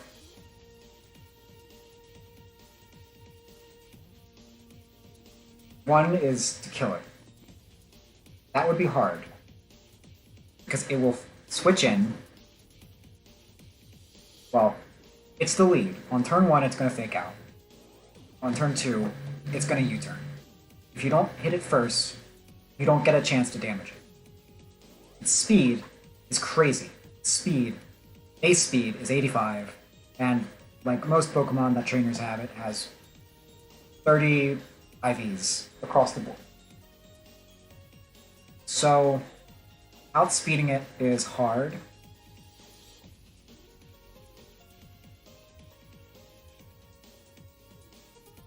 And then, not only is it difficult, but see, I mean, it's if Apom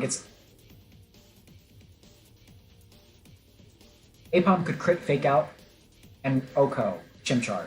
That's how scary the situation is. Even if I level up Chimchar a little bit, it's going to be really bad. Chimchar, a fake out, Chimchar can't take that.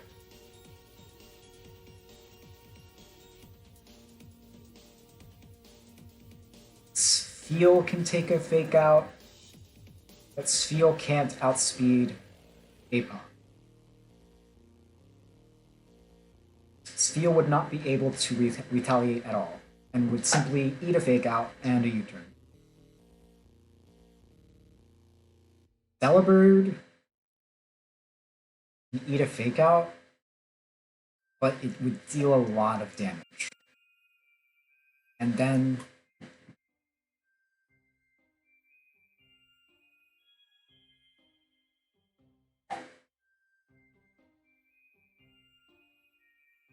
maybe the better option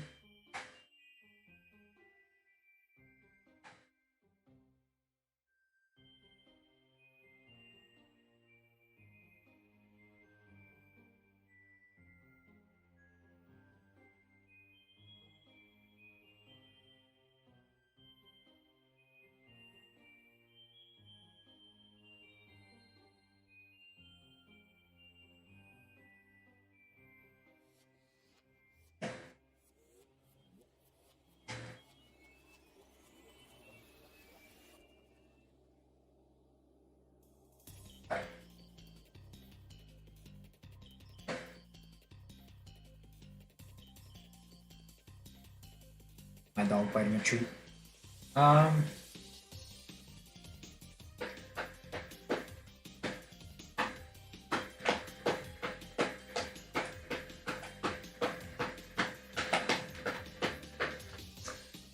Okay, I gotta figure this out. Not in a rush, but gotta figure this out.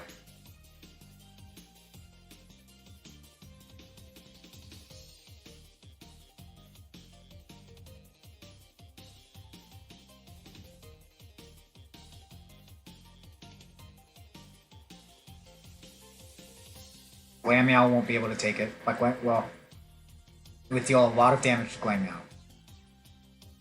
And then Glameow does outspeed and get an attack off. But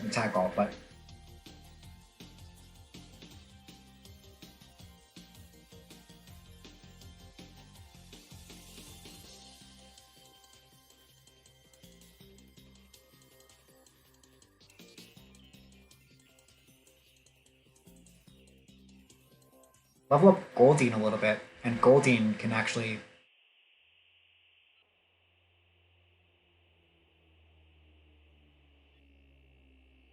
come in on a fake out, take it, Aqua Jet. Wait.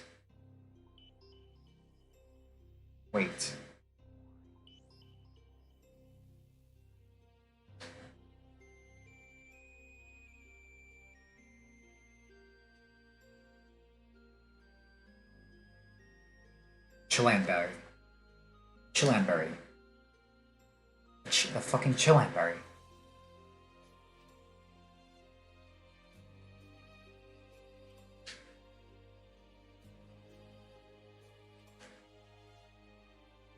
And the 2 Oreburghs.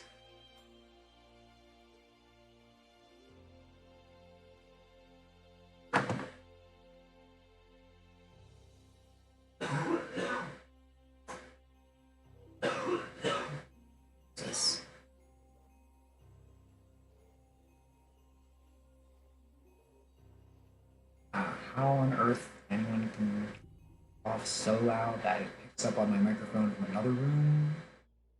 Whatever.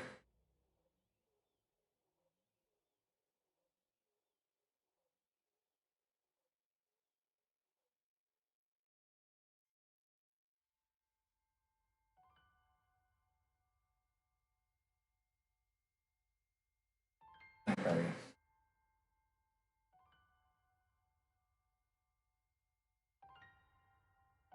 Keep this in mind. What does it... Okay.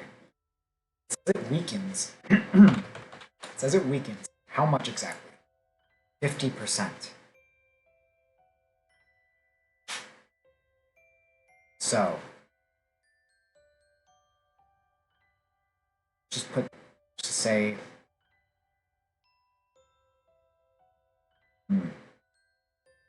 Forge doesn't outspeed.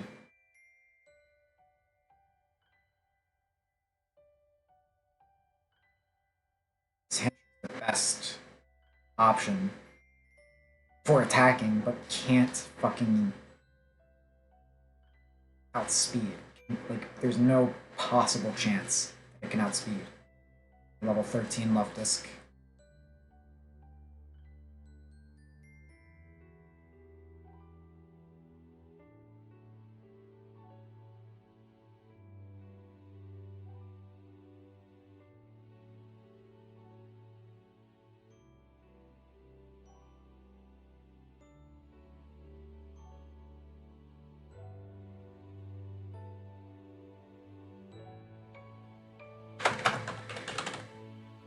Sounds like music from Oshinoko, but this is Homestuck music.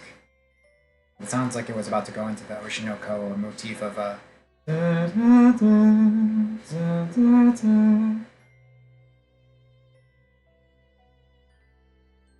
Oops. Don't do that. Don't minimize that.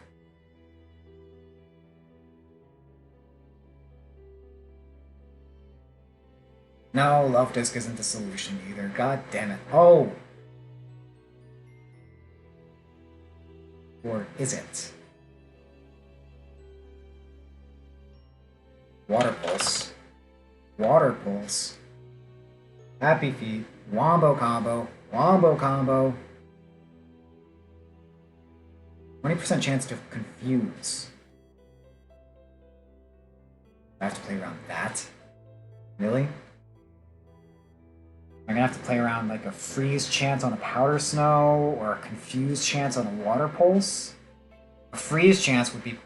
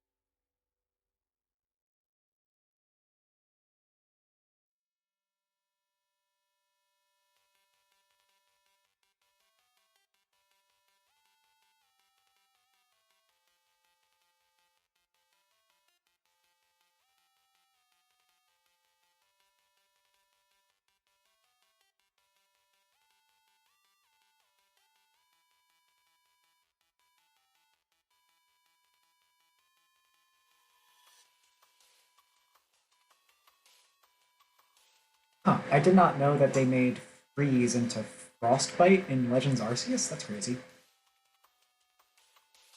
I never played Legends Arceus. Huh. Oh.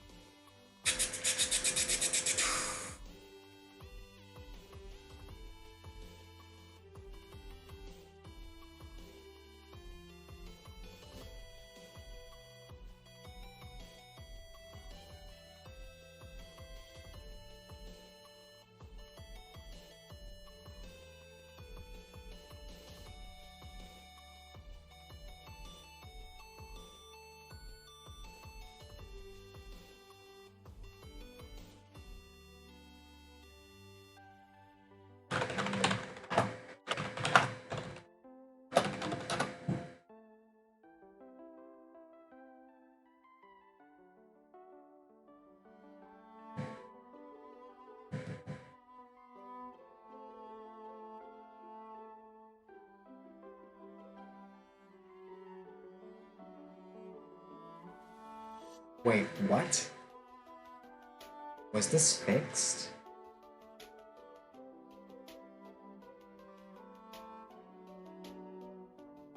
Hang on, what the fuck?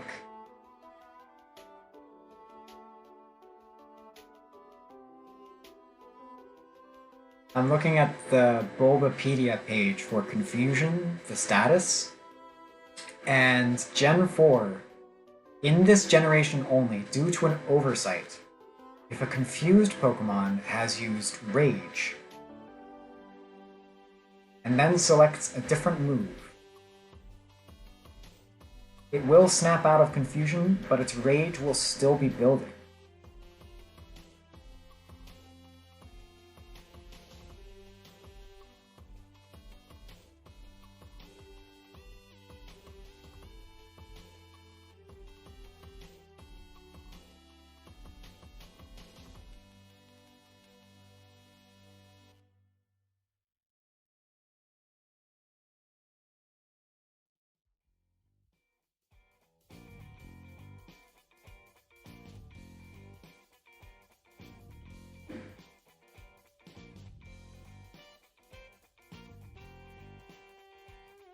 Okay. There's no way. There has to be a fight where they take advantage of that. The trainer AI. Because that's fucking insane. There's absolutely going to be a trainer later that has Rage. It's going to be a double battle. For some reason, it's going to confuse. It's going to get confused. It's probably going to have one of those moves like Thrash or something that confuses it after it's done using it for a certain amount of turns, and then has Rage, and then can snap itself out of confusion with Rage, or with another move, and it's, what the fuck? I can't even, I'm having a hard time picturing that.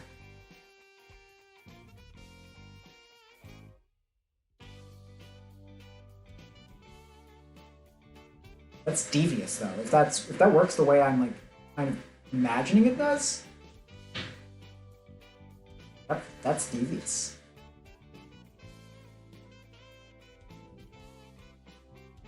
Maybe. I don't know. It might be useless.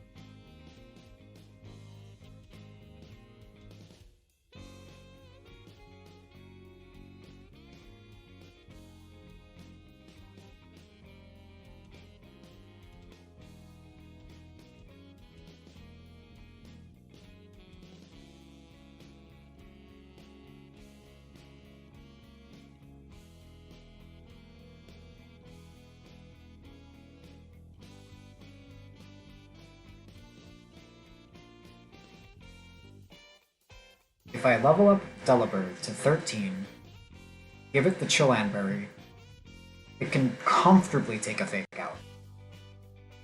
Even a high roll crit Fake Out would only deal 14.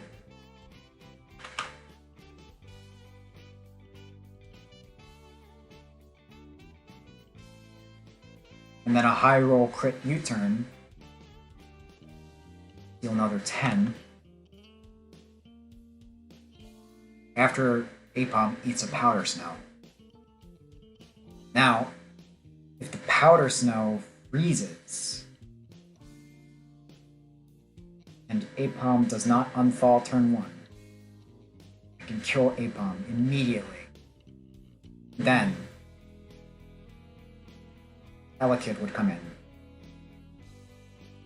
seeing a high damage roll Shockwave on Delibird.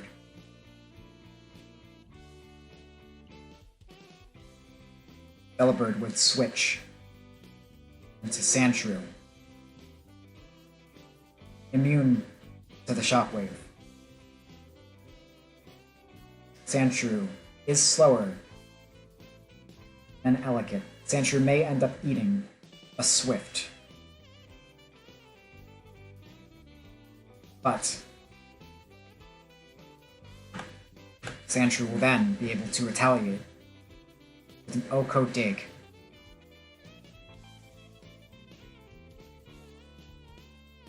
Static may proc. What's the odds on static? 30% chance.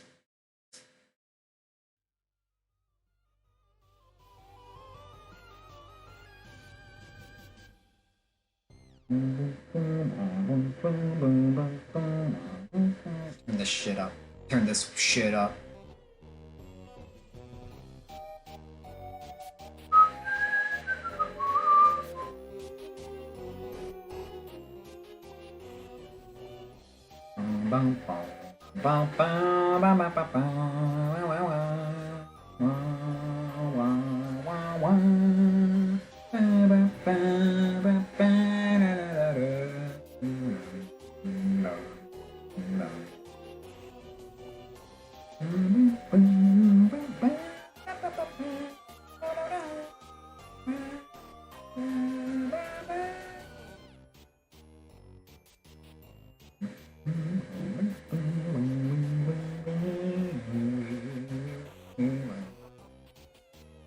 Now, Elekid is dead.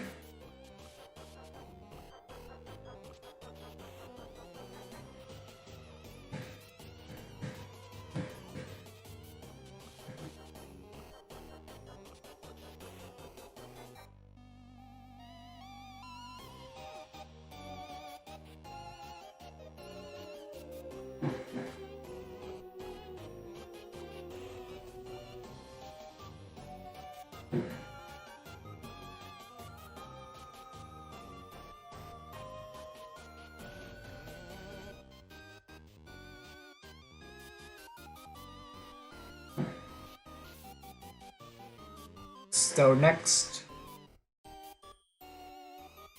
after Elekid dies, he would bring out Piplup.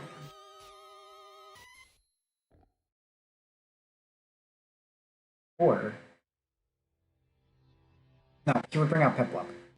You would see a potential Oko with Water Pulse.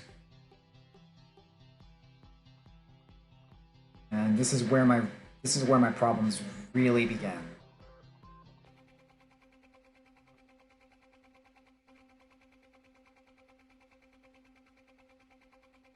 I have nothing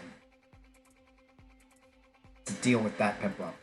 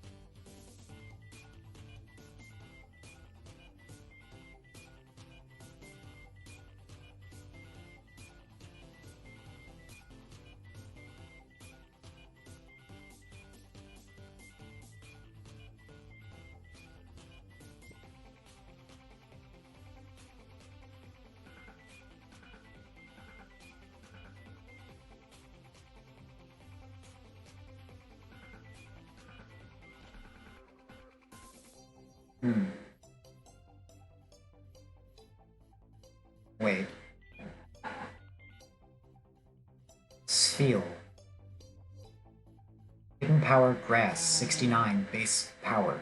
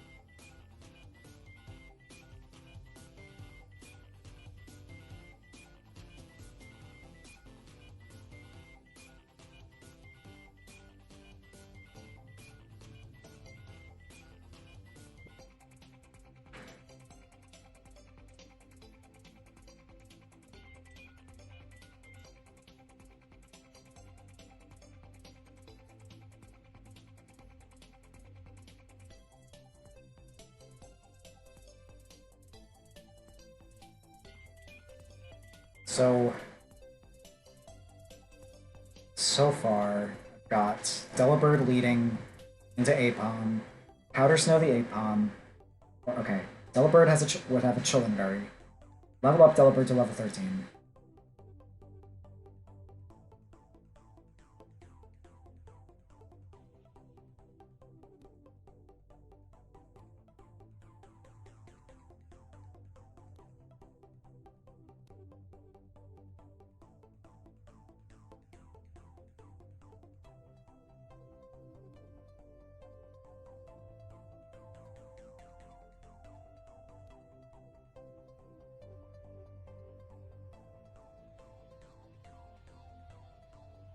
Delibird leads into Apom, holding the Chillin Berry. Eats the Fake Out. Gets off a Powder Snow. If it freezes, I have a chance to kill that Apom immediately. If it doesn't, I've still knocked, at the very least, a little over half of Apom's health off. Apom will U-turn.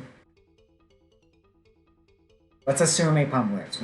Let's just assume Apom is alive in the party. 50% health. Delibird has eaten a high roll. Sits at 31 HP. Then takes a U-turn. High roll U-turn. Sitting at 26 HP after that. Still switches into Elekid.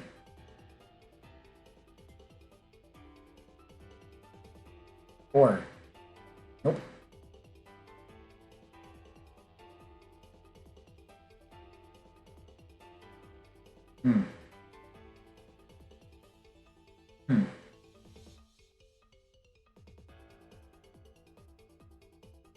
Now by that point, if Delibird has eaten 2 high roll fake outs, AI also sees an Oko on Crush Claw.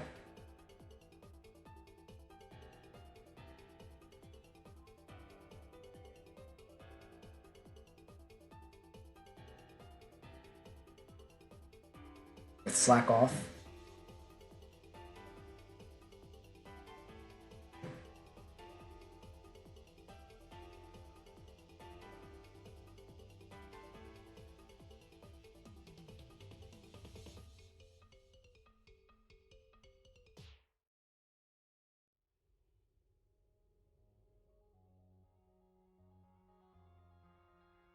Slack Off coming in with a Crush Claw. Slack Off is actually more likely to come in.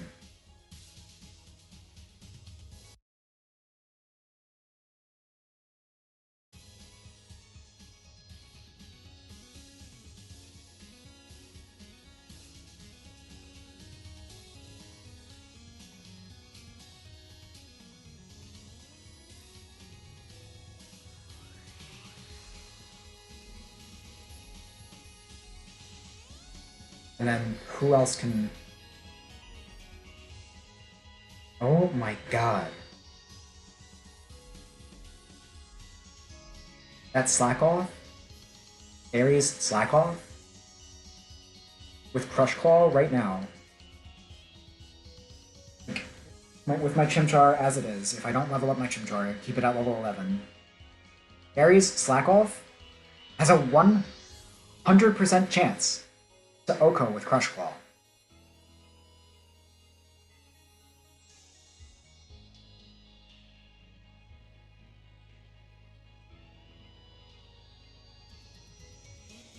That is, ridiculous. That is ridiculous.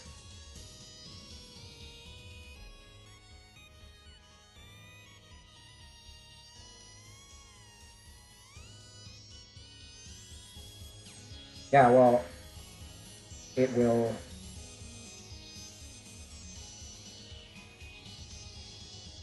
Wait.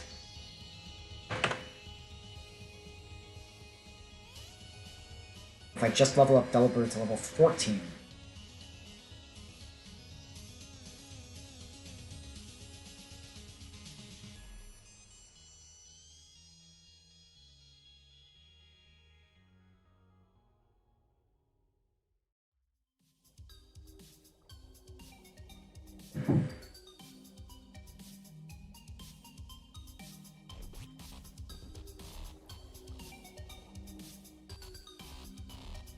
Same thing. At level 14, though. Now, needs a high roll fake out. Down to 34. Now, get off a powder snow.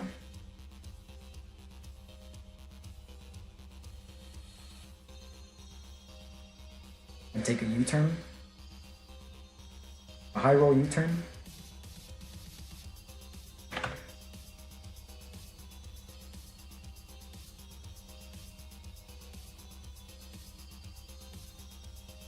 Remove the Chilean berry. One of those would need to crit. If neither crits,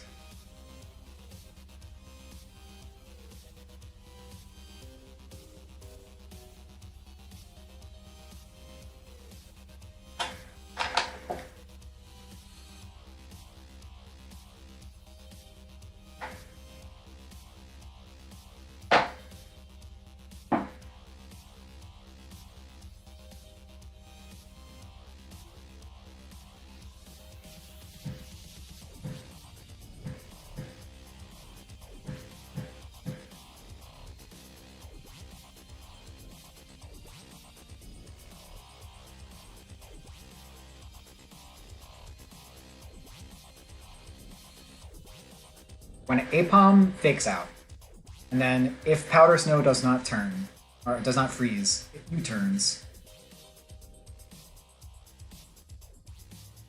If neither the fake out or the U-turn crit,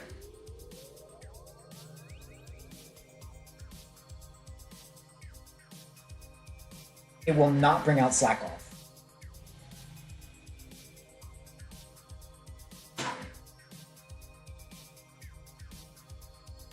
I'll be right back.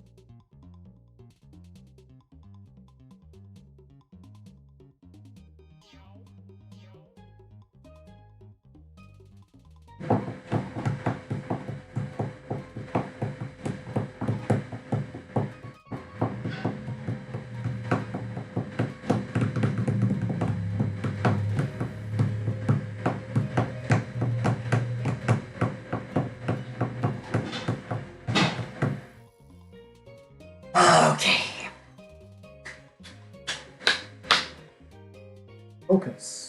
Focusing.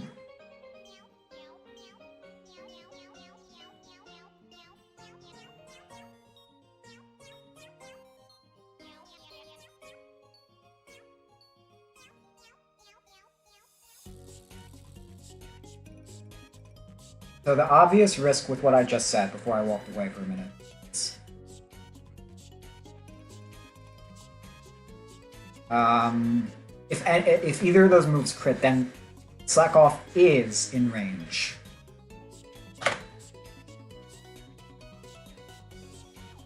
To come in for a guaranteed Oko.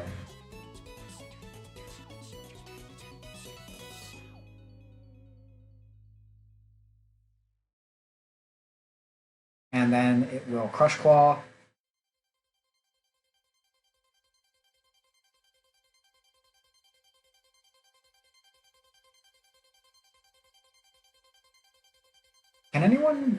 Can any of my Pokemon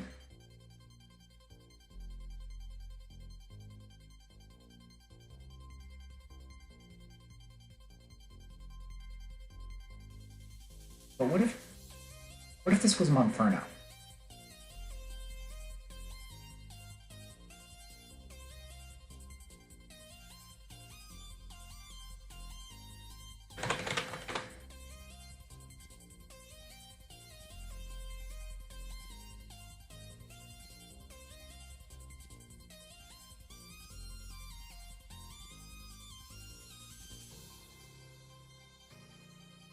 And what if it was Monferno?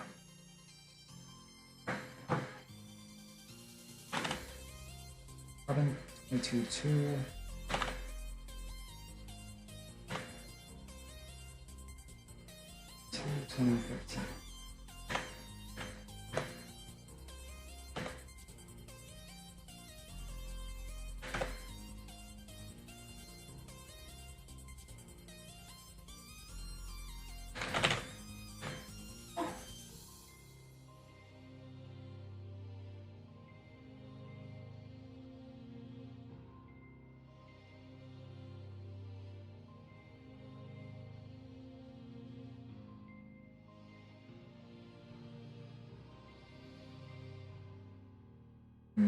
I will not light anyone on fire. I will not do that.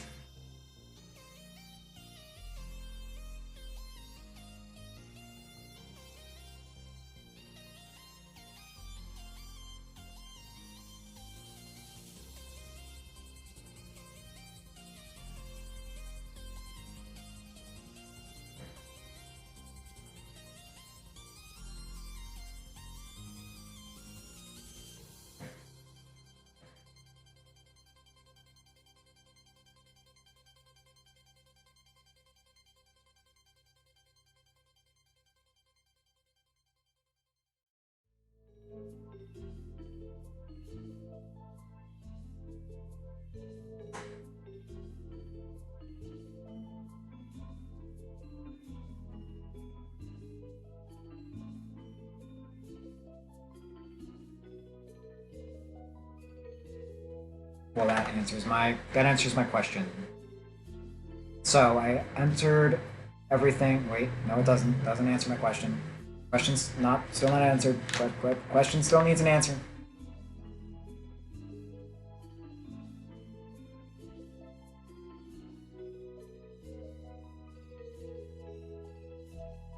That definitely answers my question.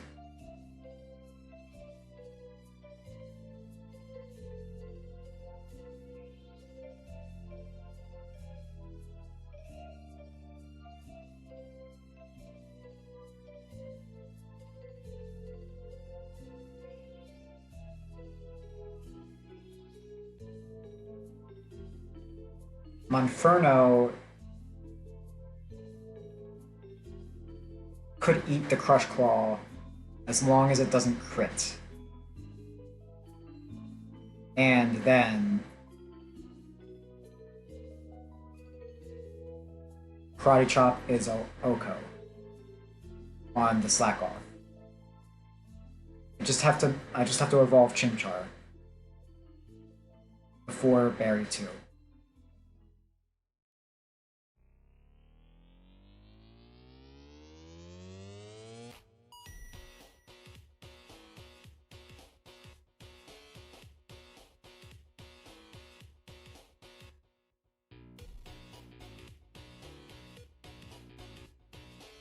I really don't want to do that. would have to be sitting at level 15. There are 5 trainers before Oreburgh Gate. There's 2 in Oreburgh Gate, there's 2 in Oreburgh Mine, and there's 2 gym trainers before work. And I know I'm gonna need Chimchar for some of those fights.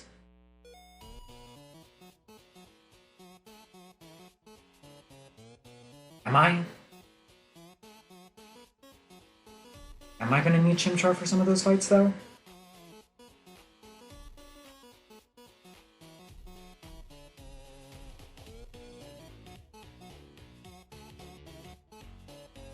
And there's 3 up on Route 204. If I change my mind at any point, I have to fight those 3 trainers, get all that experience too. And then I get 2 more encounters, but yeah, that's 3 more trainers worth of experience.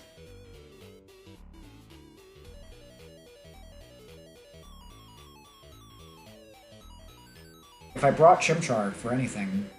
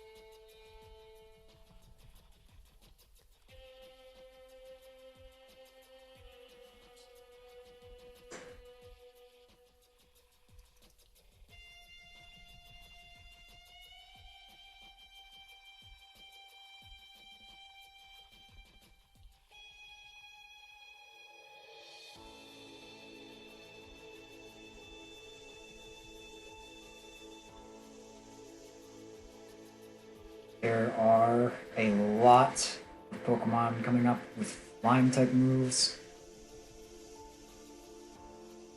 and psychic type moves, specifically in Oreburgh Mine or Oreburgh Gate.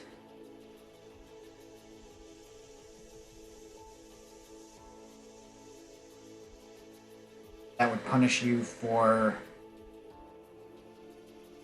evolving to Monferno early.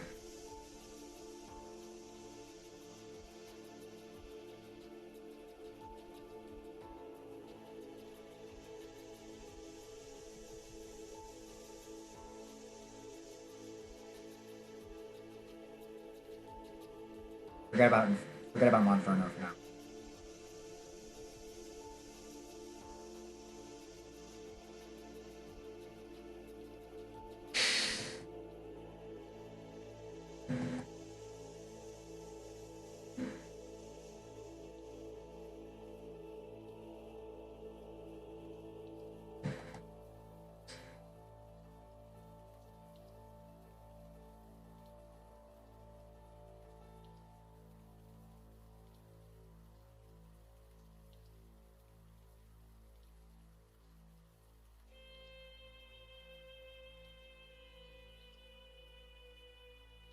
Okay.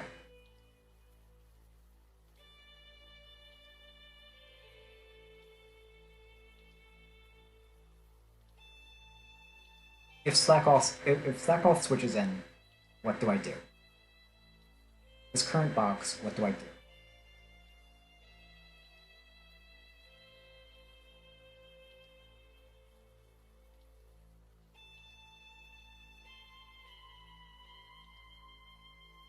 Switch into Sandshrew.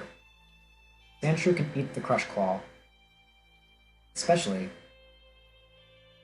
One more level. Sandshrew, bring Sandshrew to level 14. And Crush Claw. Even a high roll Crush Claw crit will not kill Sandshrew. At most, it would bring Sandshrew down to 2 health. Sandshrew can eat that. Get off a Dig. Dig is a guaranteed 2-hit KO. With Truant and Sandshrew being faster, that's a guaranteed way to deal with that.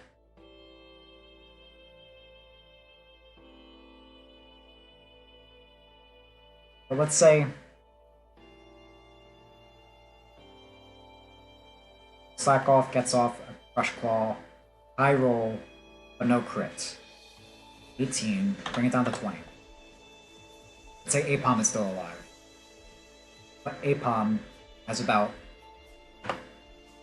15 health. Slack Off, now dead.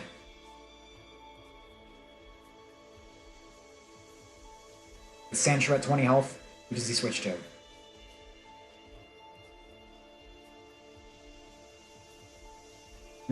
He may switch to Apom. No. A high roll fake out and a high roll U-turn is not a guaranteed 2-hit KO.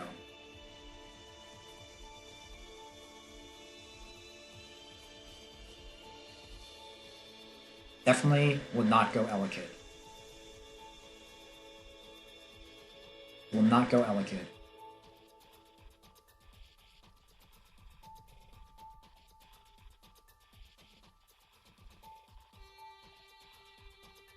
He would see an Oko with Water Pulse on Sandshrew.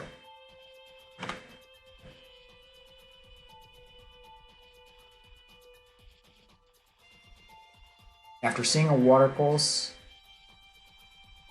on Sandshrew, I would switch to Steel. How many more levels? Damn, Steel will never outspeed that Piplup. Come in at level 14, eat a Water Pulse, a high roll Water Pulse would deal 6 damage. 39.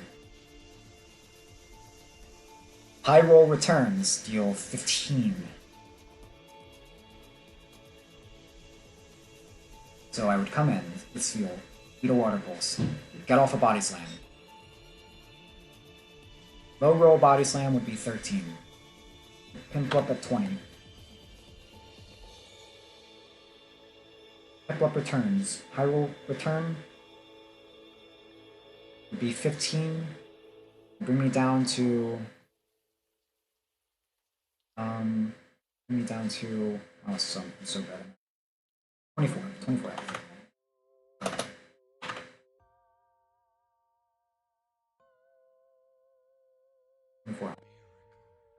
Now I'm in crit range.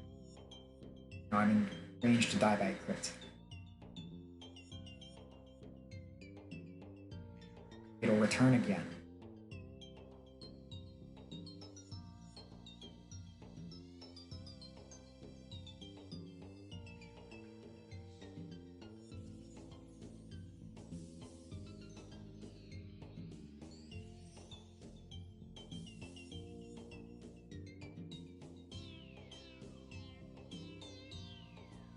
Sandshrew can switch in and return. No, Sandshrew would be in crit range of it.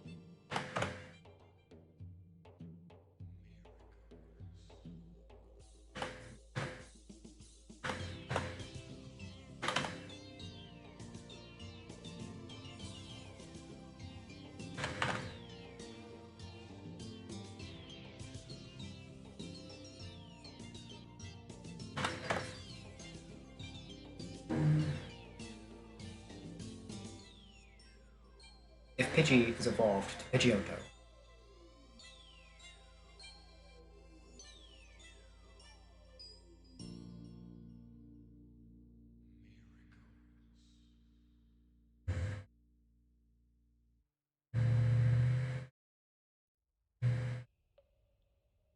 If Pidgey is evolved to Pidgeotto, eats the return.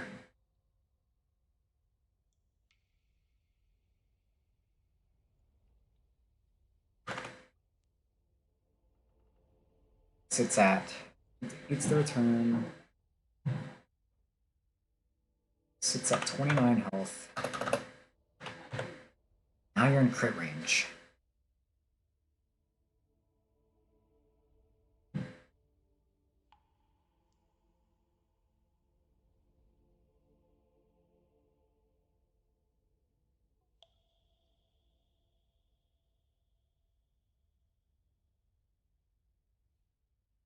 So, switching off Sandshrew, go to Spheal, level 13. Oh, wait, I don't need the Body Slam.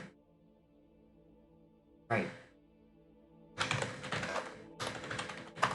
This could be my hidden power. Hidden power Grass. 69 base.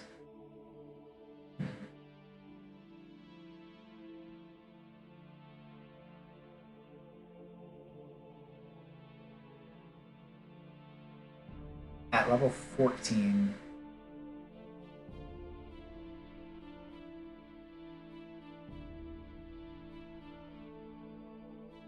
let's just do 13.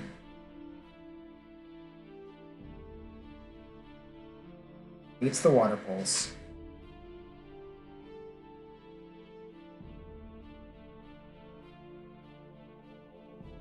Or beats the Water Pulse that was baited by Sandshrew. Answers the bluff. Turn 2.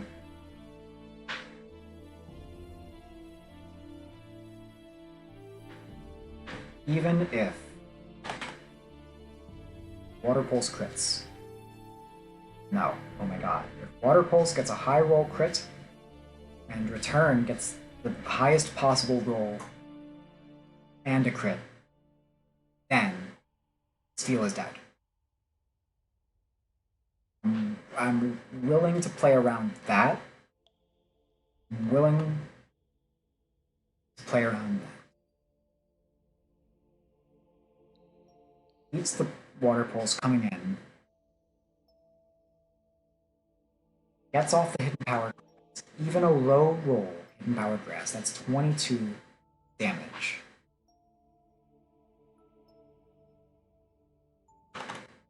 Brings it down to 11 health. Goes for a return. Water Pulse, high rolls.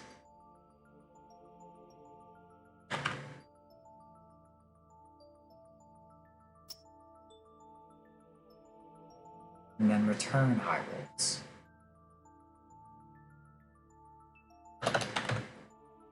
Move that to 18.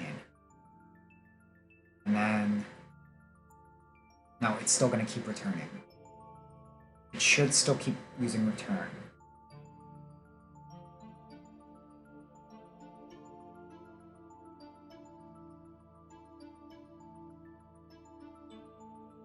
There's no reason it should use Water Pulse against Steel. It's not even the second highest damaging move it could use against Steel.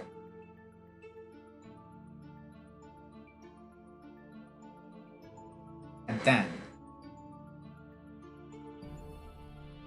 down at 11 health, Sandshrew comes back in.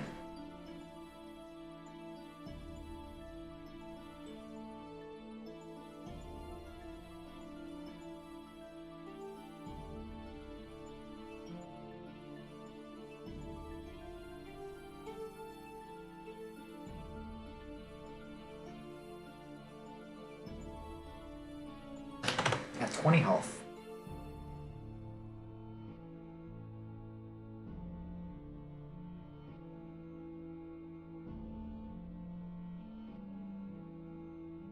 Need to return.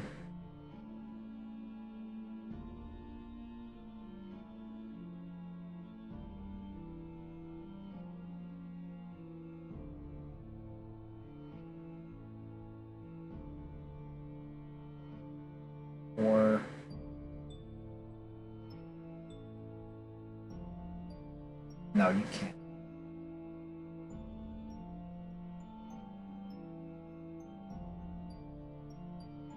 Neither can you.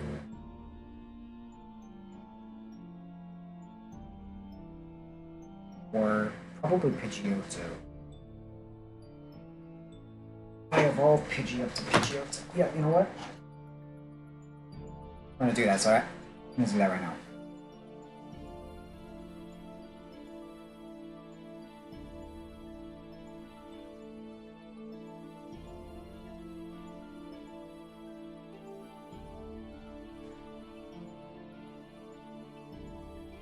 Yeah.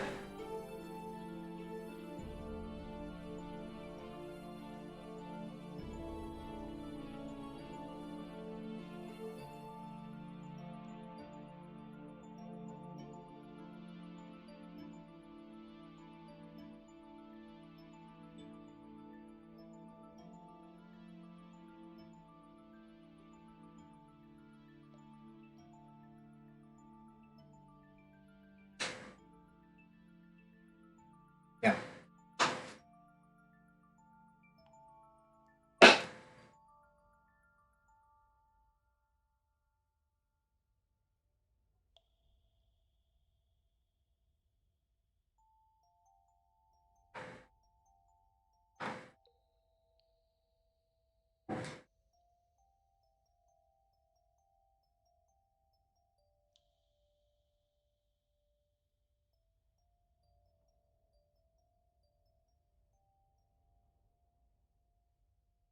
Okay. Upload the save again.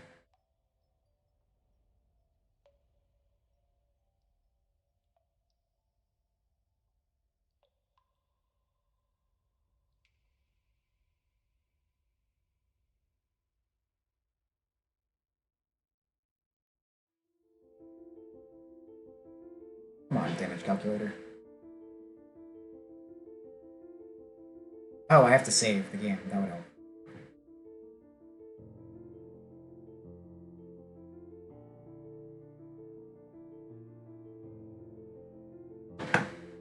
Talkingberry 2 for like an hour and a half now. I feel like. And I'm still like halfway done. Jeez.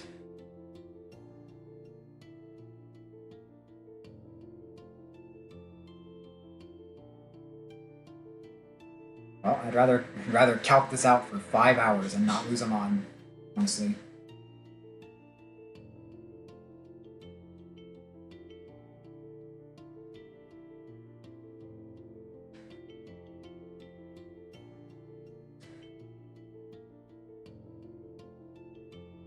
Alright, now upload the save.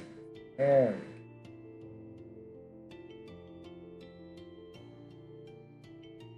Berry 2 team is looking like this.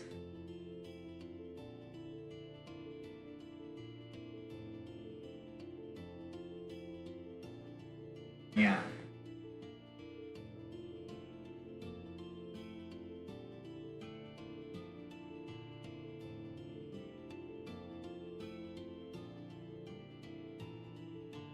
Cellbird leads into A-Bomb. Meets the fake out with the Chillenberry.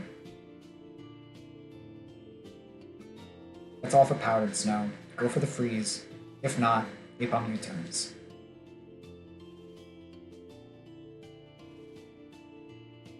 Should bring out Elekid.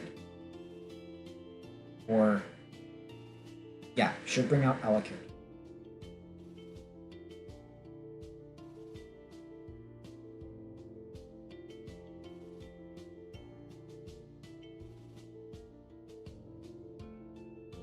Let's just see about that. John Berry. You fake out. Let's just say you get a high roll. That's a 7. 31 health now.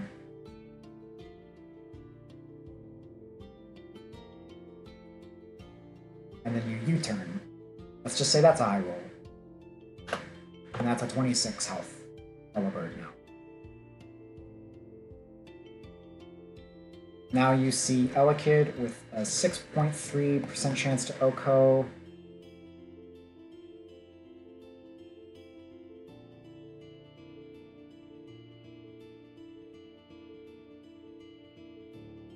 And you see Slack Off with a higher chance to OHKO.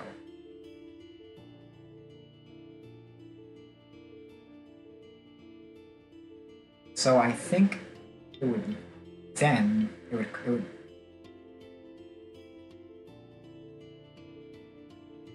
would just be Slack Off.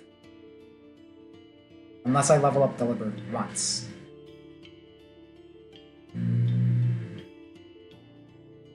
Then it's probably Elekid.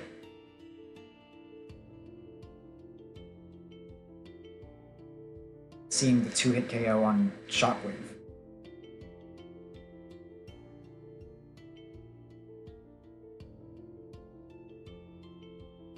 Then I would bring out Sandshrew. Dig it. Eat a Swift. Bring Sandshrew down to 25 health.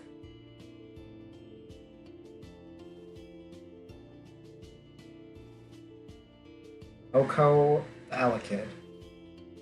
Hipluck switches in, seeing an OHKO on Water Pulse.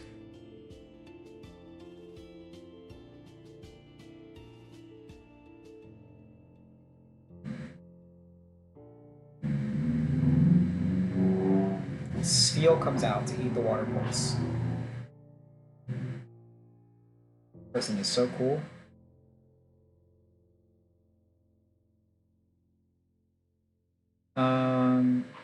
Eats the Water Pulse.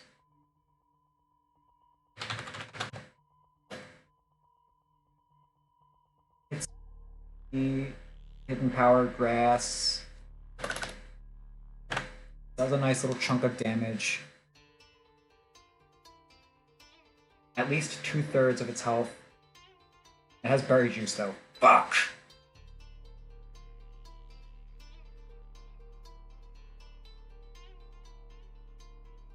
It's fucking Berry Juice though.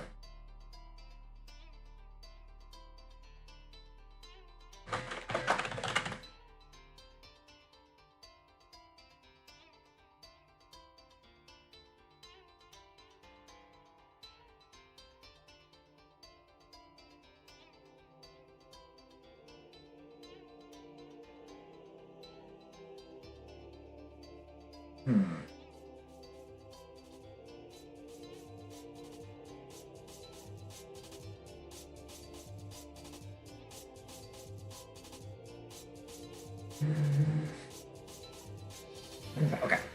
That's it. Hidden Power Grass. Let's say it low rolls. 22 damage, 11 health, plus 20 for Berry Juice, back up to 31. It also would have used Return that turn because it's the highest damaging move. Let's say I ate. Let's say Spheal ate the Water Pulse at a high roll. It took 6 damage.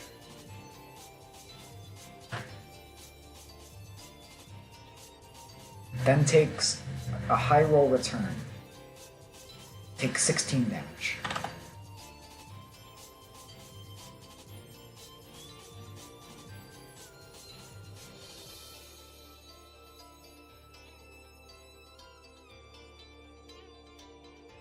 It had an Oreburgh, that's when it would heal. It would heal right there. And it would be brought back up to 31. It's still be in crit range of the highest roll return.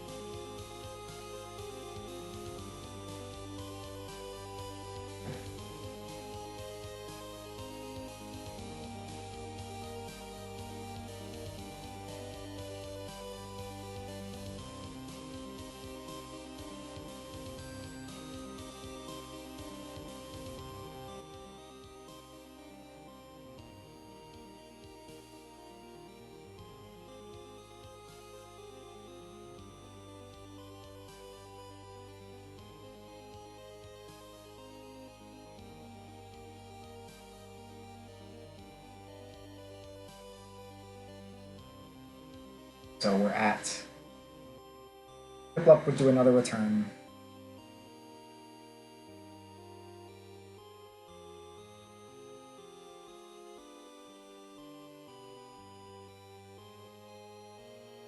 I could get off another Hidden Powered Grass.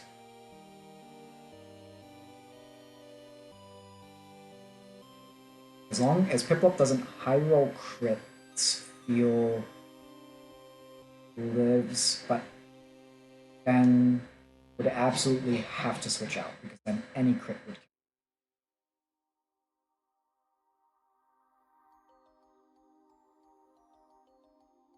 Switch into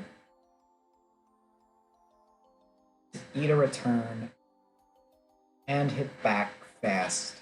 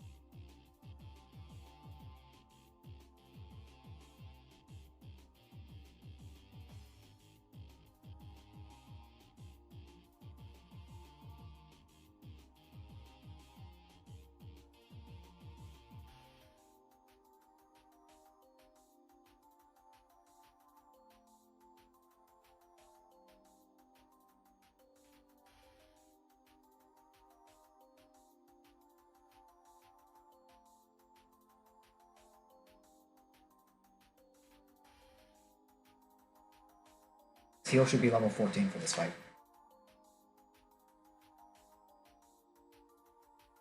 It'll reduce dramatically the risk of them dying.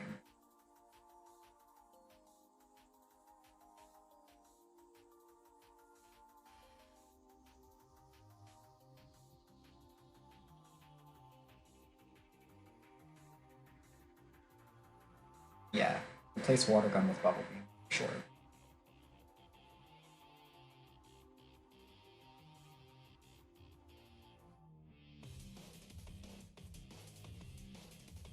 Okay. Dramatically reduces the risk.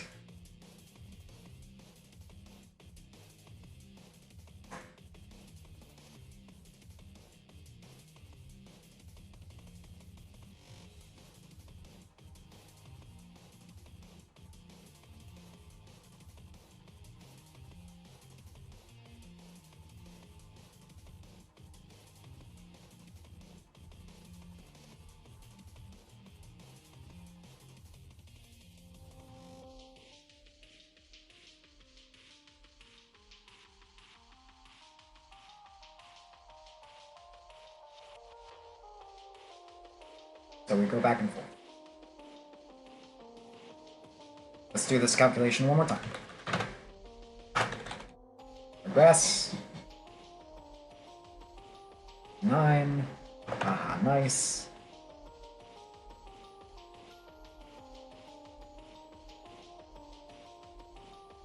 Eat a Water Pulse.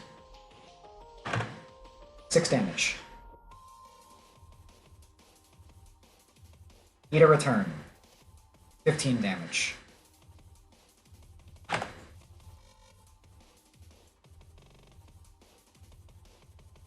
Dish out a Hidden Powered Grass. Berry Juice would bring Piplup back up to 31 after that, after a low roll.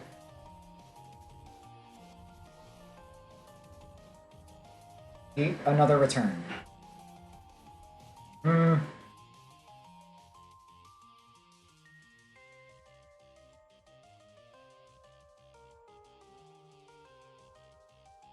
No.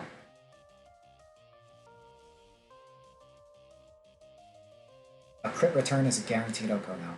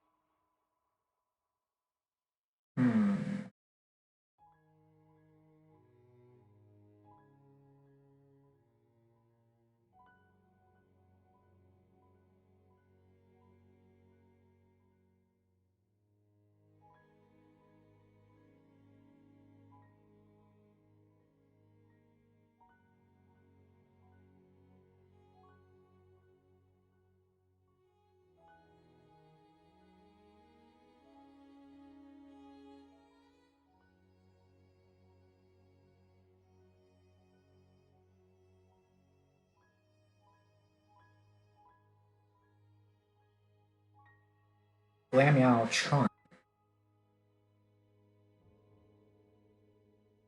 Hidden Power Grass. Berry Juice. Eat a return. Thornberry just in case. Switch off to Glameow. Glameow takes a return as well.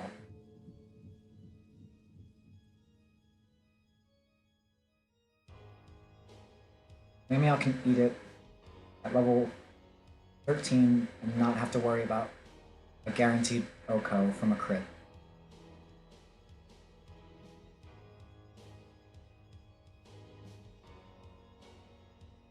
Get off a Charm.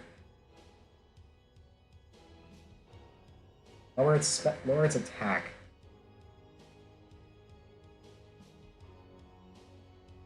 It would still see return.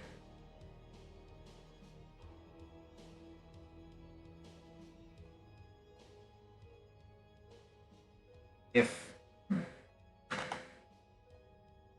it high rolls with return, no, it does not see Water Pulse as a kill. Should stick with return because it has the higher attack range, higher damage range. So Glameow switches in, takes a full power return, gets off a Charm. Takes a second return for less damage. Switches out.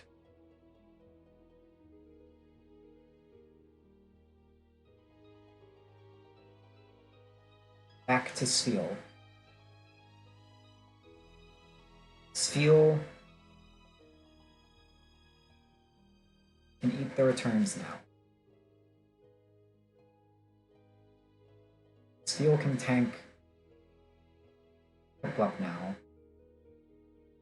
and get off Hidden Power Grass.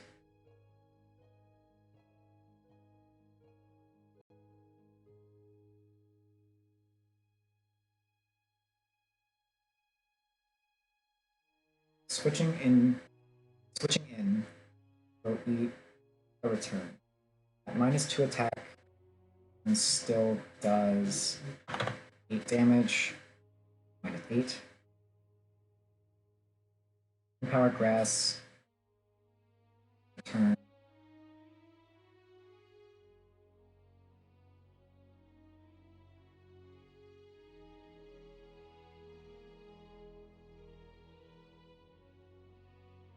I'm in crit range.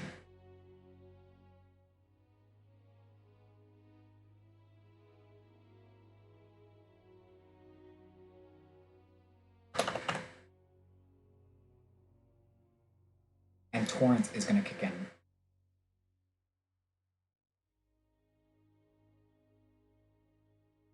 And then it's going to prioritize Water Pulse.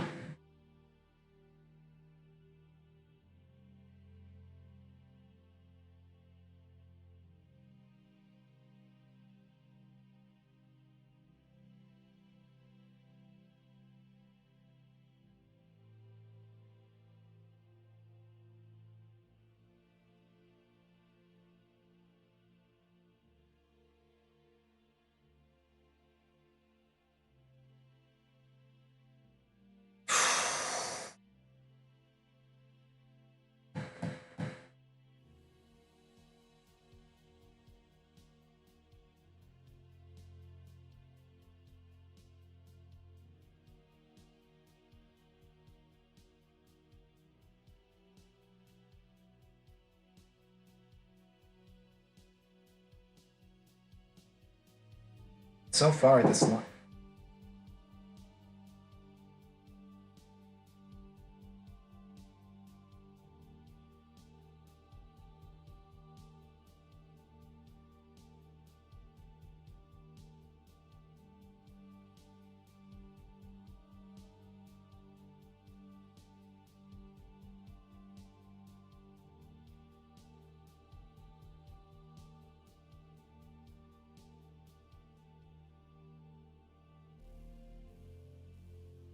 so far this line only has Apom maybe dead.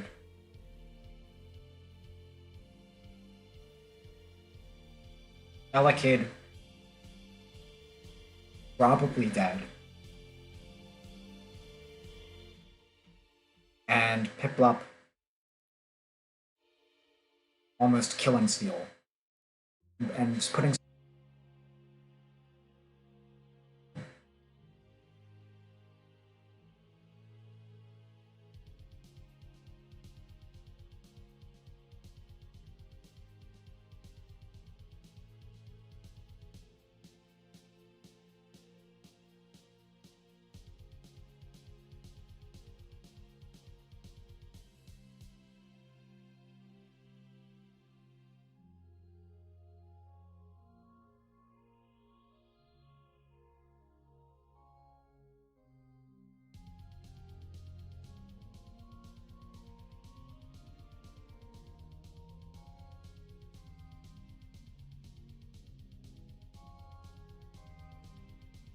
Swineup gets Rock Throw, right?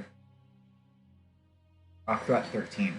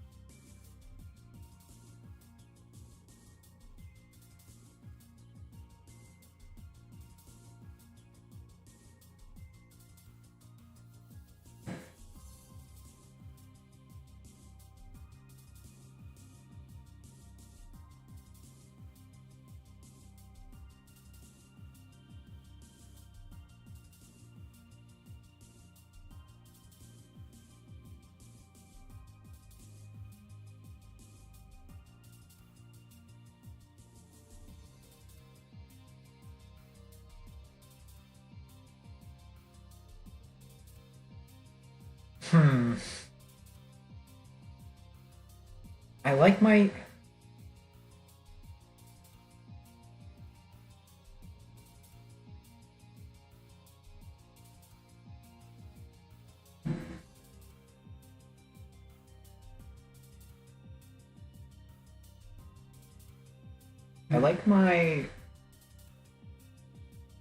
Oreburgh start with Chillanberry.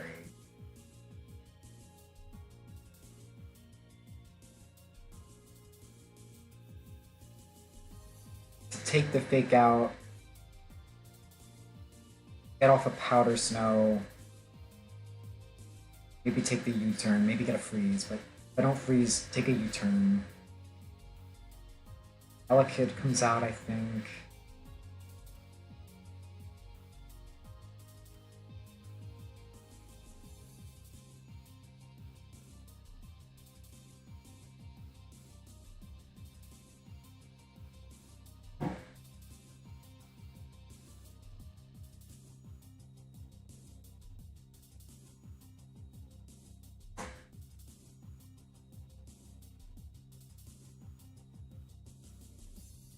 If Slack Off comes out, what do I do?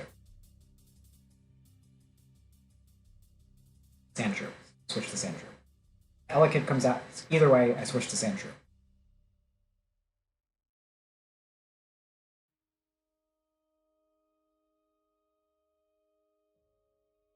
Once Slack Off or Elekid is down, Piplup should come out.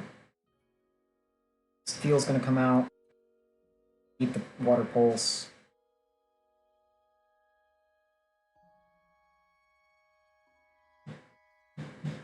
Or Should damn meow just come out?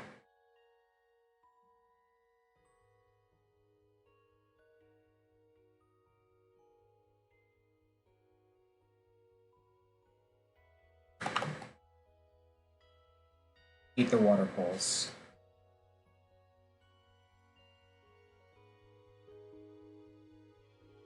Get off a charm.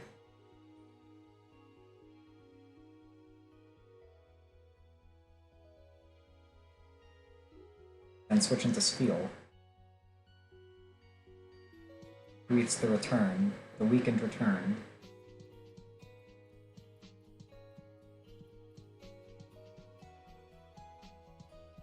And then Body Slam first.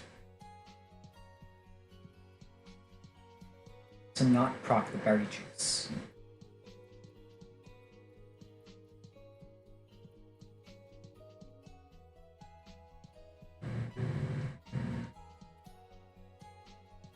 And then Hidden Power Grass.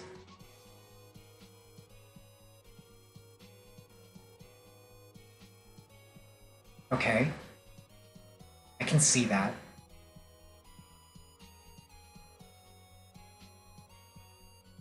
I think I'm still slightly risking some crit chances there. But it's not going to be a fight without any risks. I don't think. If I want to keep my encounters delayed, if I want to keep Route 204 South and Ravaged Path delayed, then I'm gonna have to take a couple of risks. Will it be worth it? In the long run? Maybe. Maybe not. But I won't know if I don't try.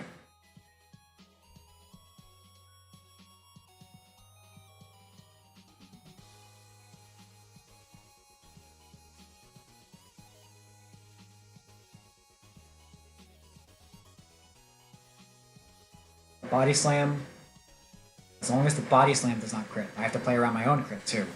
As long as the Body Slam does not crit. It's a guaranteed 2-hit KO. From level 14, a Body Slam into a Hidden Power Grass on Piplup. Ignoring the Berry Juice. The Berry Juice will not proc.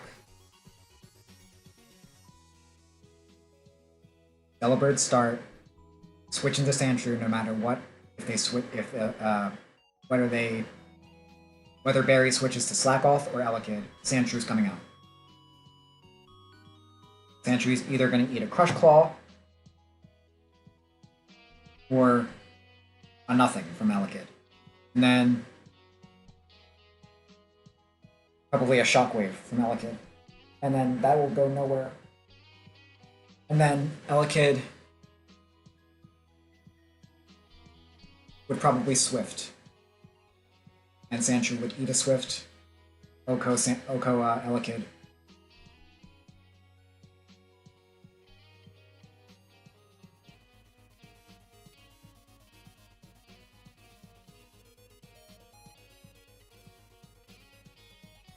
Let's bring Sandshrew to level 14.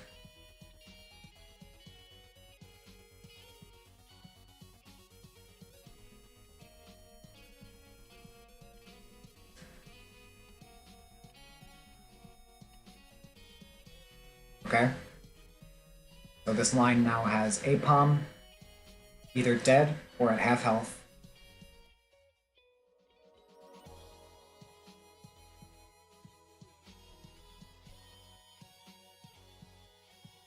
He wouldn't switch back into Apom, would he?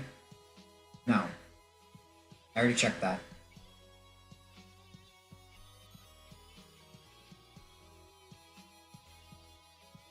Line has Apom either dead or half health, either Slack Off or Elekid dead, and then Piplup dead. With Delibird only minorly injured, missing about 11 health if all goes right. Sandshrew would be at about either half health, a little above half health, or like 2/3 health, and still be able to deal with the other threat.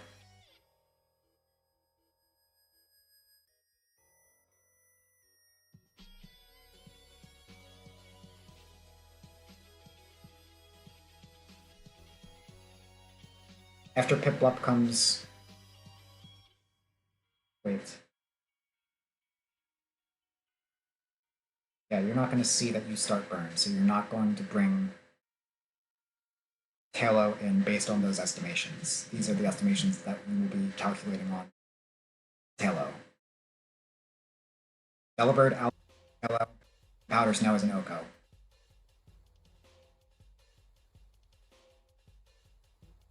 Just have to eat an attack from that, from Tailo.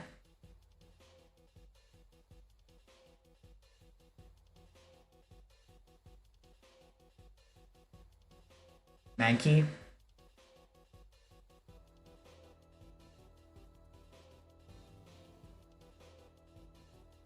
Delibird is faster and can gust. And then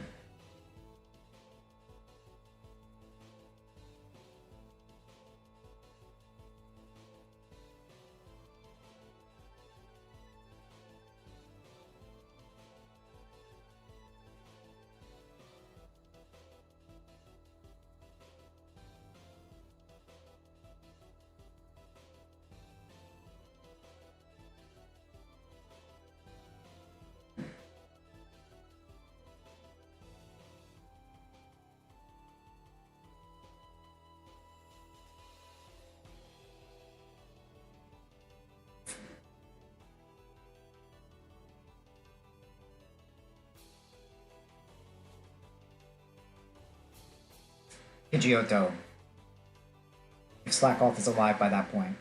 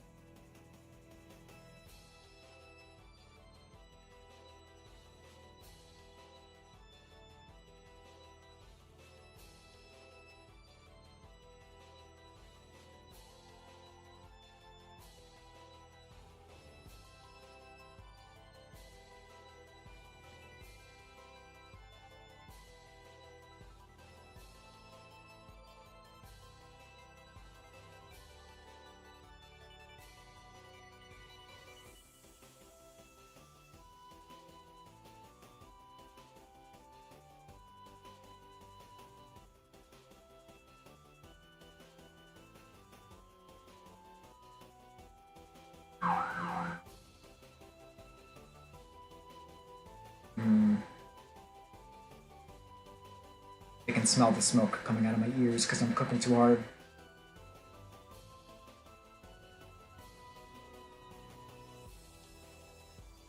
Delibird into Apom. Sandshrew next.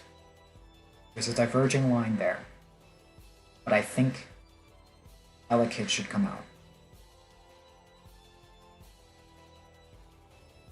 Into Delibird. Sandshrew comes out, kills Elekid. Piplup should come out after that, with the Oko on the Water Pulse.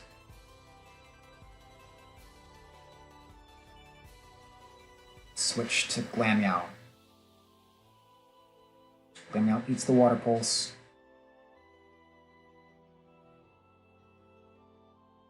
And, if not confused, Charms.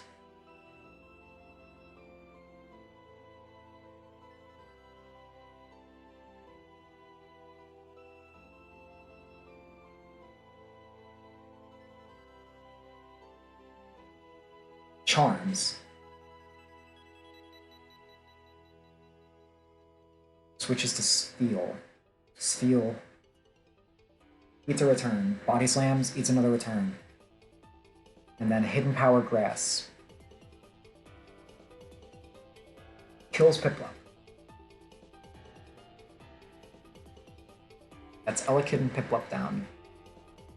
Spheal is still out, so Mankey comes out.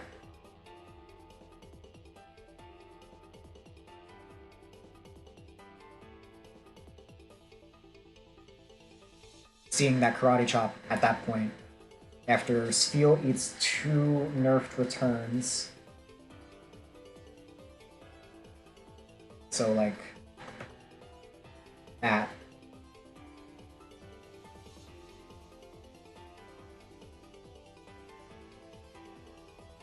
Or let's say even like more like 16 damage, not 10. So more like, I don't know. That much health? 19 health? Anki sees a guaranteed Oko. Anki's coming out next. Goes for the Karate Chop. Switch to Pidgeotto. Pidgeotto outspeeds. That's the Peck. Okos. At that point, you probably see the most damage on... I don't know whether you're going to send out Apom next or Slack Off. I feel like at any point you might send out Apom as a wild card.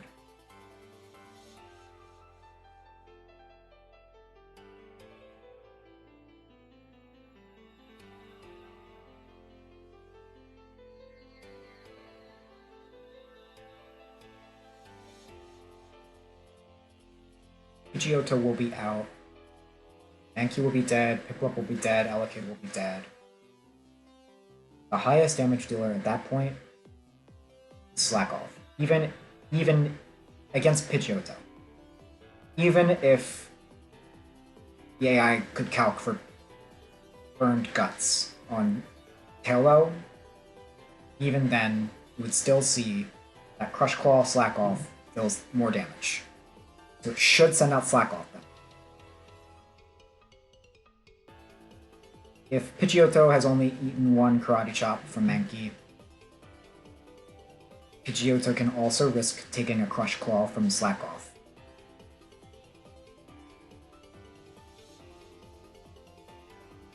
And get a Peck.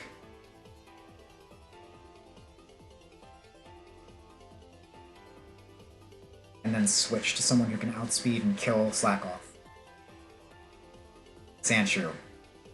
Sandshrew can come in while Slack Off is slacking off. No, it's not good enough. No.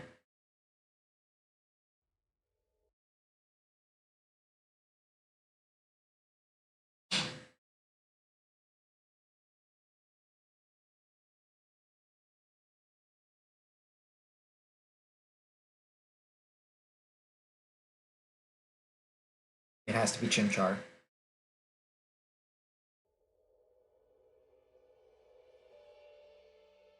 It has to be Chimchar coming in on Slack Off.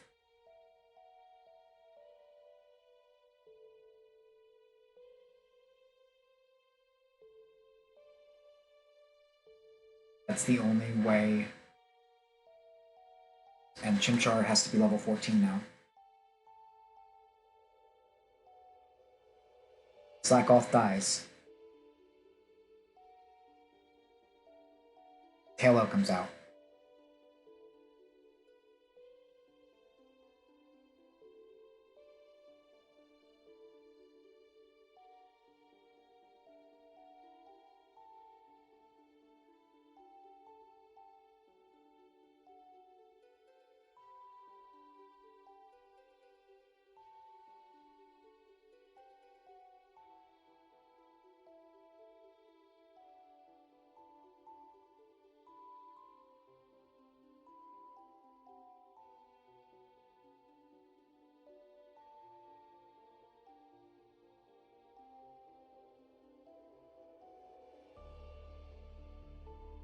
Taillow comes out.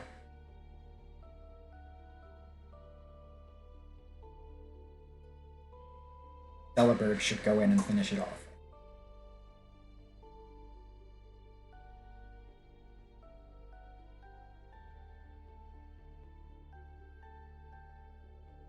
If Delibird has more than...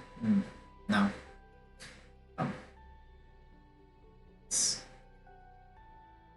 Delibird would be in hit range.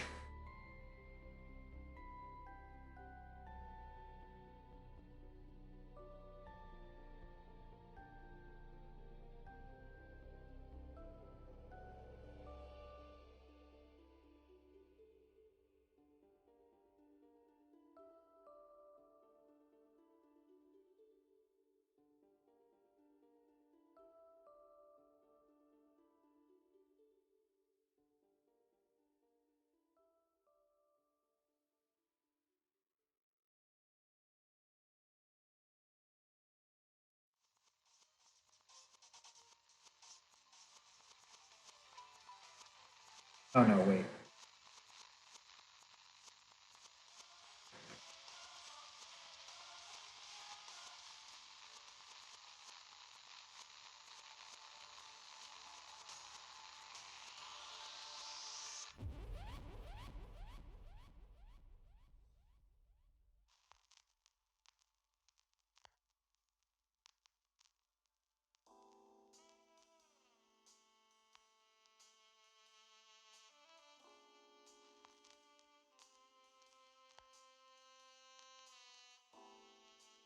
Yeah, Delibird comes in for tail out.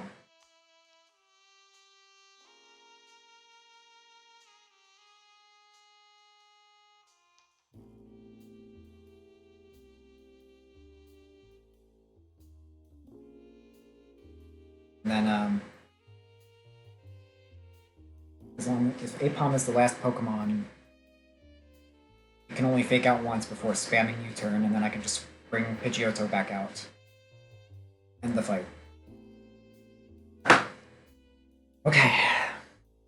I have my line. I have my line for Berry 2. Skipping Route 204 encounter, skipping Ravaged Path, or delaying them at least until later.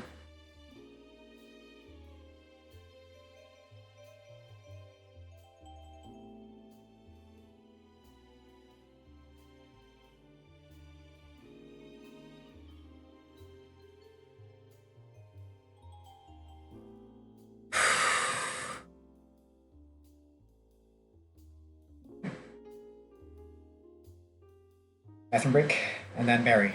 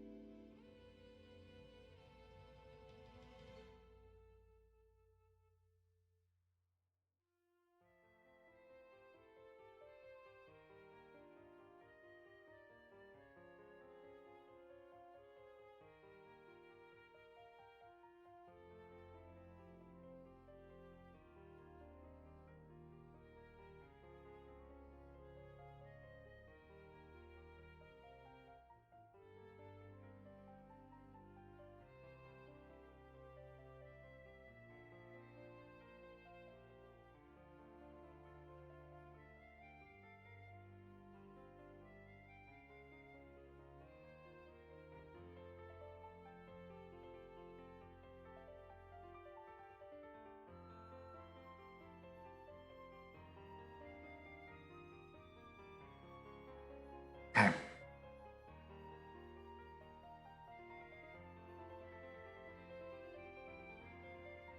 It's time for Berry 2.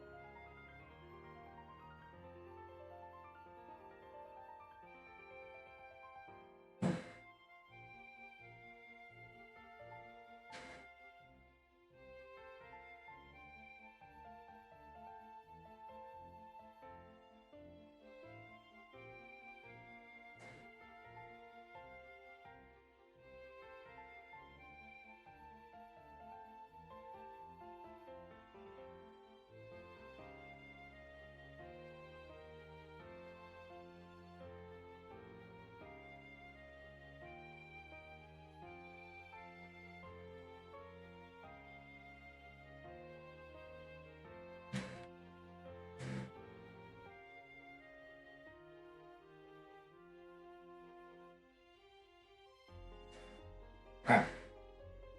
Now.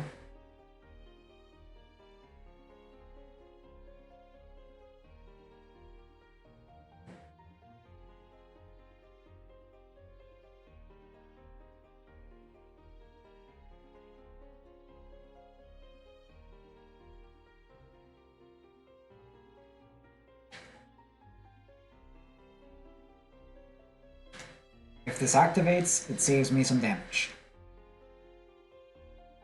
And makes the fight go a bit smoother.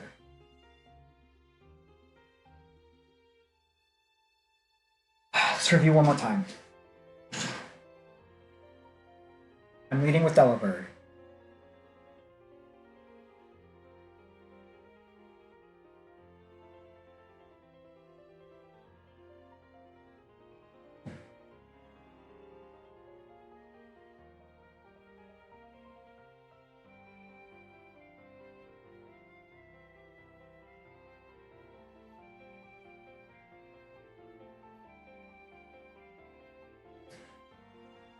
Delibird into Sandslash, into Glammeow on Piplup, into Steel on Piplup, Delibird into Apom, Apom into Elekid, Delibird into Sandslash, Elekid into Piplup, Sandslash into Glammeow, Glammeow charms, switches to Steel, Steel kills Piplup, Piplup is down, brings out Mankey, switch to Pidgeotto, kill Mankey, Slakoth comes out, should come out, Peck Slakoth, switch to Chimchar, Karate Chop Slakoth, Tailo comes out,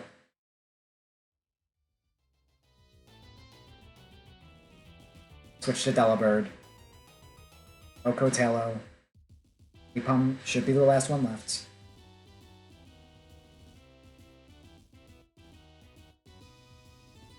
Should fake out. So I bring in Pidgeotto.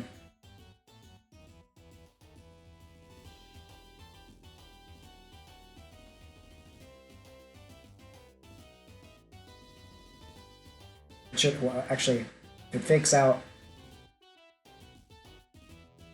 I'll switch to whoever's highest health at that time.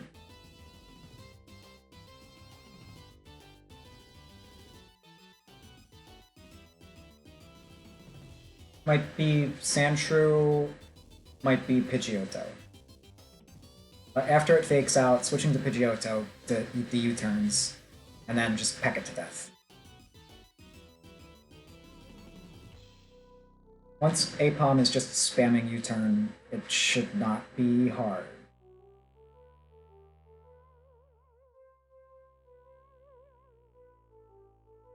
Okay. Now let's make it happen.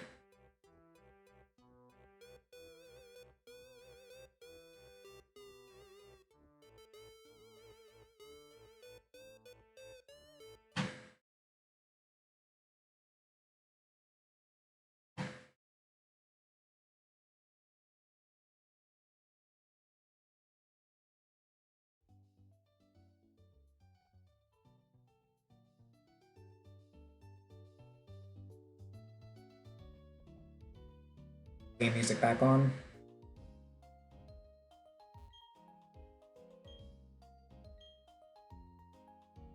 Oh yeah, I didn't get my Poketch.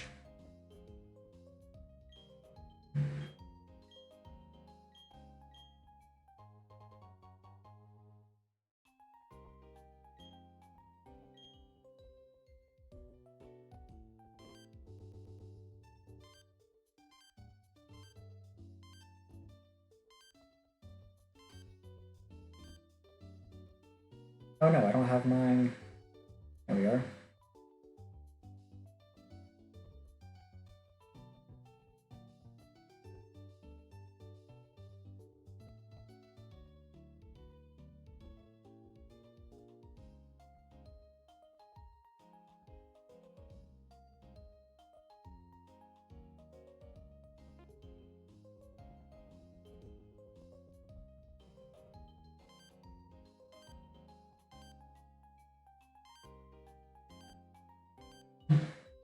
There it is.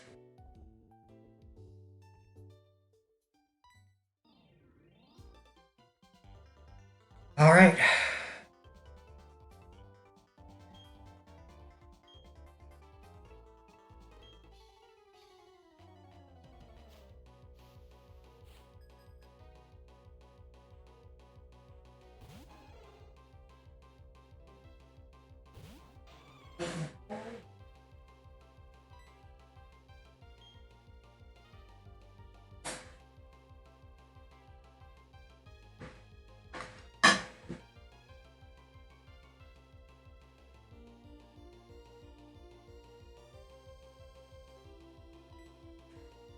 Doesn't matter, I'm getting faked out.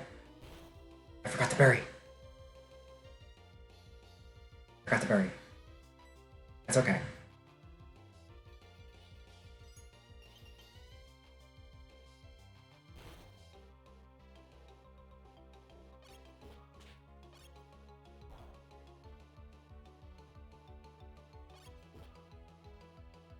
Delicate.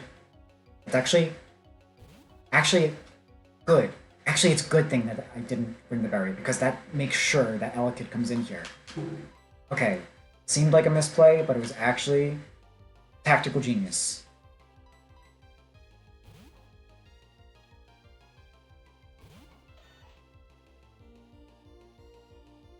Yes. Yeah, that's exactly what I thought was going to happen. Okay.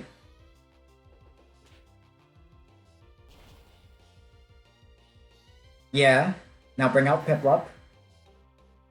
Oh, fuck.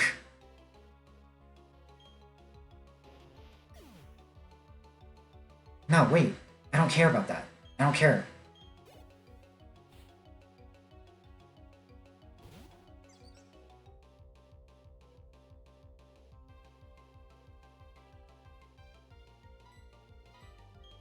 Alright, get out of there.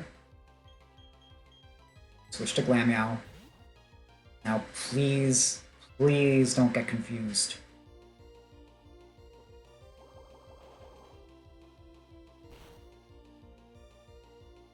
Okay!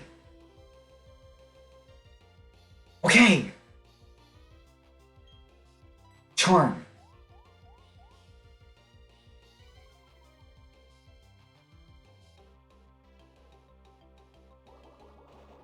Oh, he used... Okay.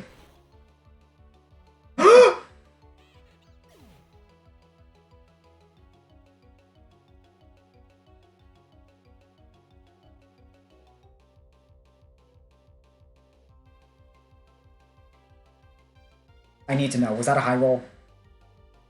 I need to know.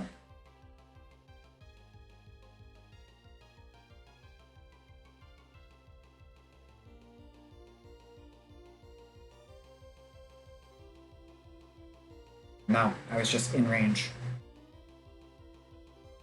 Fuck!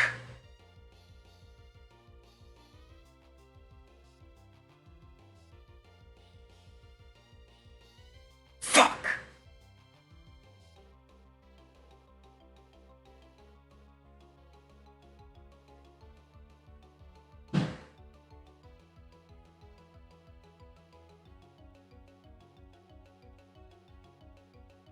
I needed that. For Brimp, I needed that for Granados. I needed a charm for Rourke. I really needed that.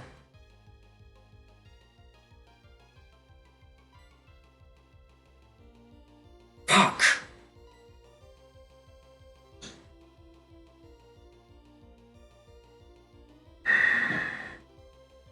Okay.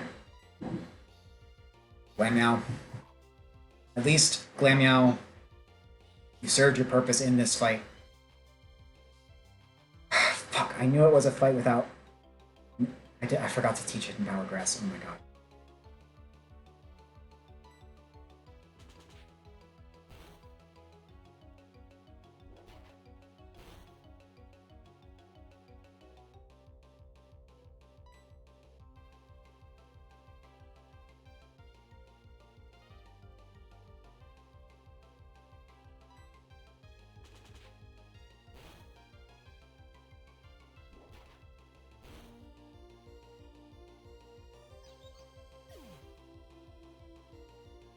It didn't matter.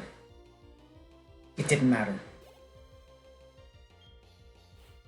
Oh my god.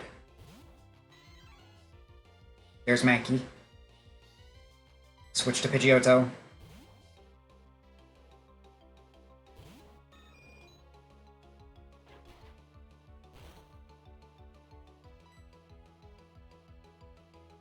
Heck.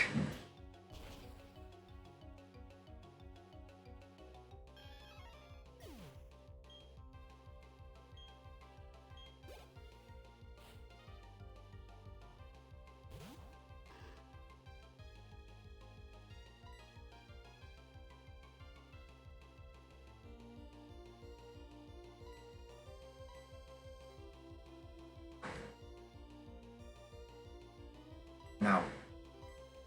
I gotta stick with the plan. Just because I'm in crit range doesn't mean I can't, doesn't mean I don't stick with the plan.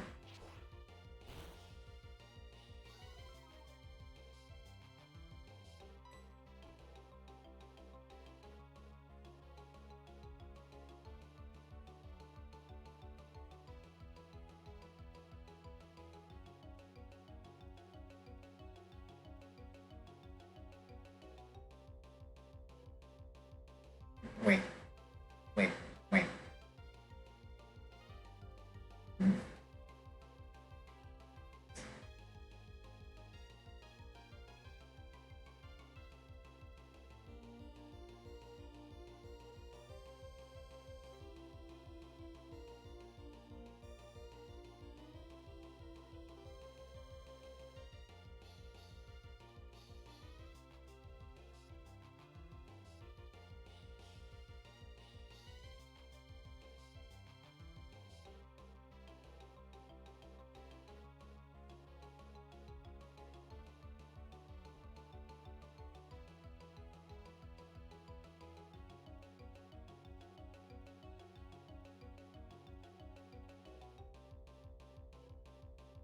Fuck, I did the calculations. I just have to trust that I did them right.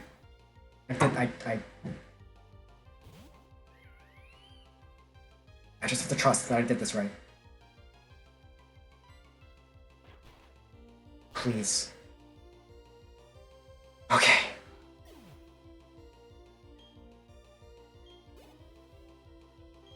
We should bring out Tailo. Yes! The only thing I didn't get right was Piplup, for some reason, not using Return. Why? Why did it use Pluck? Why did Piplup use Pluck instead of Return there? Why did it use Pluck twice in a row, even? Why? I don't understand.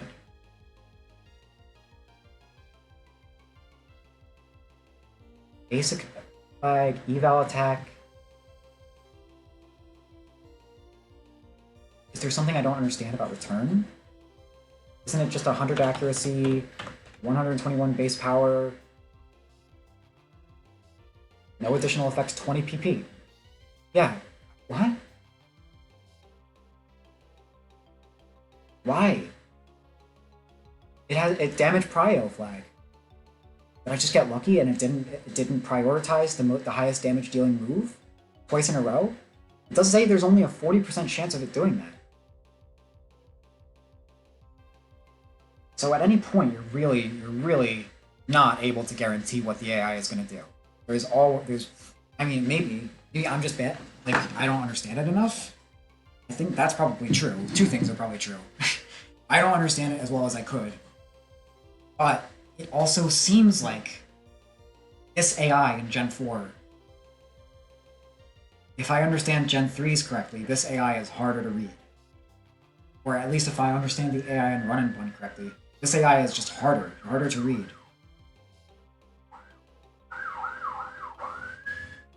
I know, right? It should be illegal. Gosh. Can't believe I lost Glameow to that. But you know what? This was almost such a flawless fight, if not for one errant crit.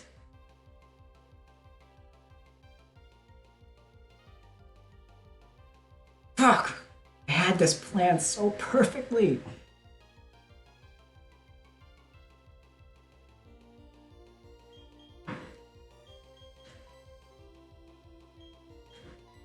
Back into Delibird. Please don't get crit. Please.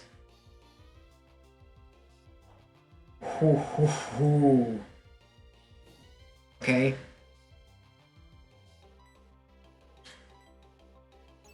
Okay, that's fine. That's totally fine.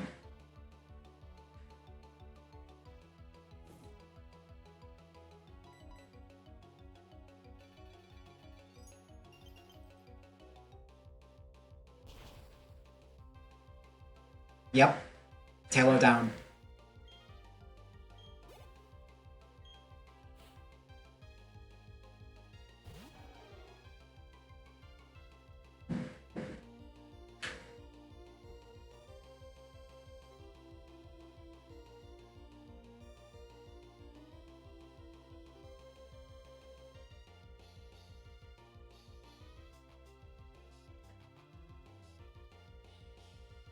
Okay.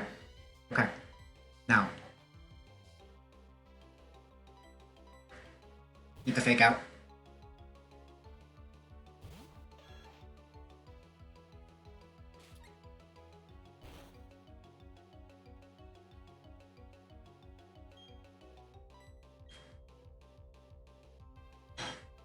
Just dig.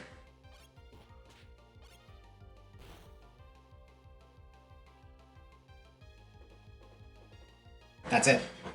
Boom!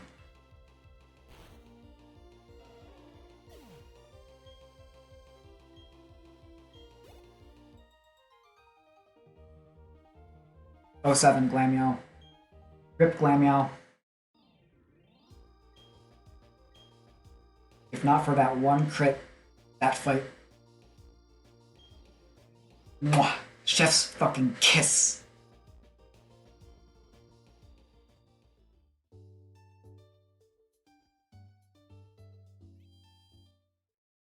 It's okay. Planning that well, losing a Pokemon to a crit, that doesn't feel so bad.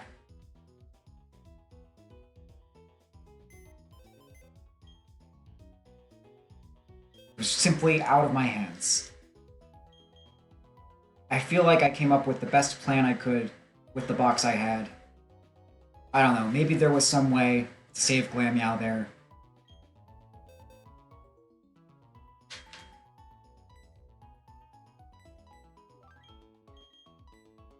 Glameow, you did a hell of a job. You didn't get to come very far with us, but without you, that Piplup, I don't know, that Piplup was really scary with the return without you there. So, Glameow may be gone, but you will never be forgotten. 07.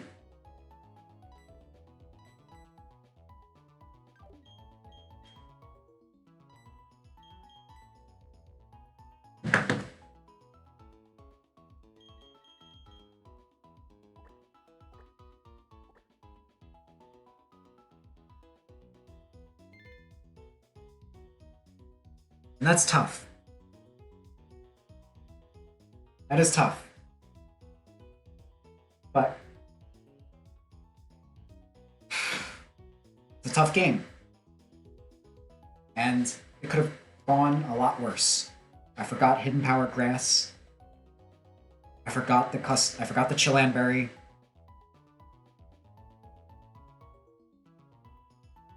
So next time, I got the planning part down pretty well.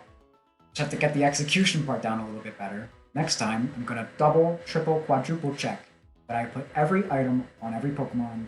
I have them in the right order, I have levels.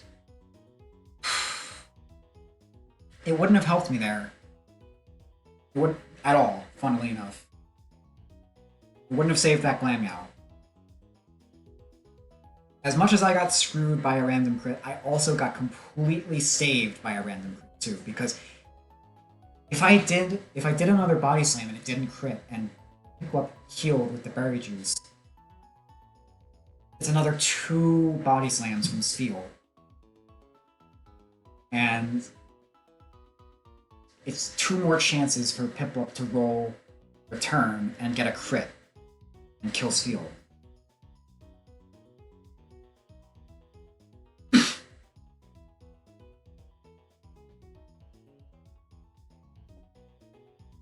Let's look up the move Charm. See who learns it. Oh! Oh! Oh my god! Okay! Nothing is over. Nothing is over.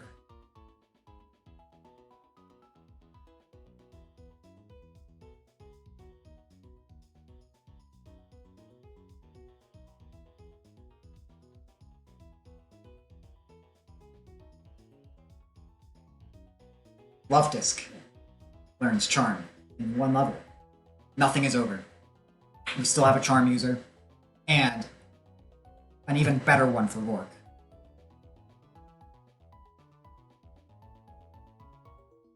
Maybe I should have brought this into the fight with Barry too, but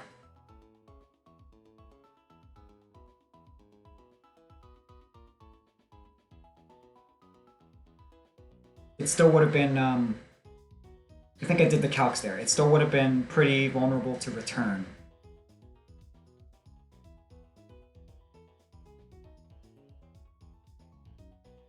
Although, it would have made Piplup less likely to roll Water Pulse, giving it less of a chance to get confused on the switch-in. You know what? Actually, no. That's not how that works. It was rolling water. Piplup did a Water Pulse because I was switching out from Sandshrew. No, okay, I did. Yeah, I did that right. Because I needed Glameow to outspeed. Love Disc might have outsped too. But I feel like Love Disc was in maybe as much danger, although I don't know. If Piplup wasn't going to Water Pulse and return instead, and I got off a Charm before that came out, yeah, maybe I could have had Love Disc in there instead of Glameow.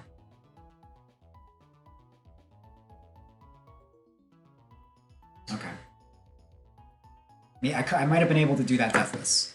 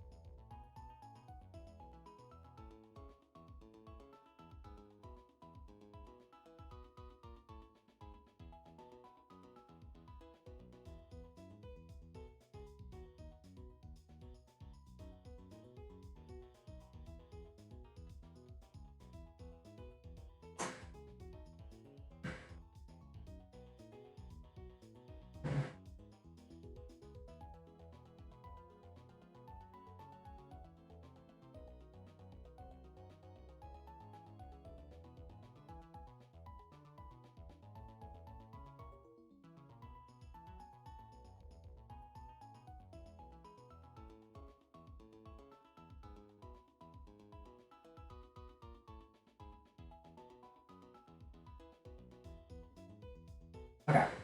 Well,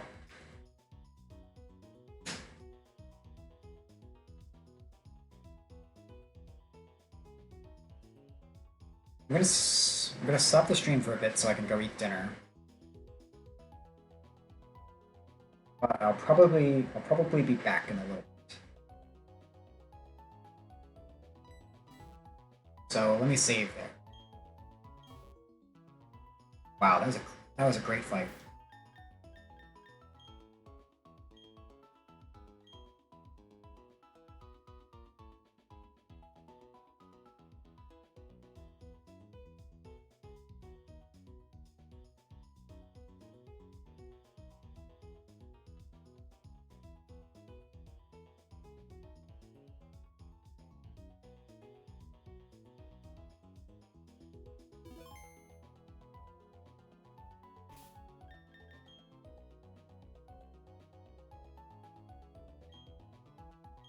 Did I not?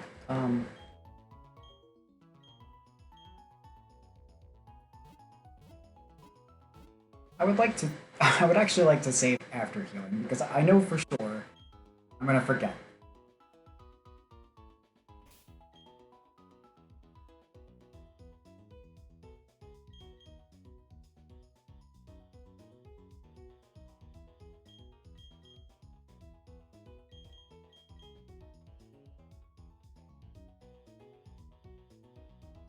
The good news is I still have my hidden power TM.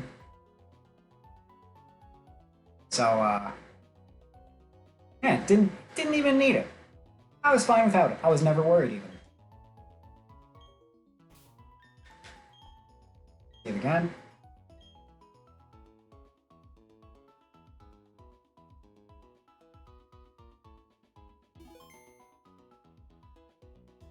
Okay.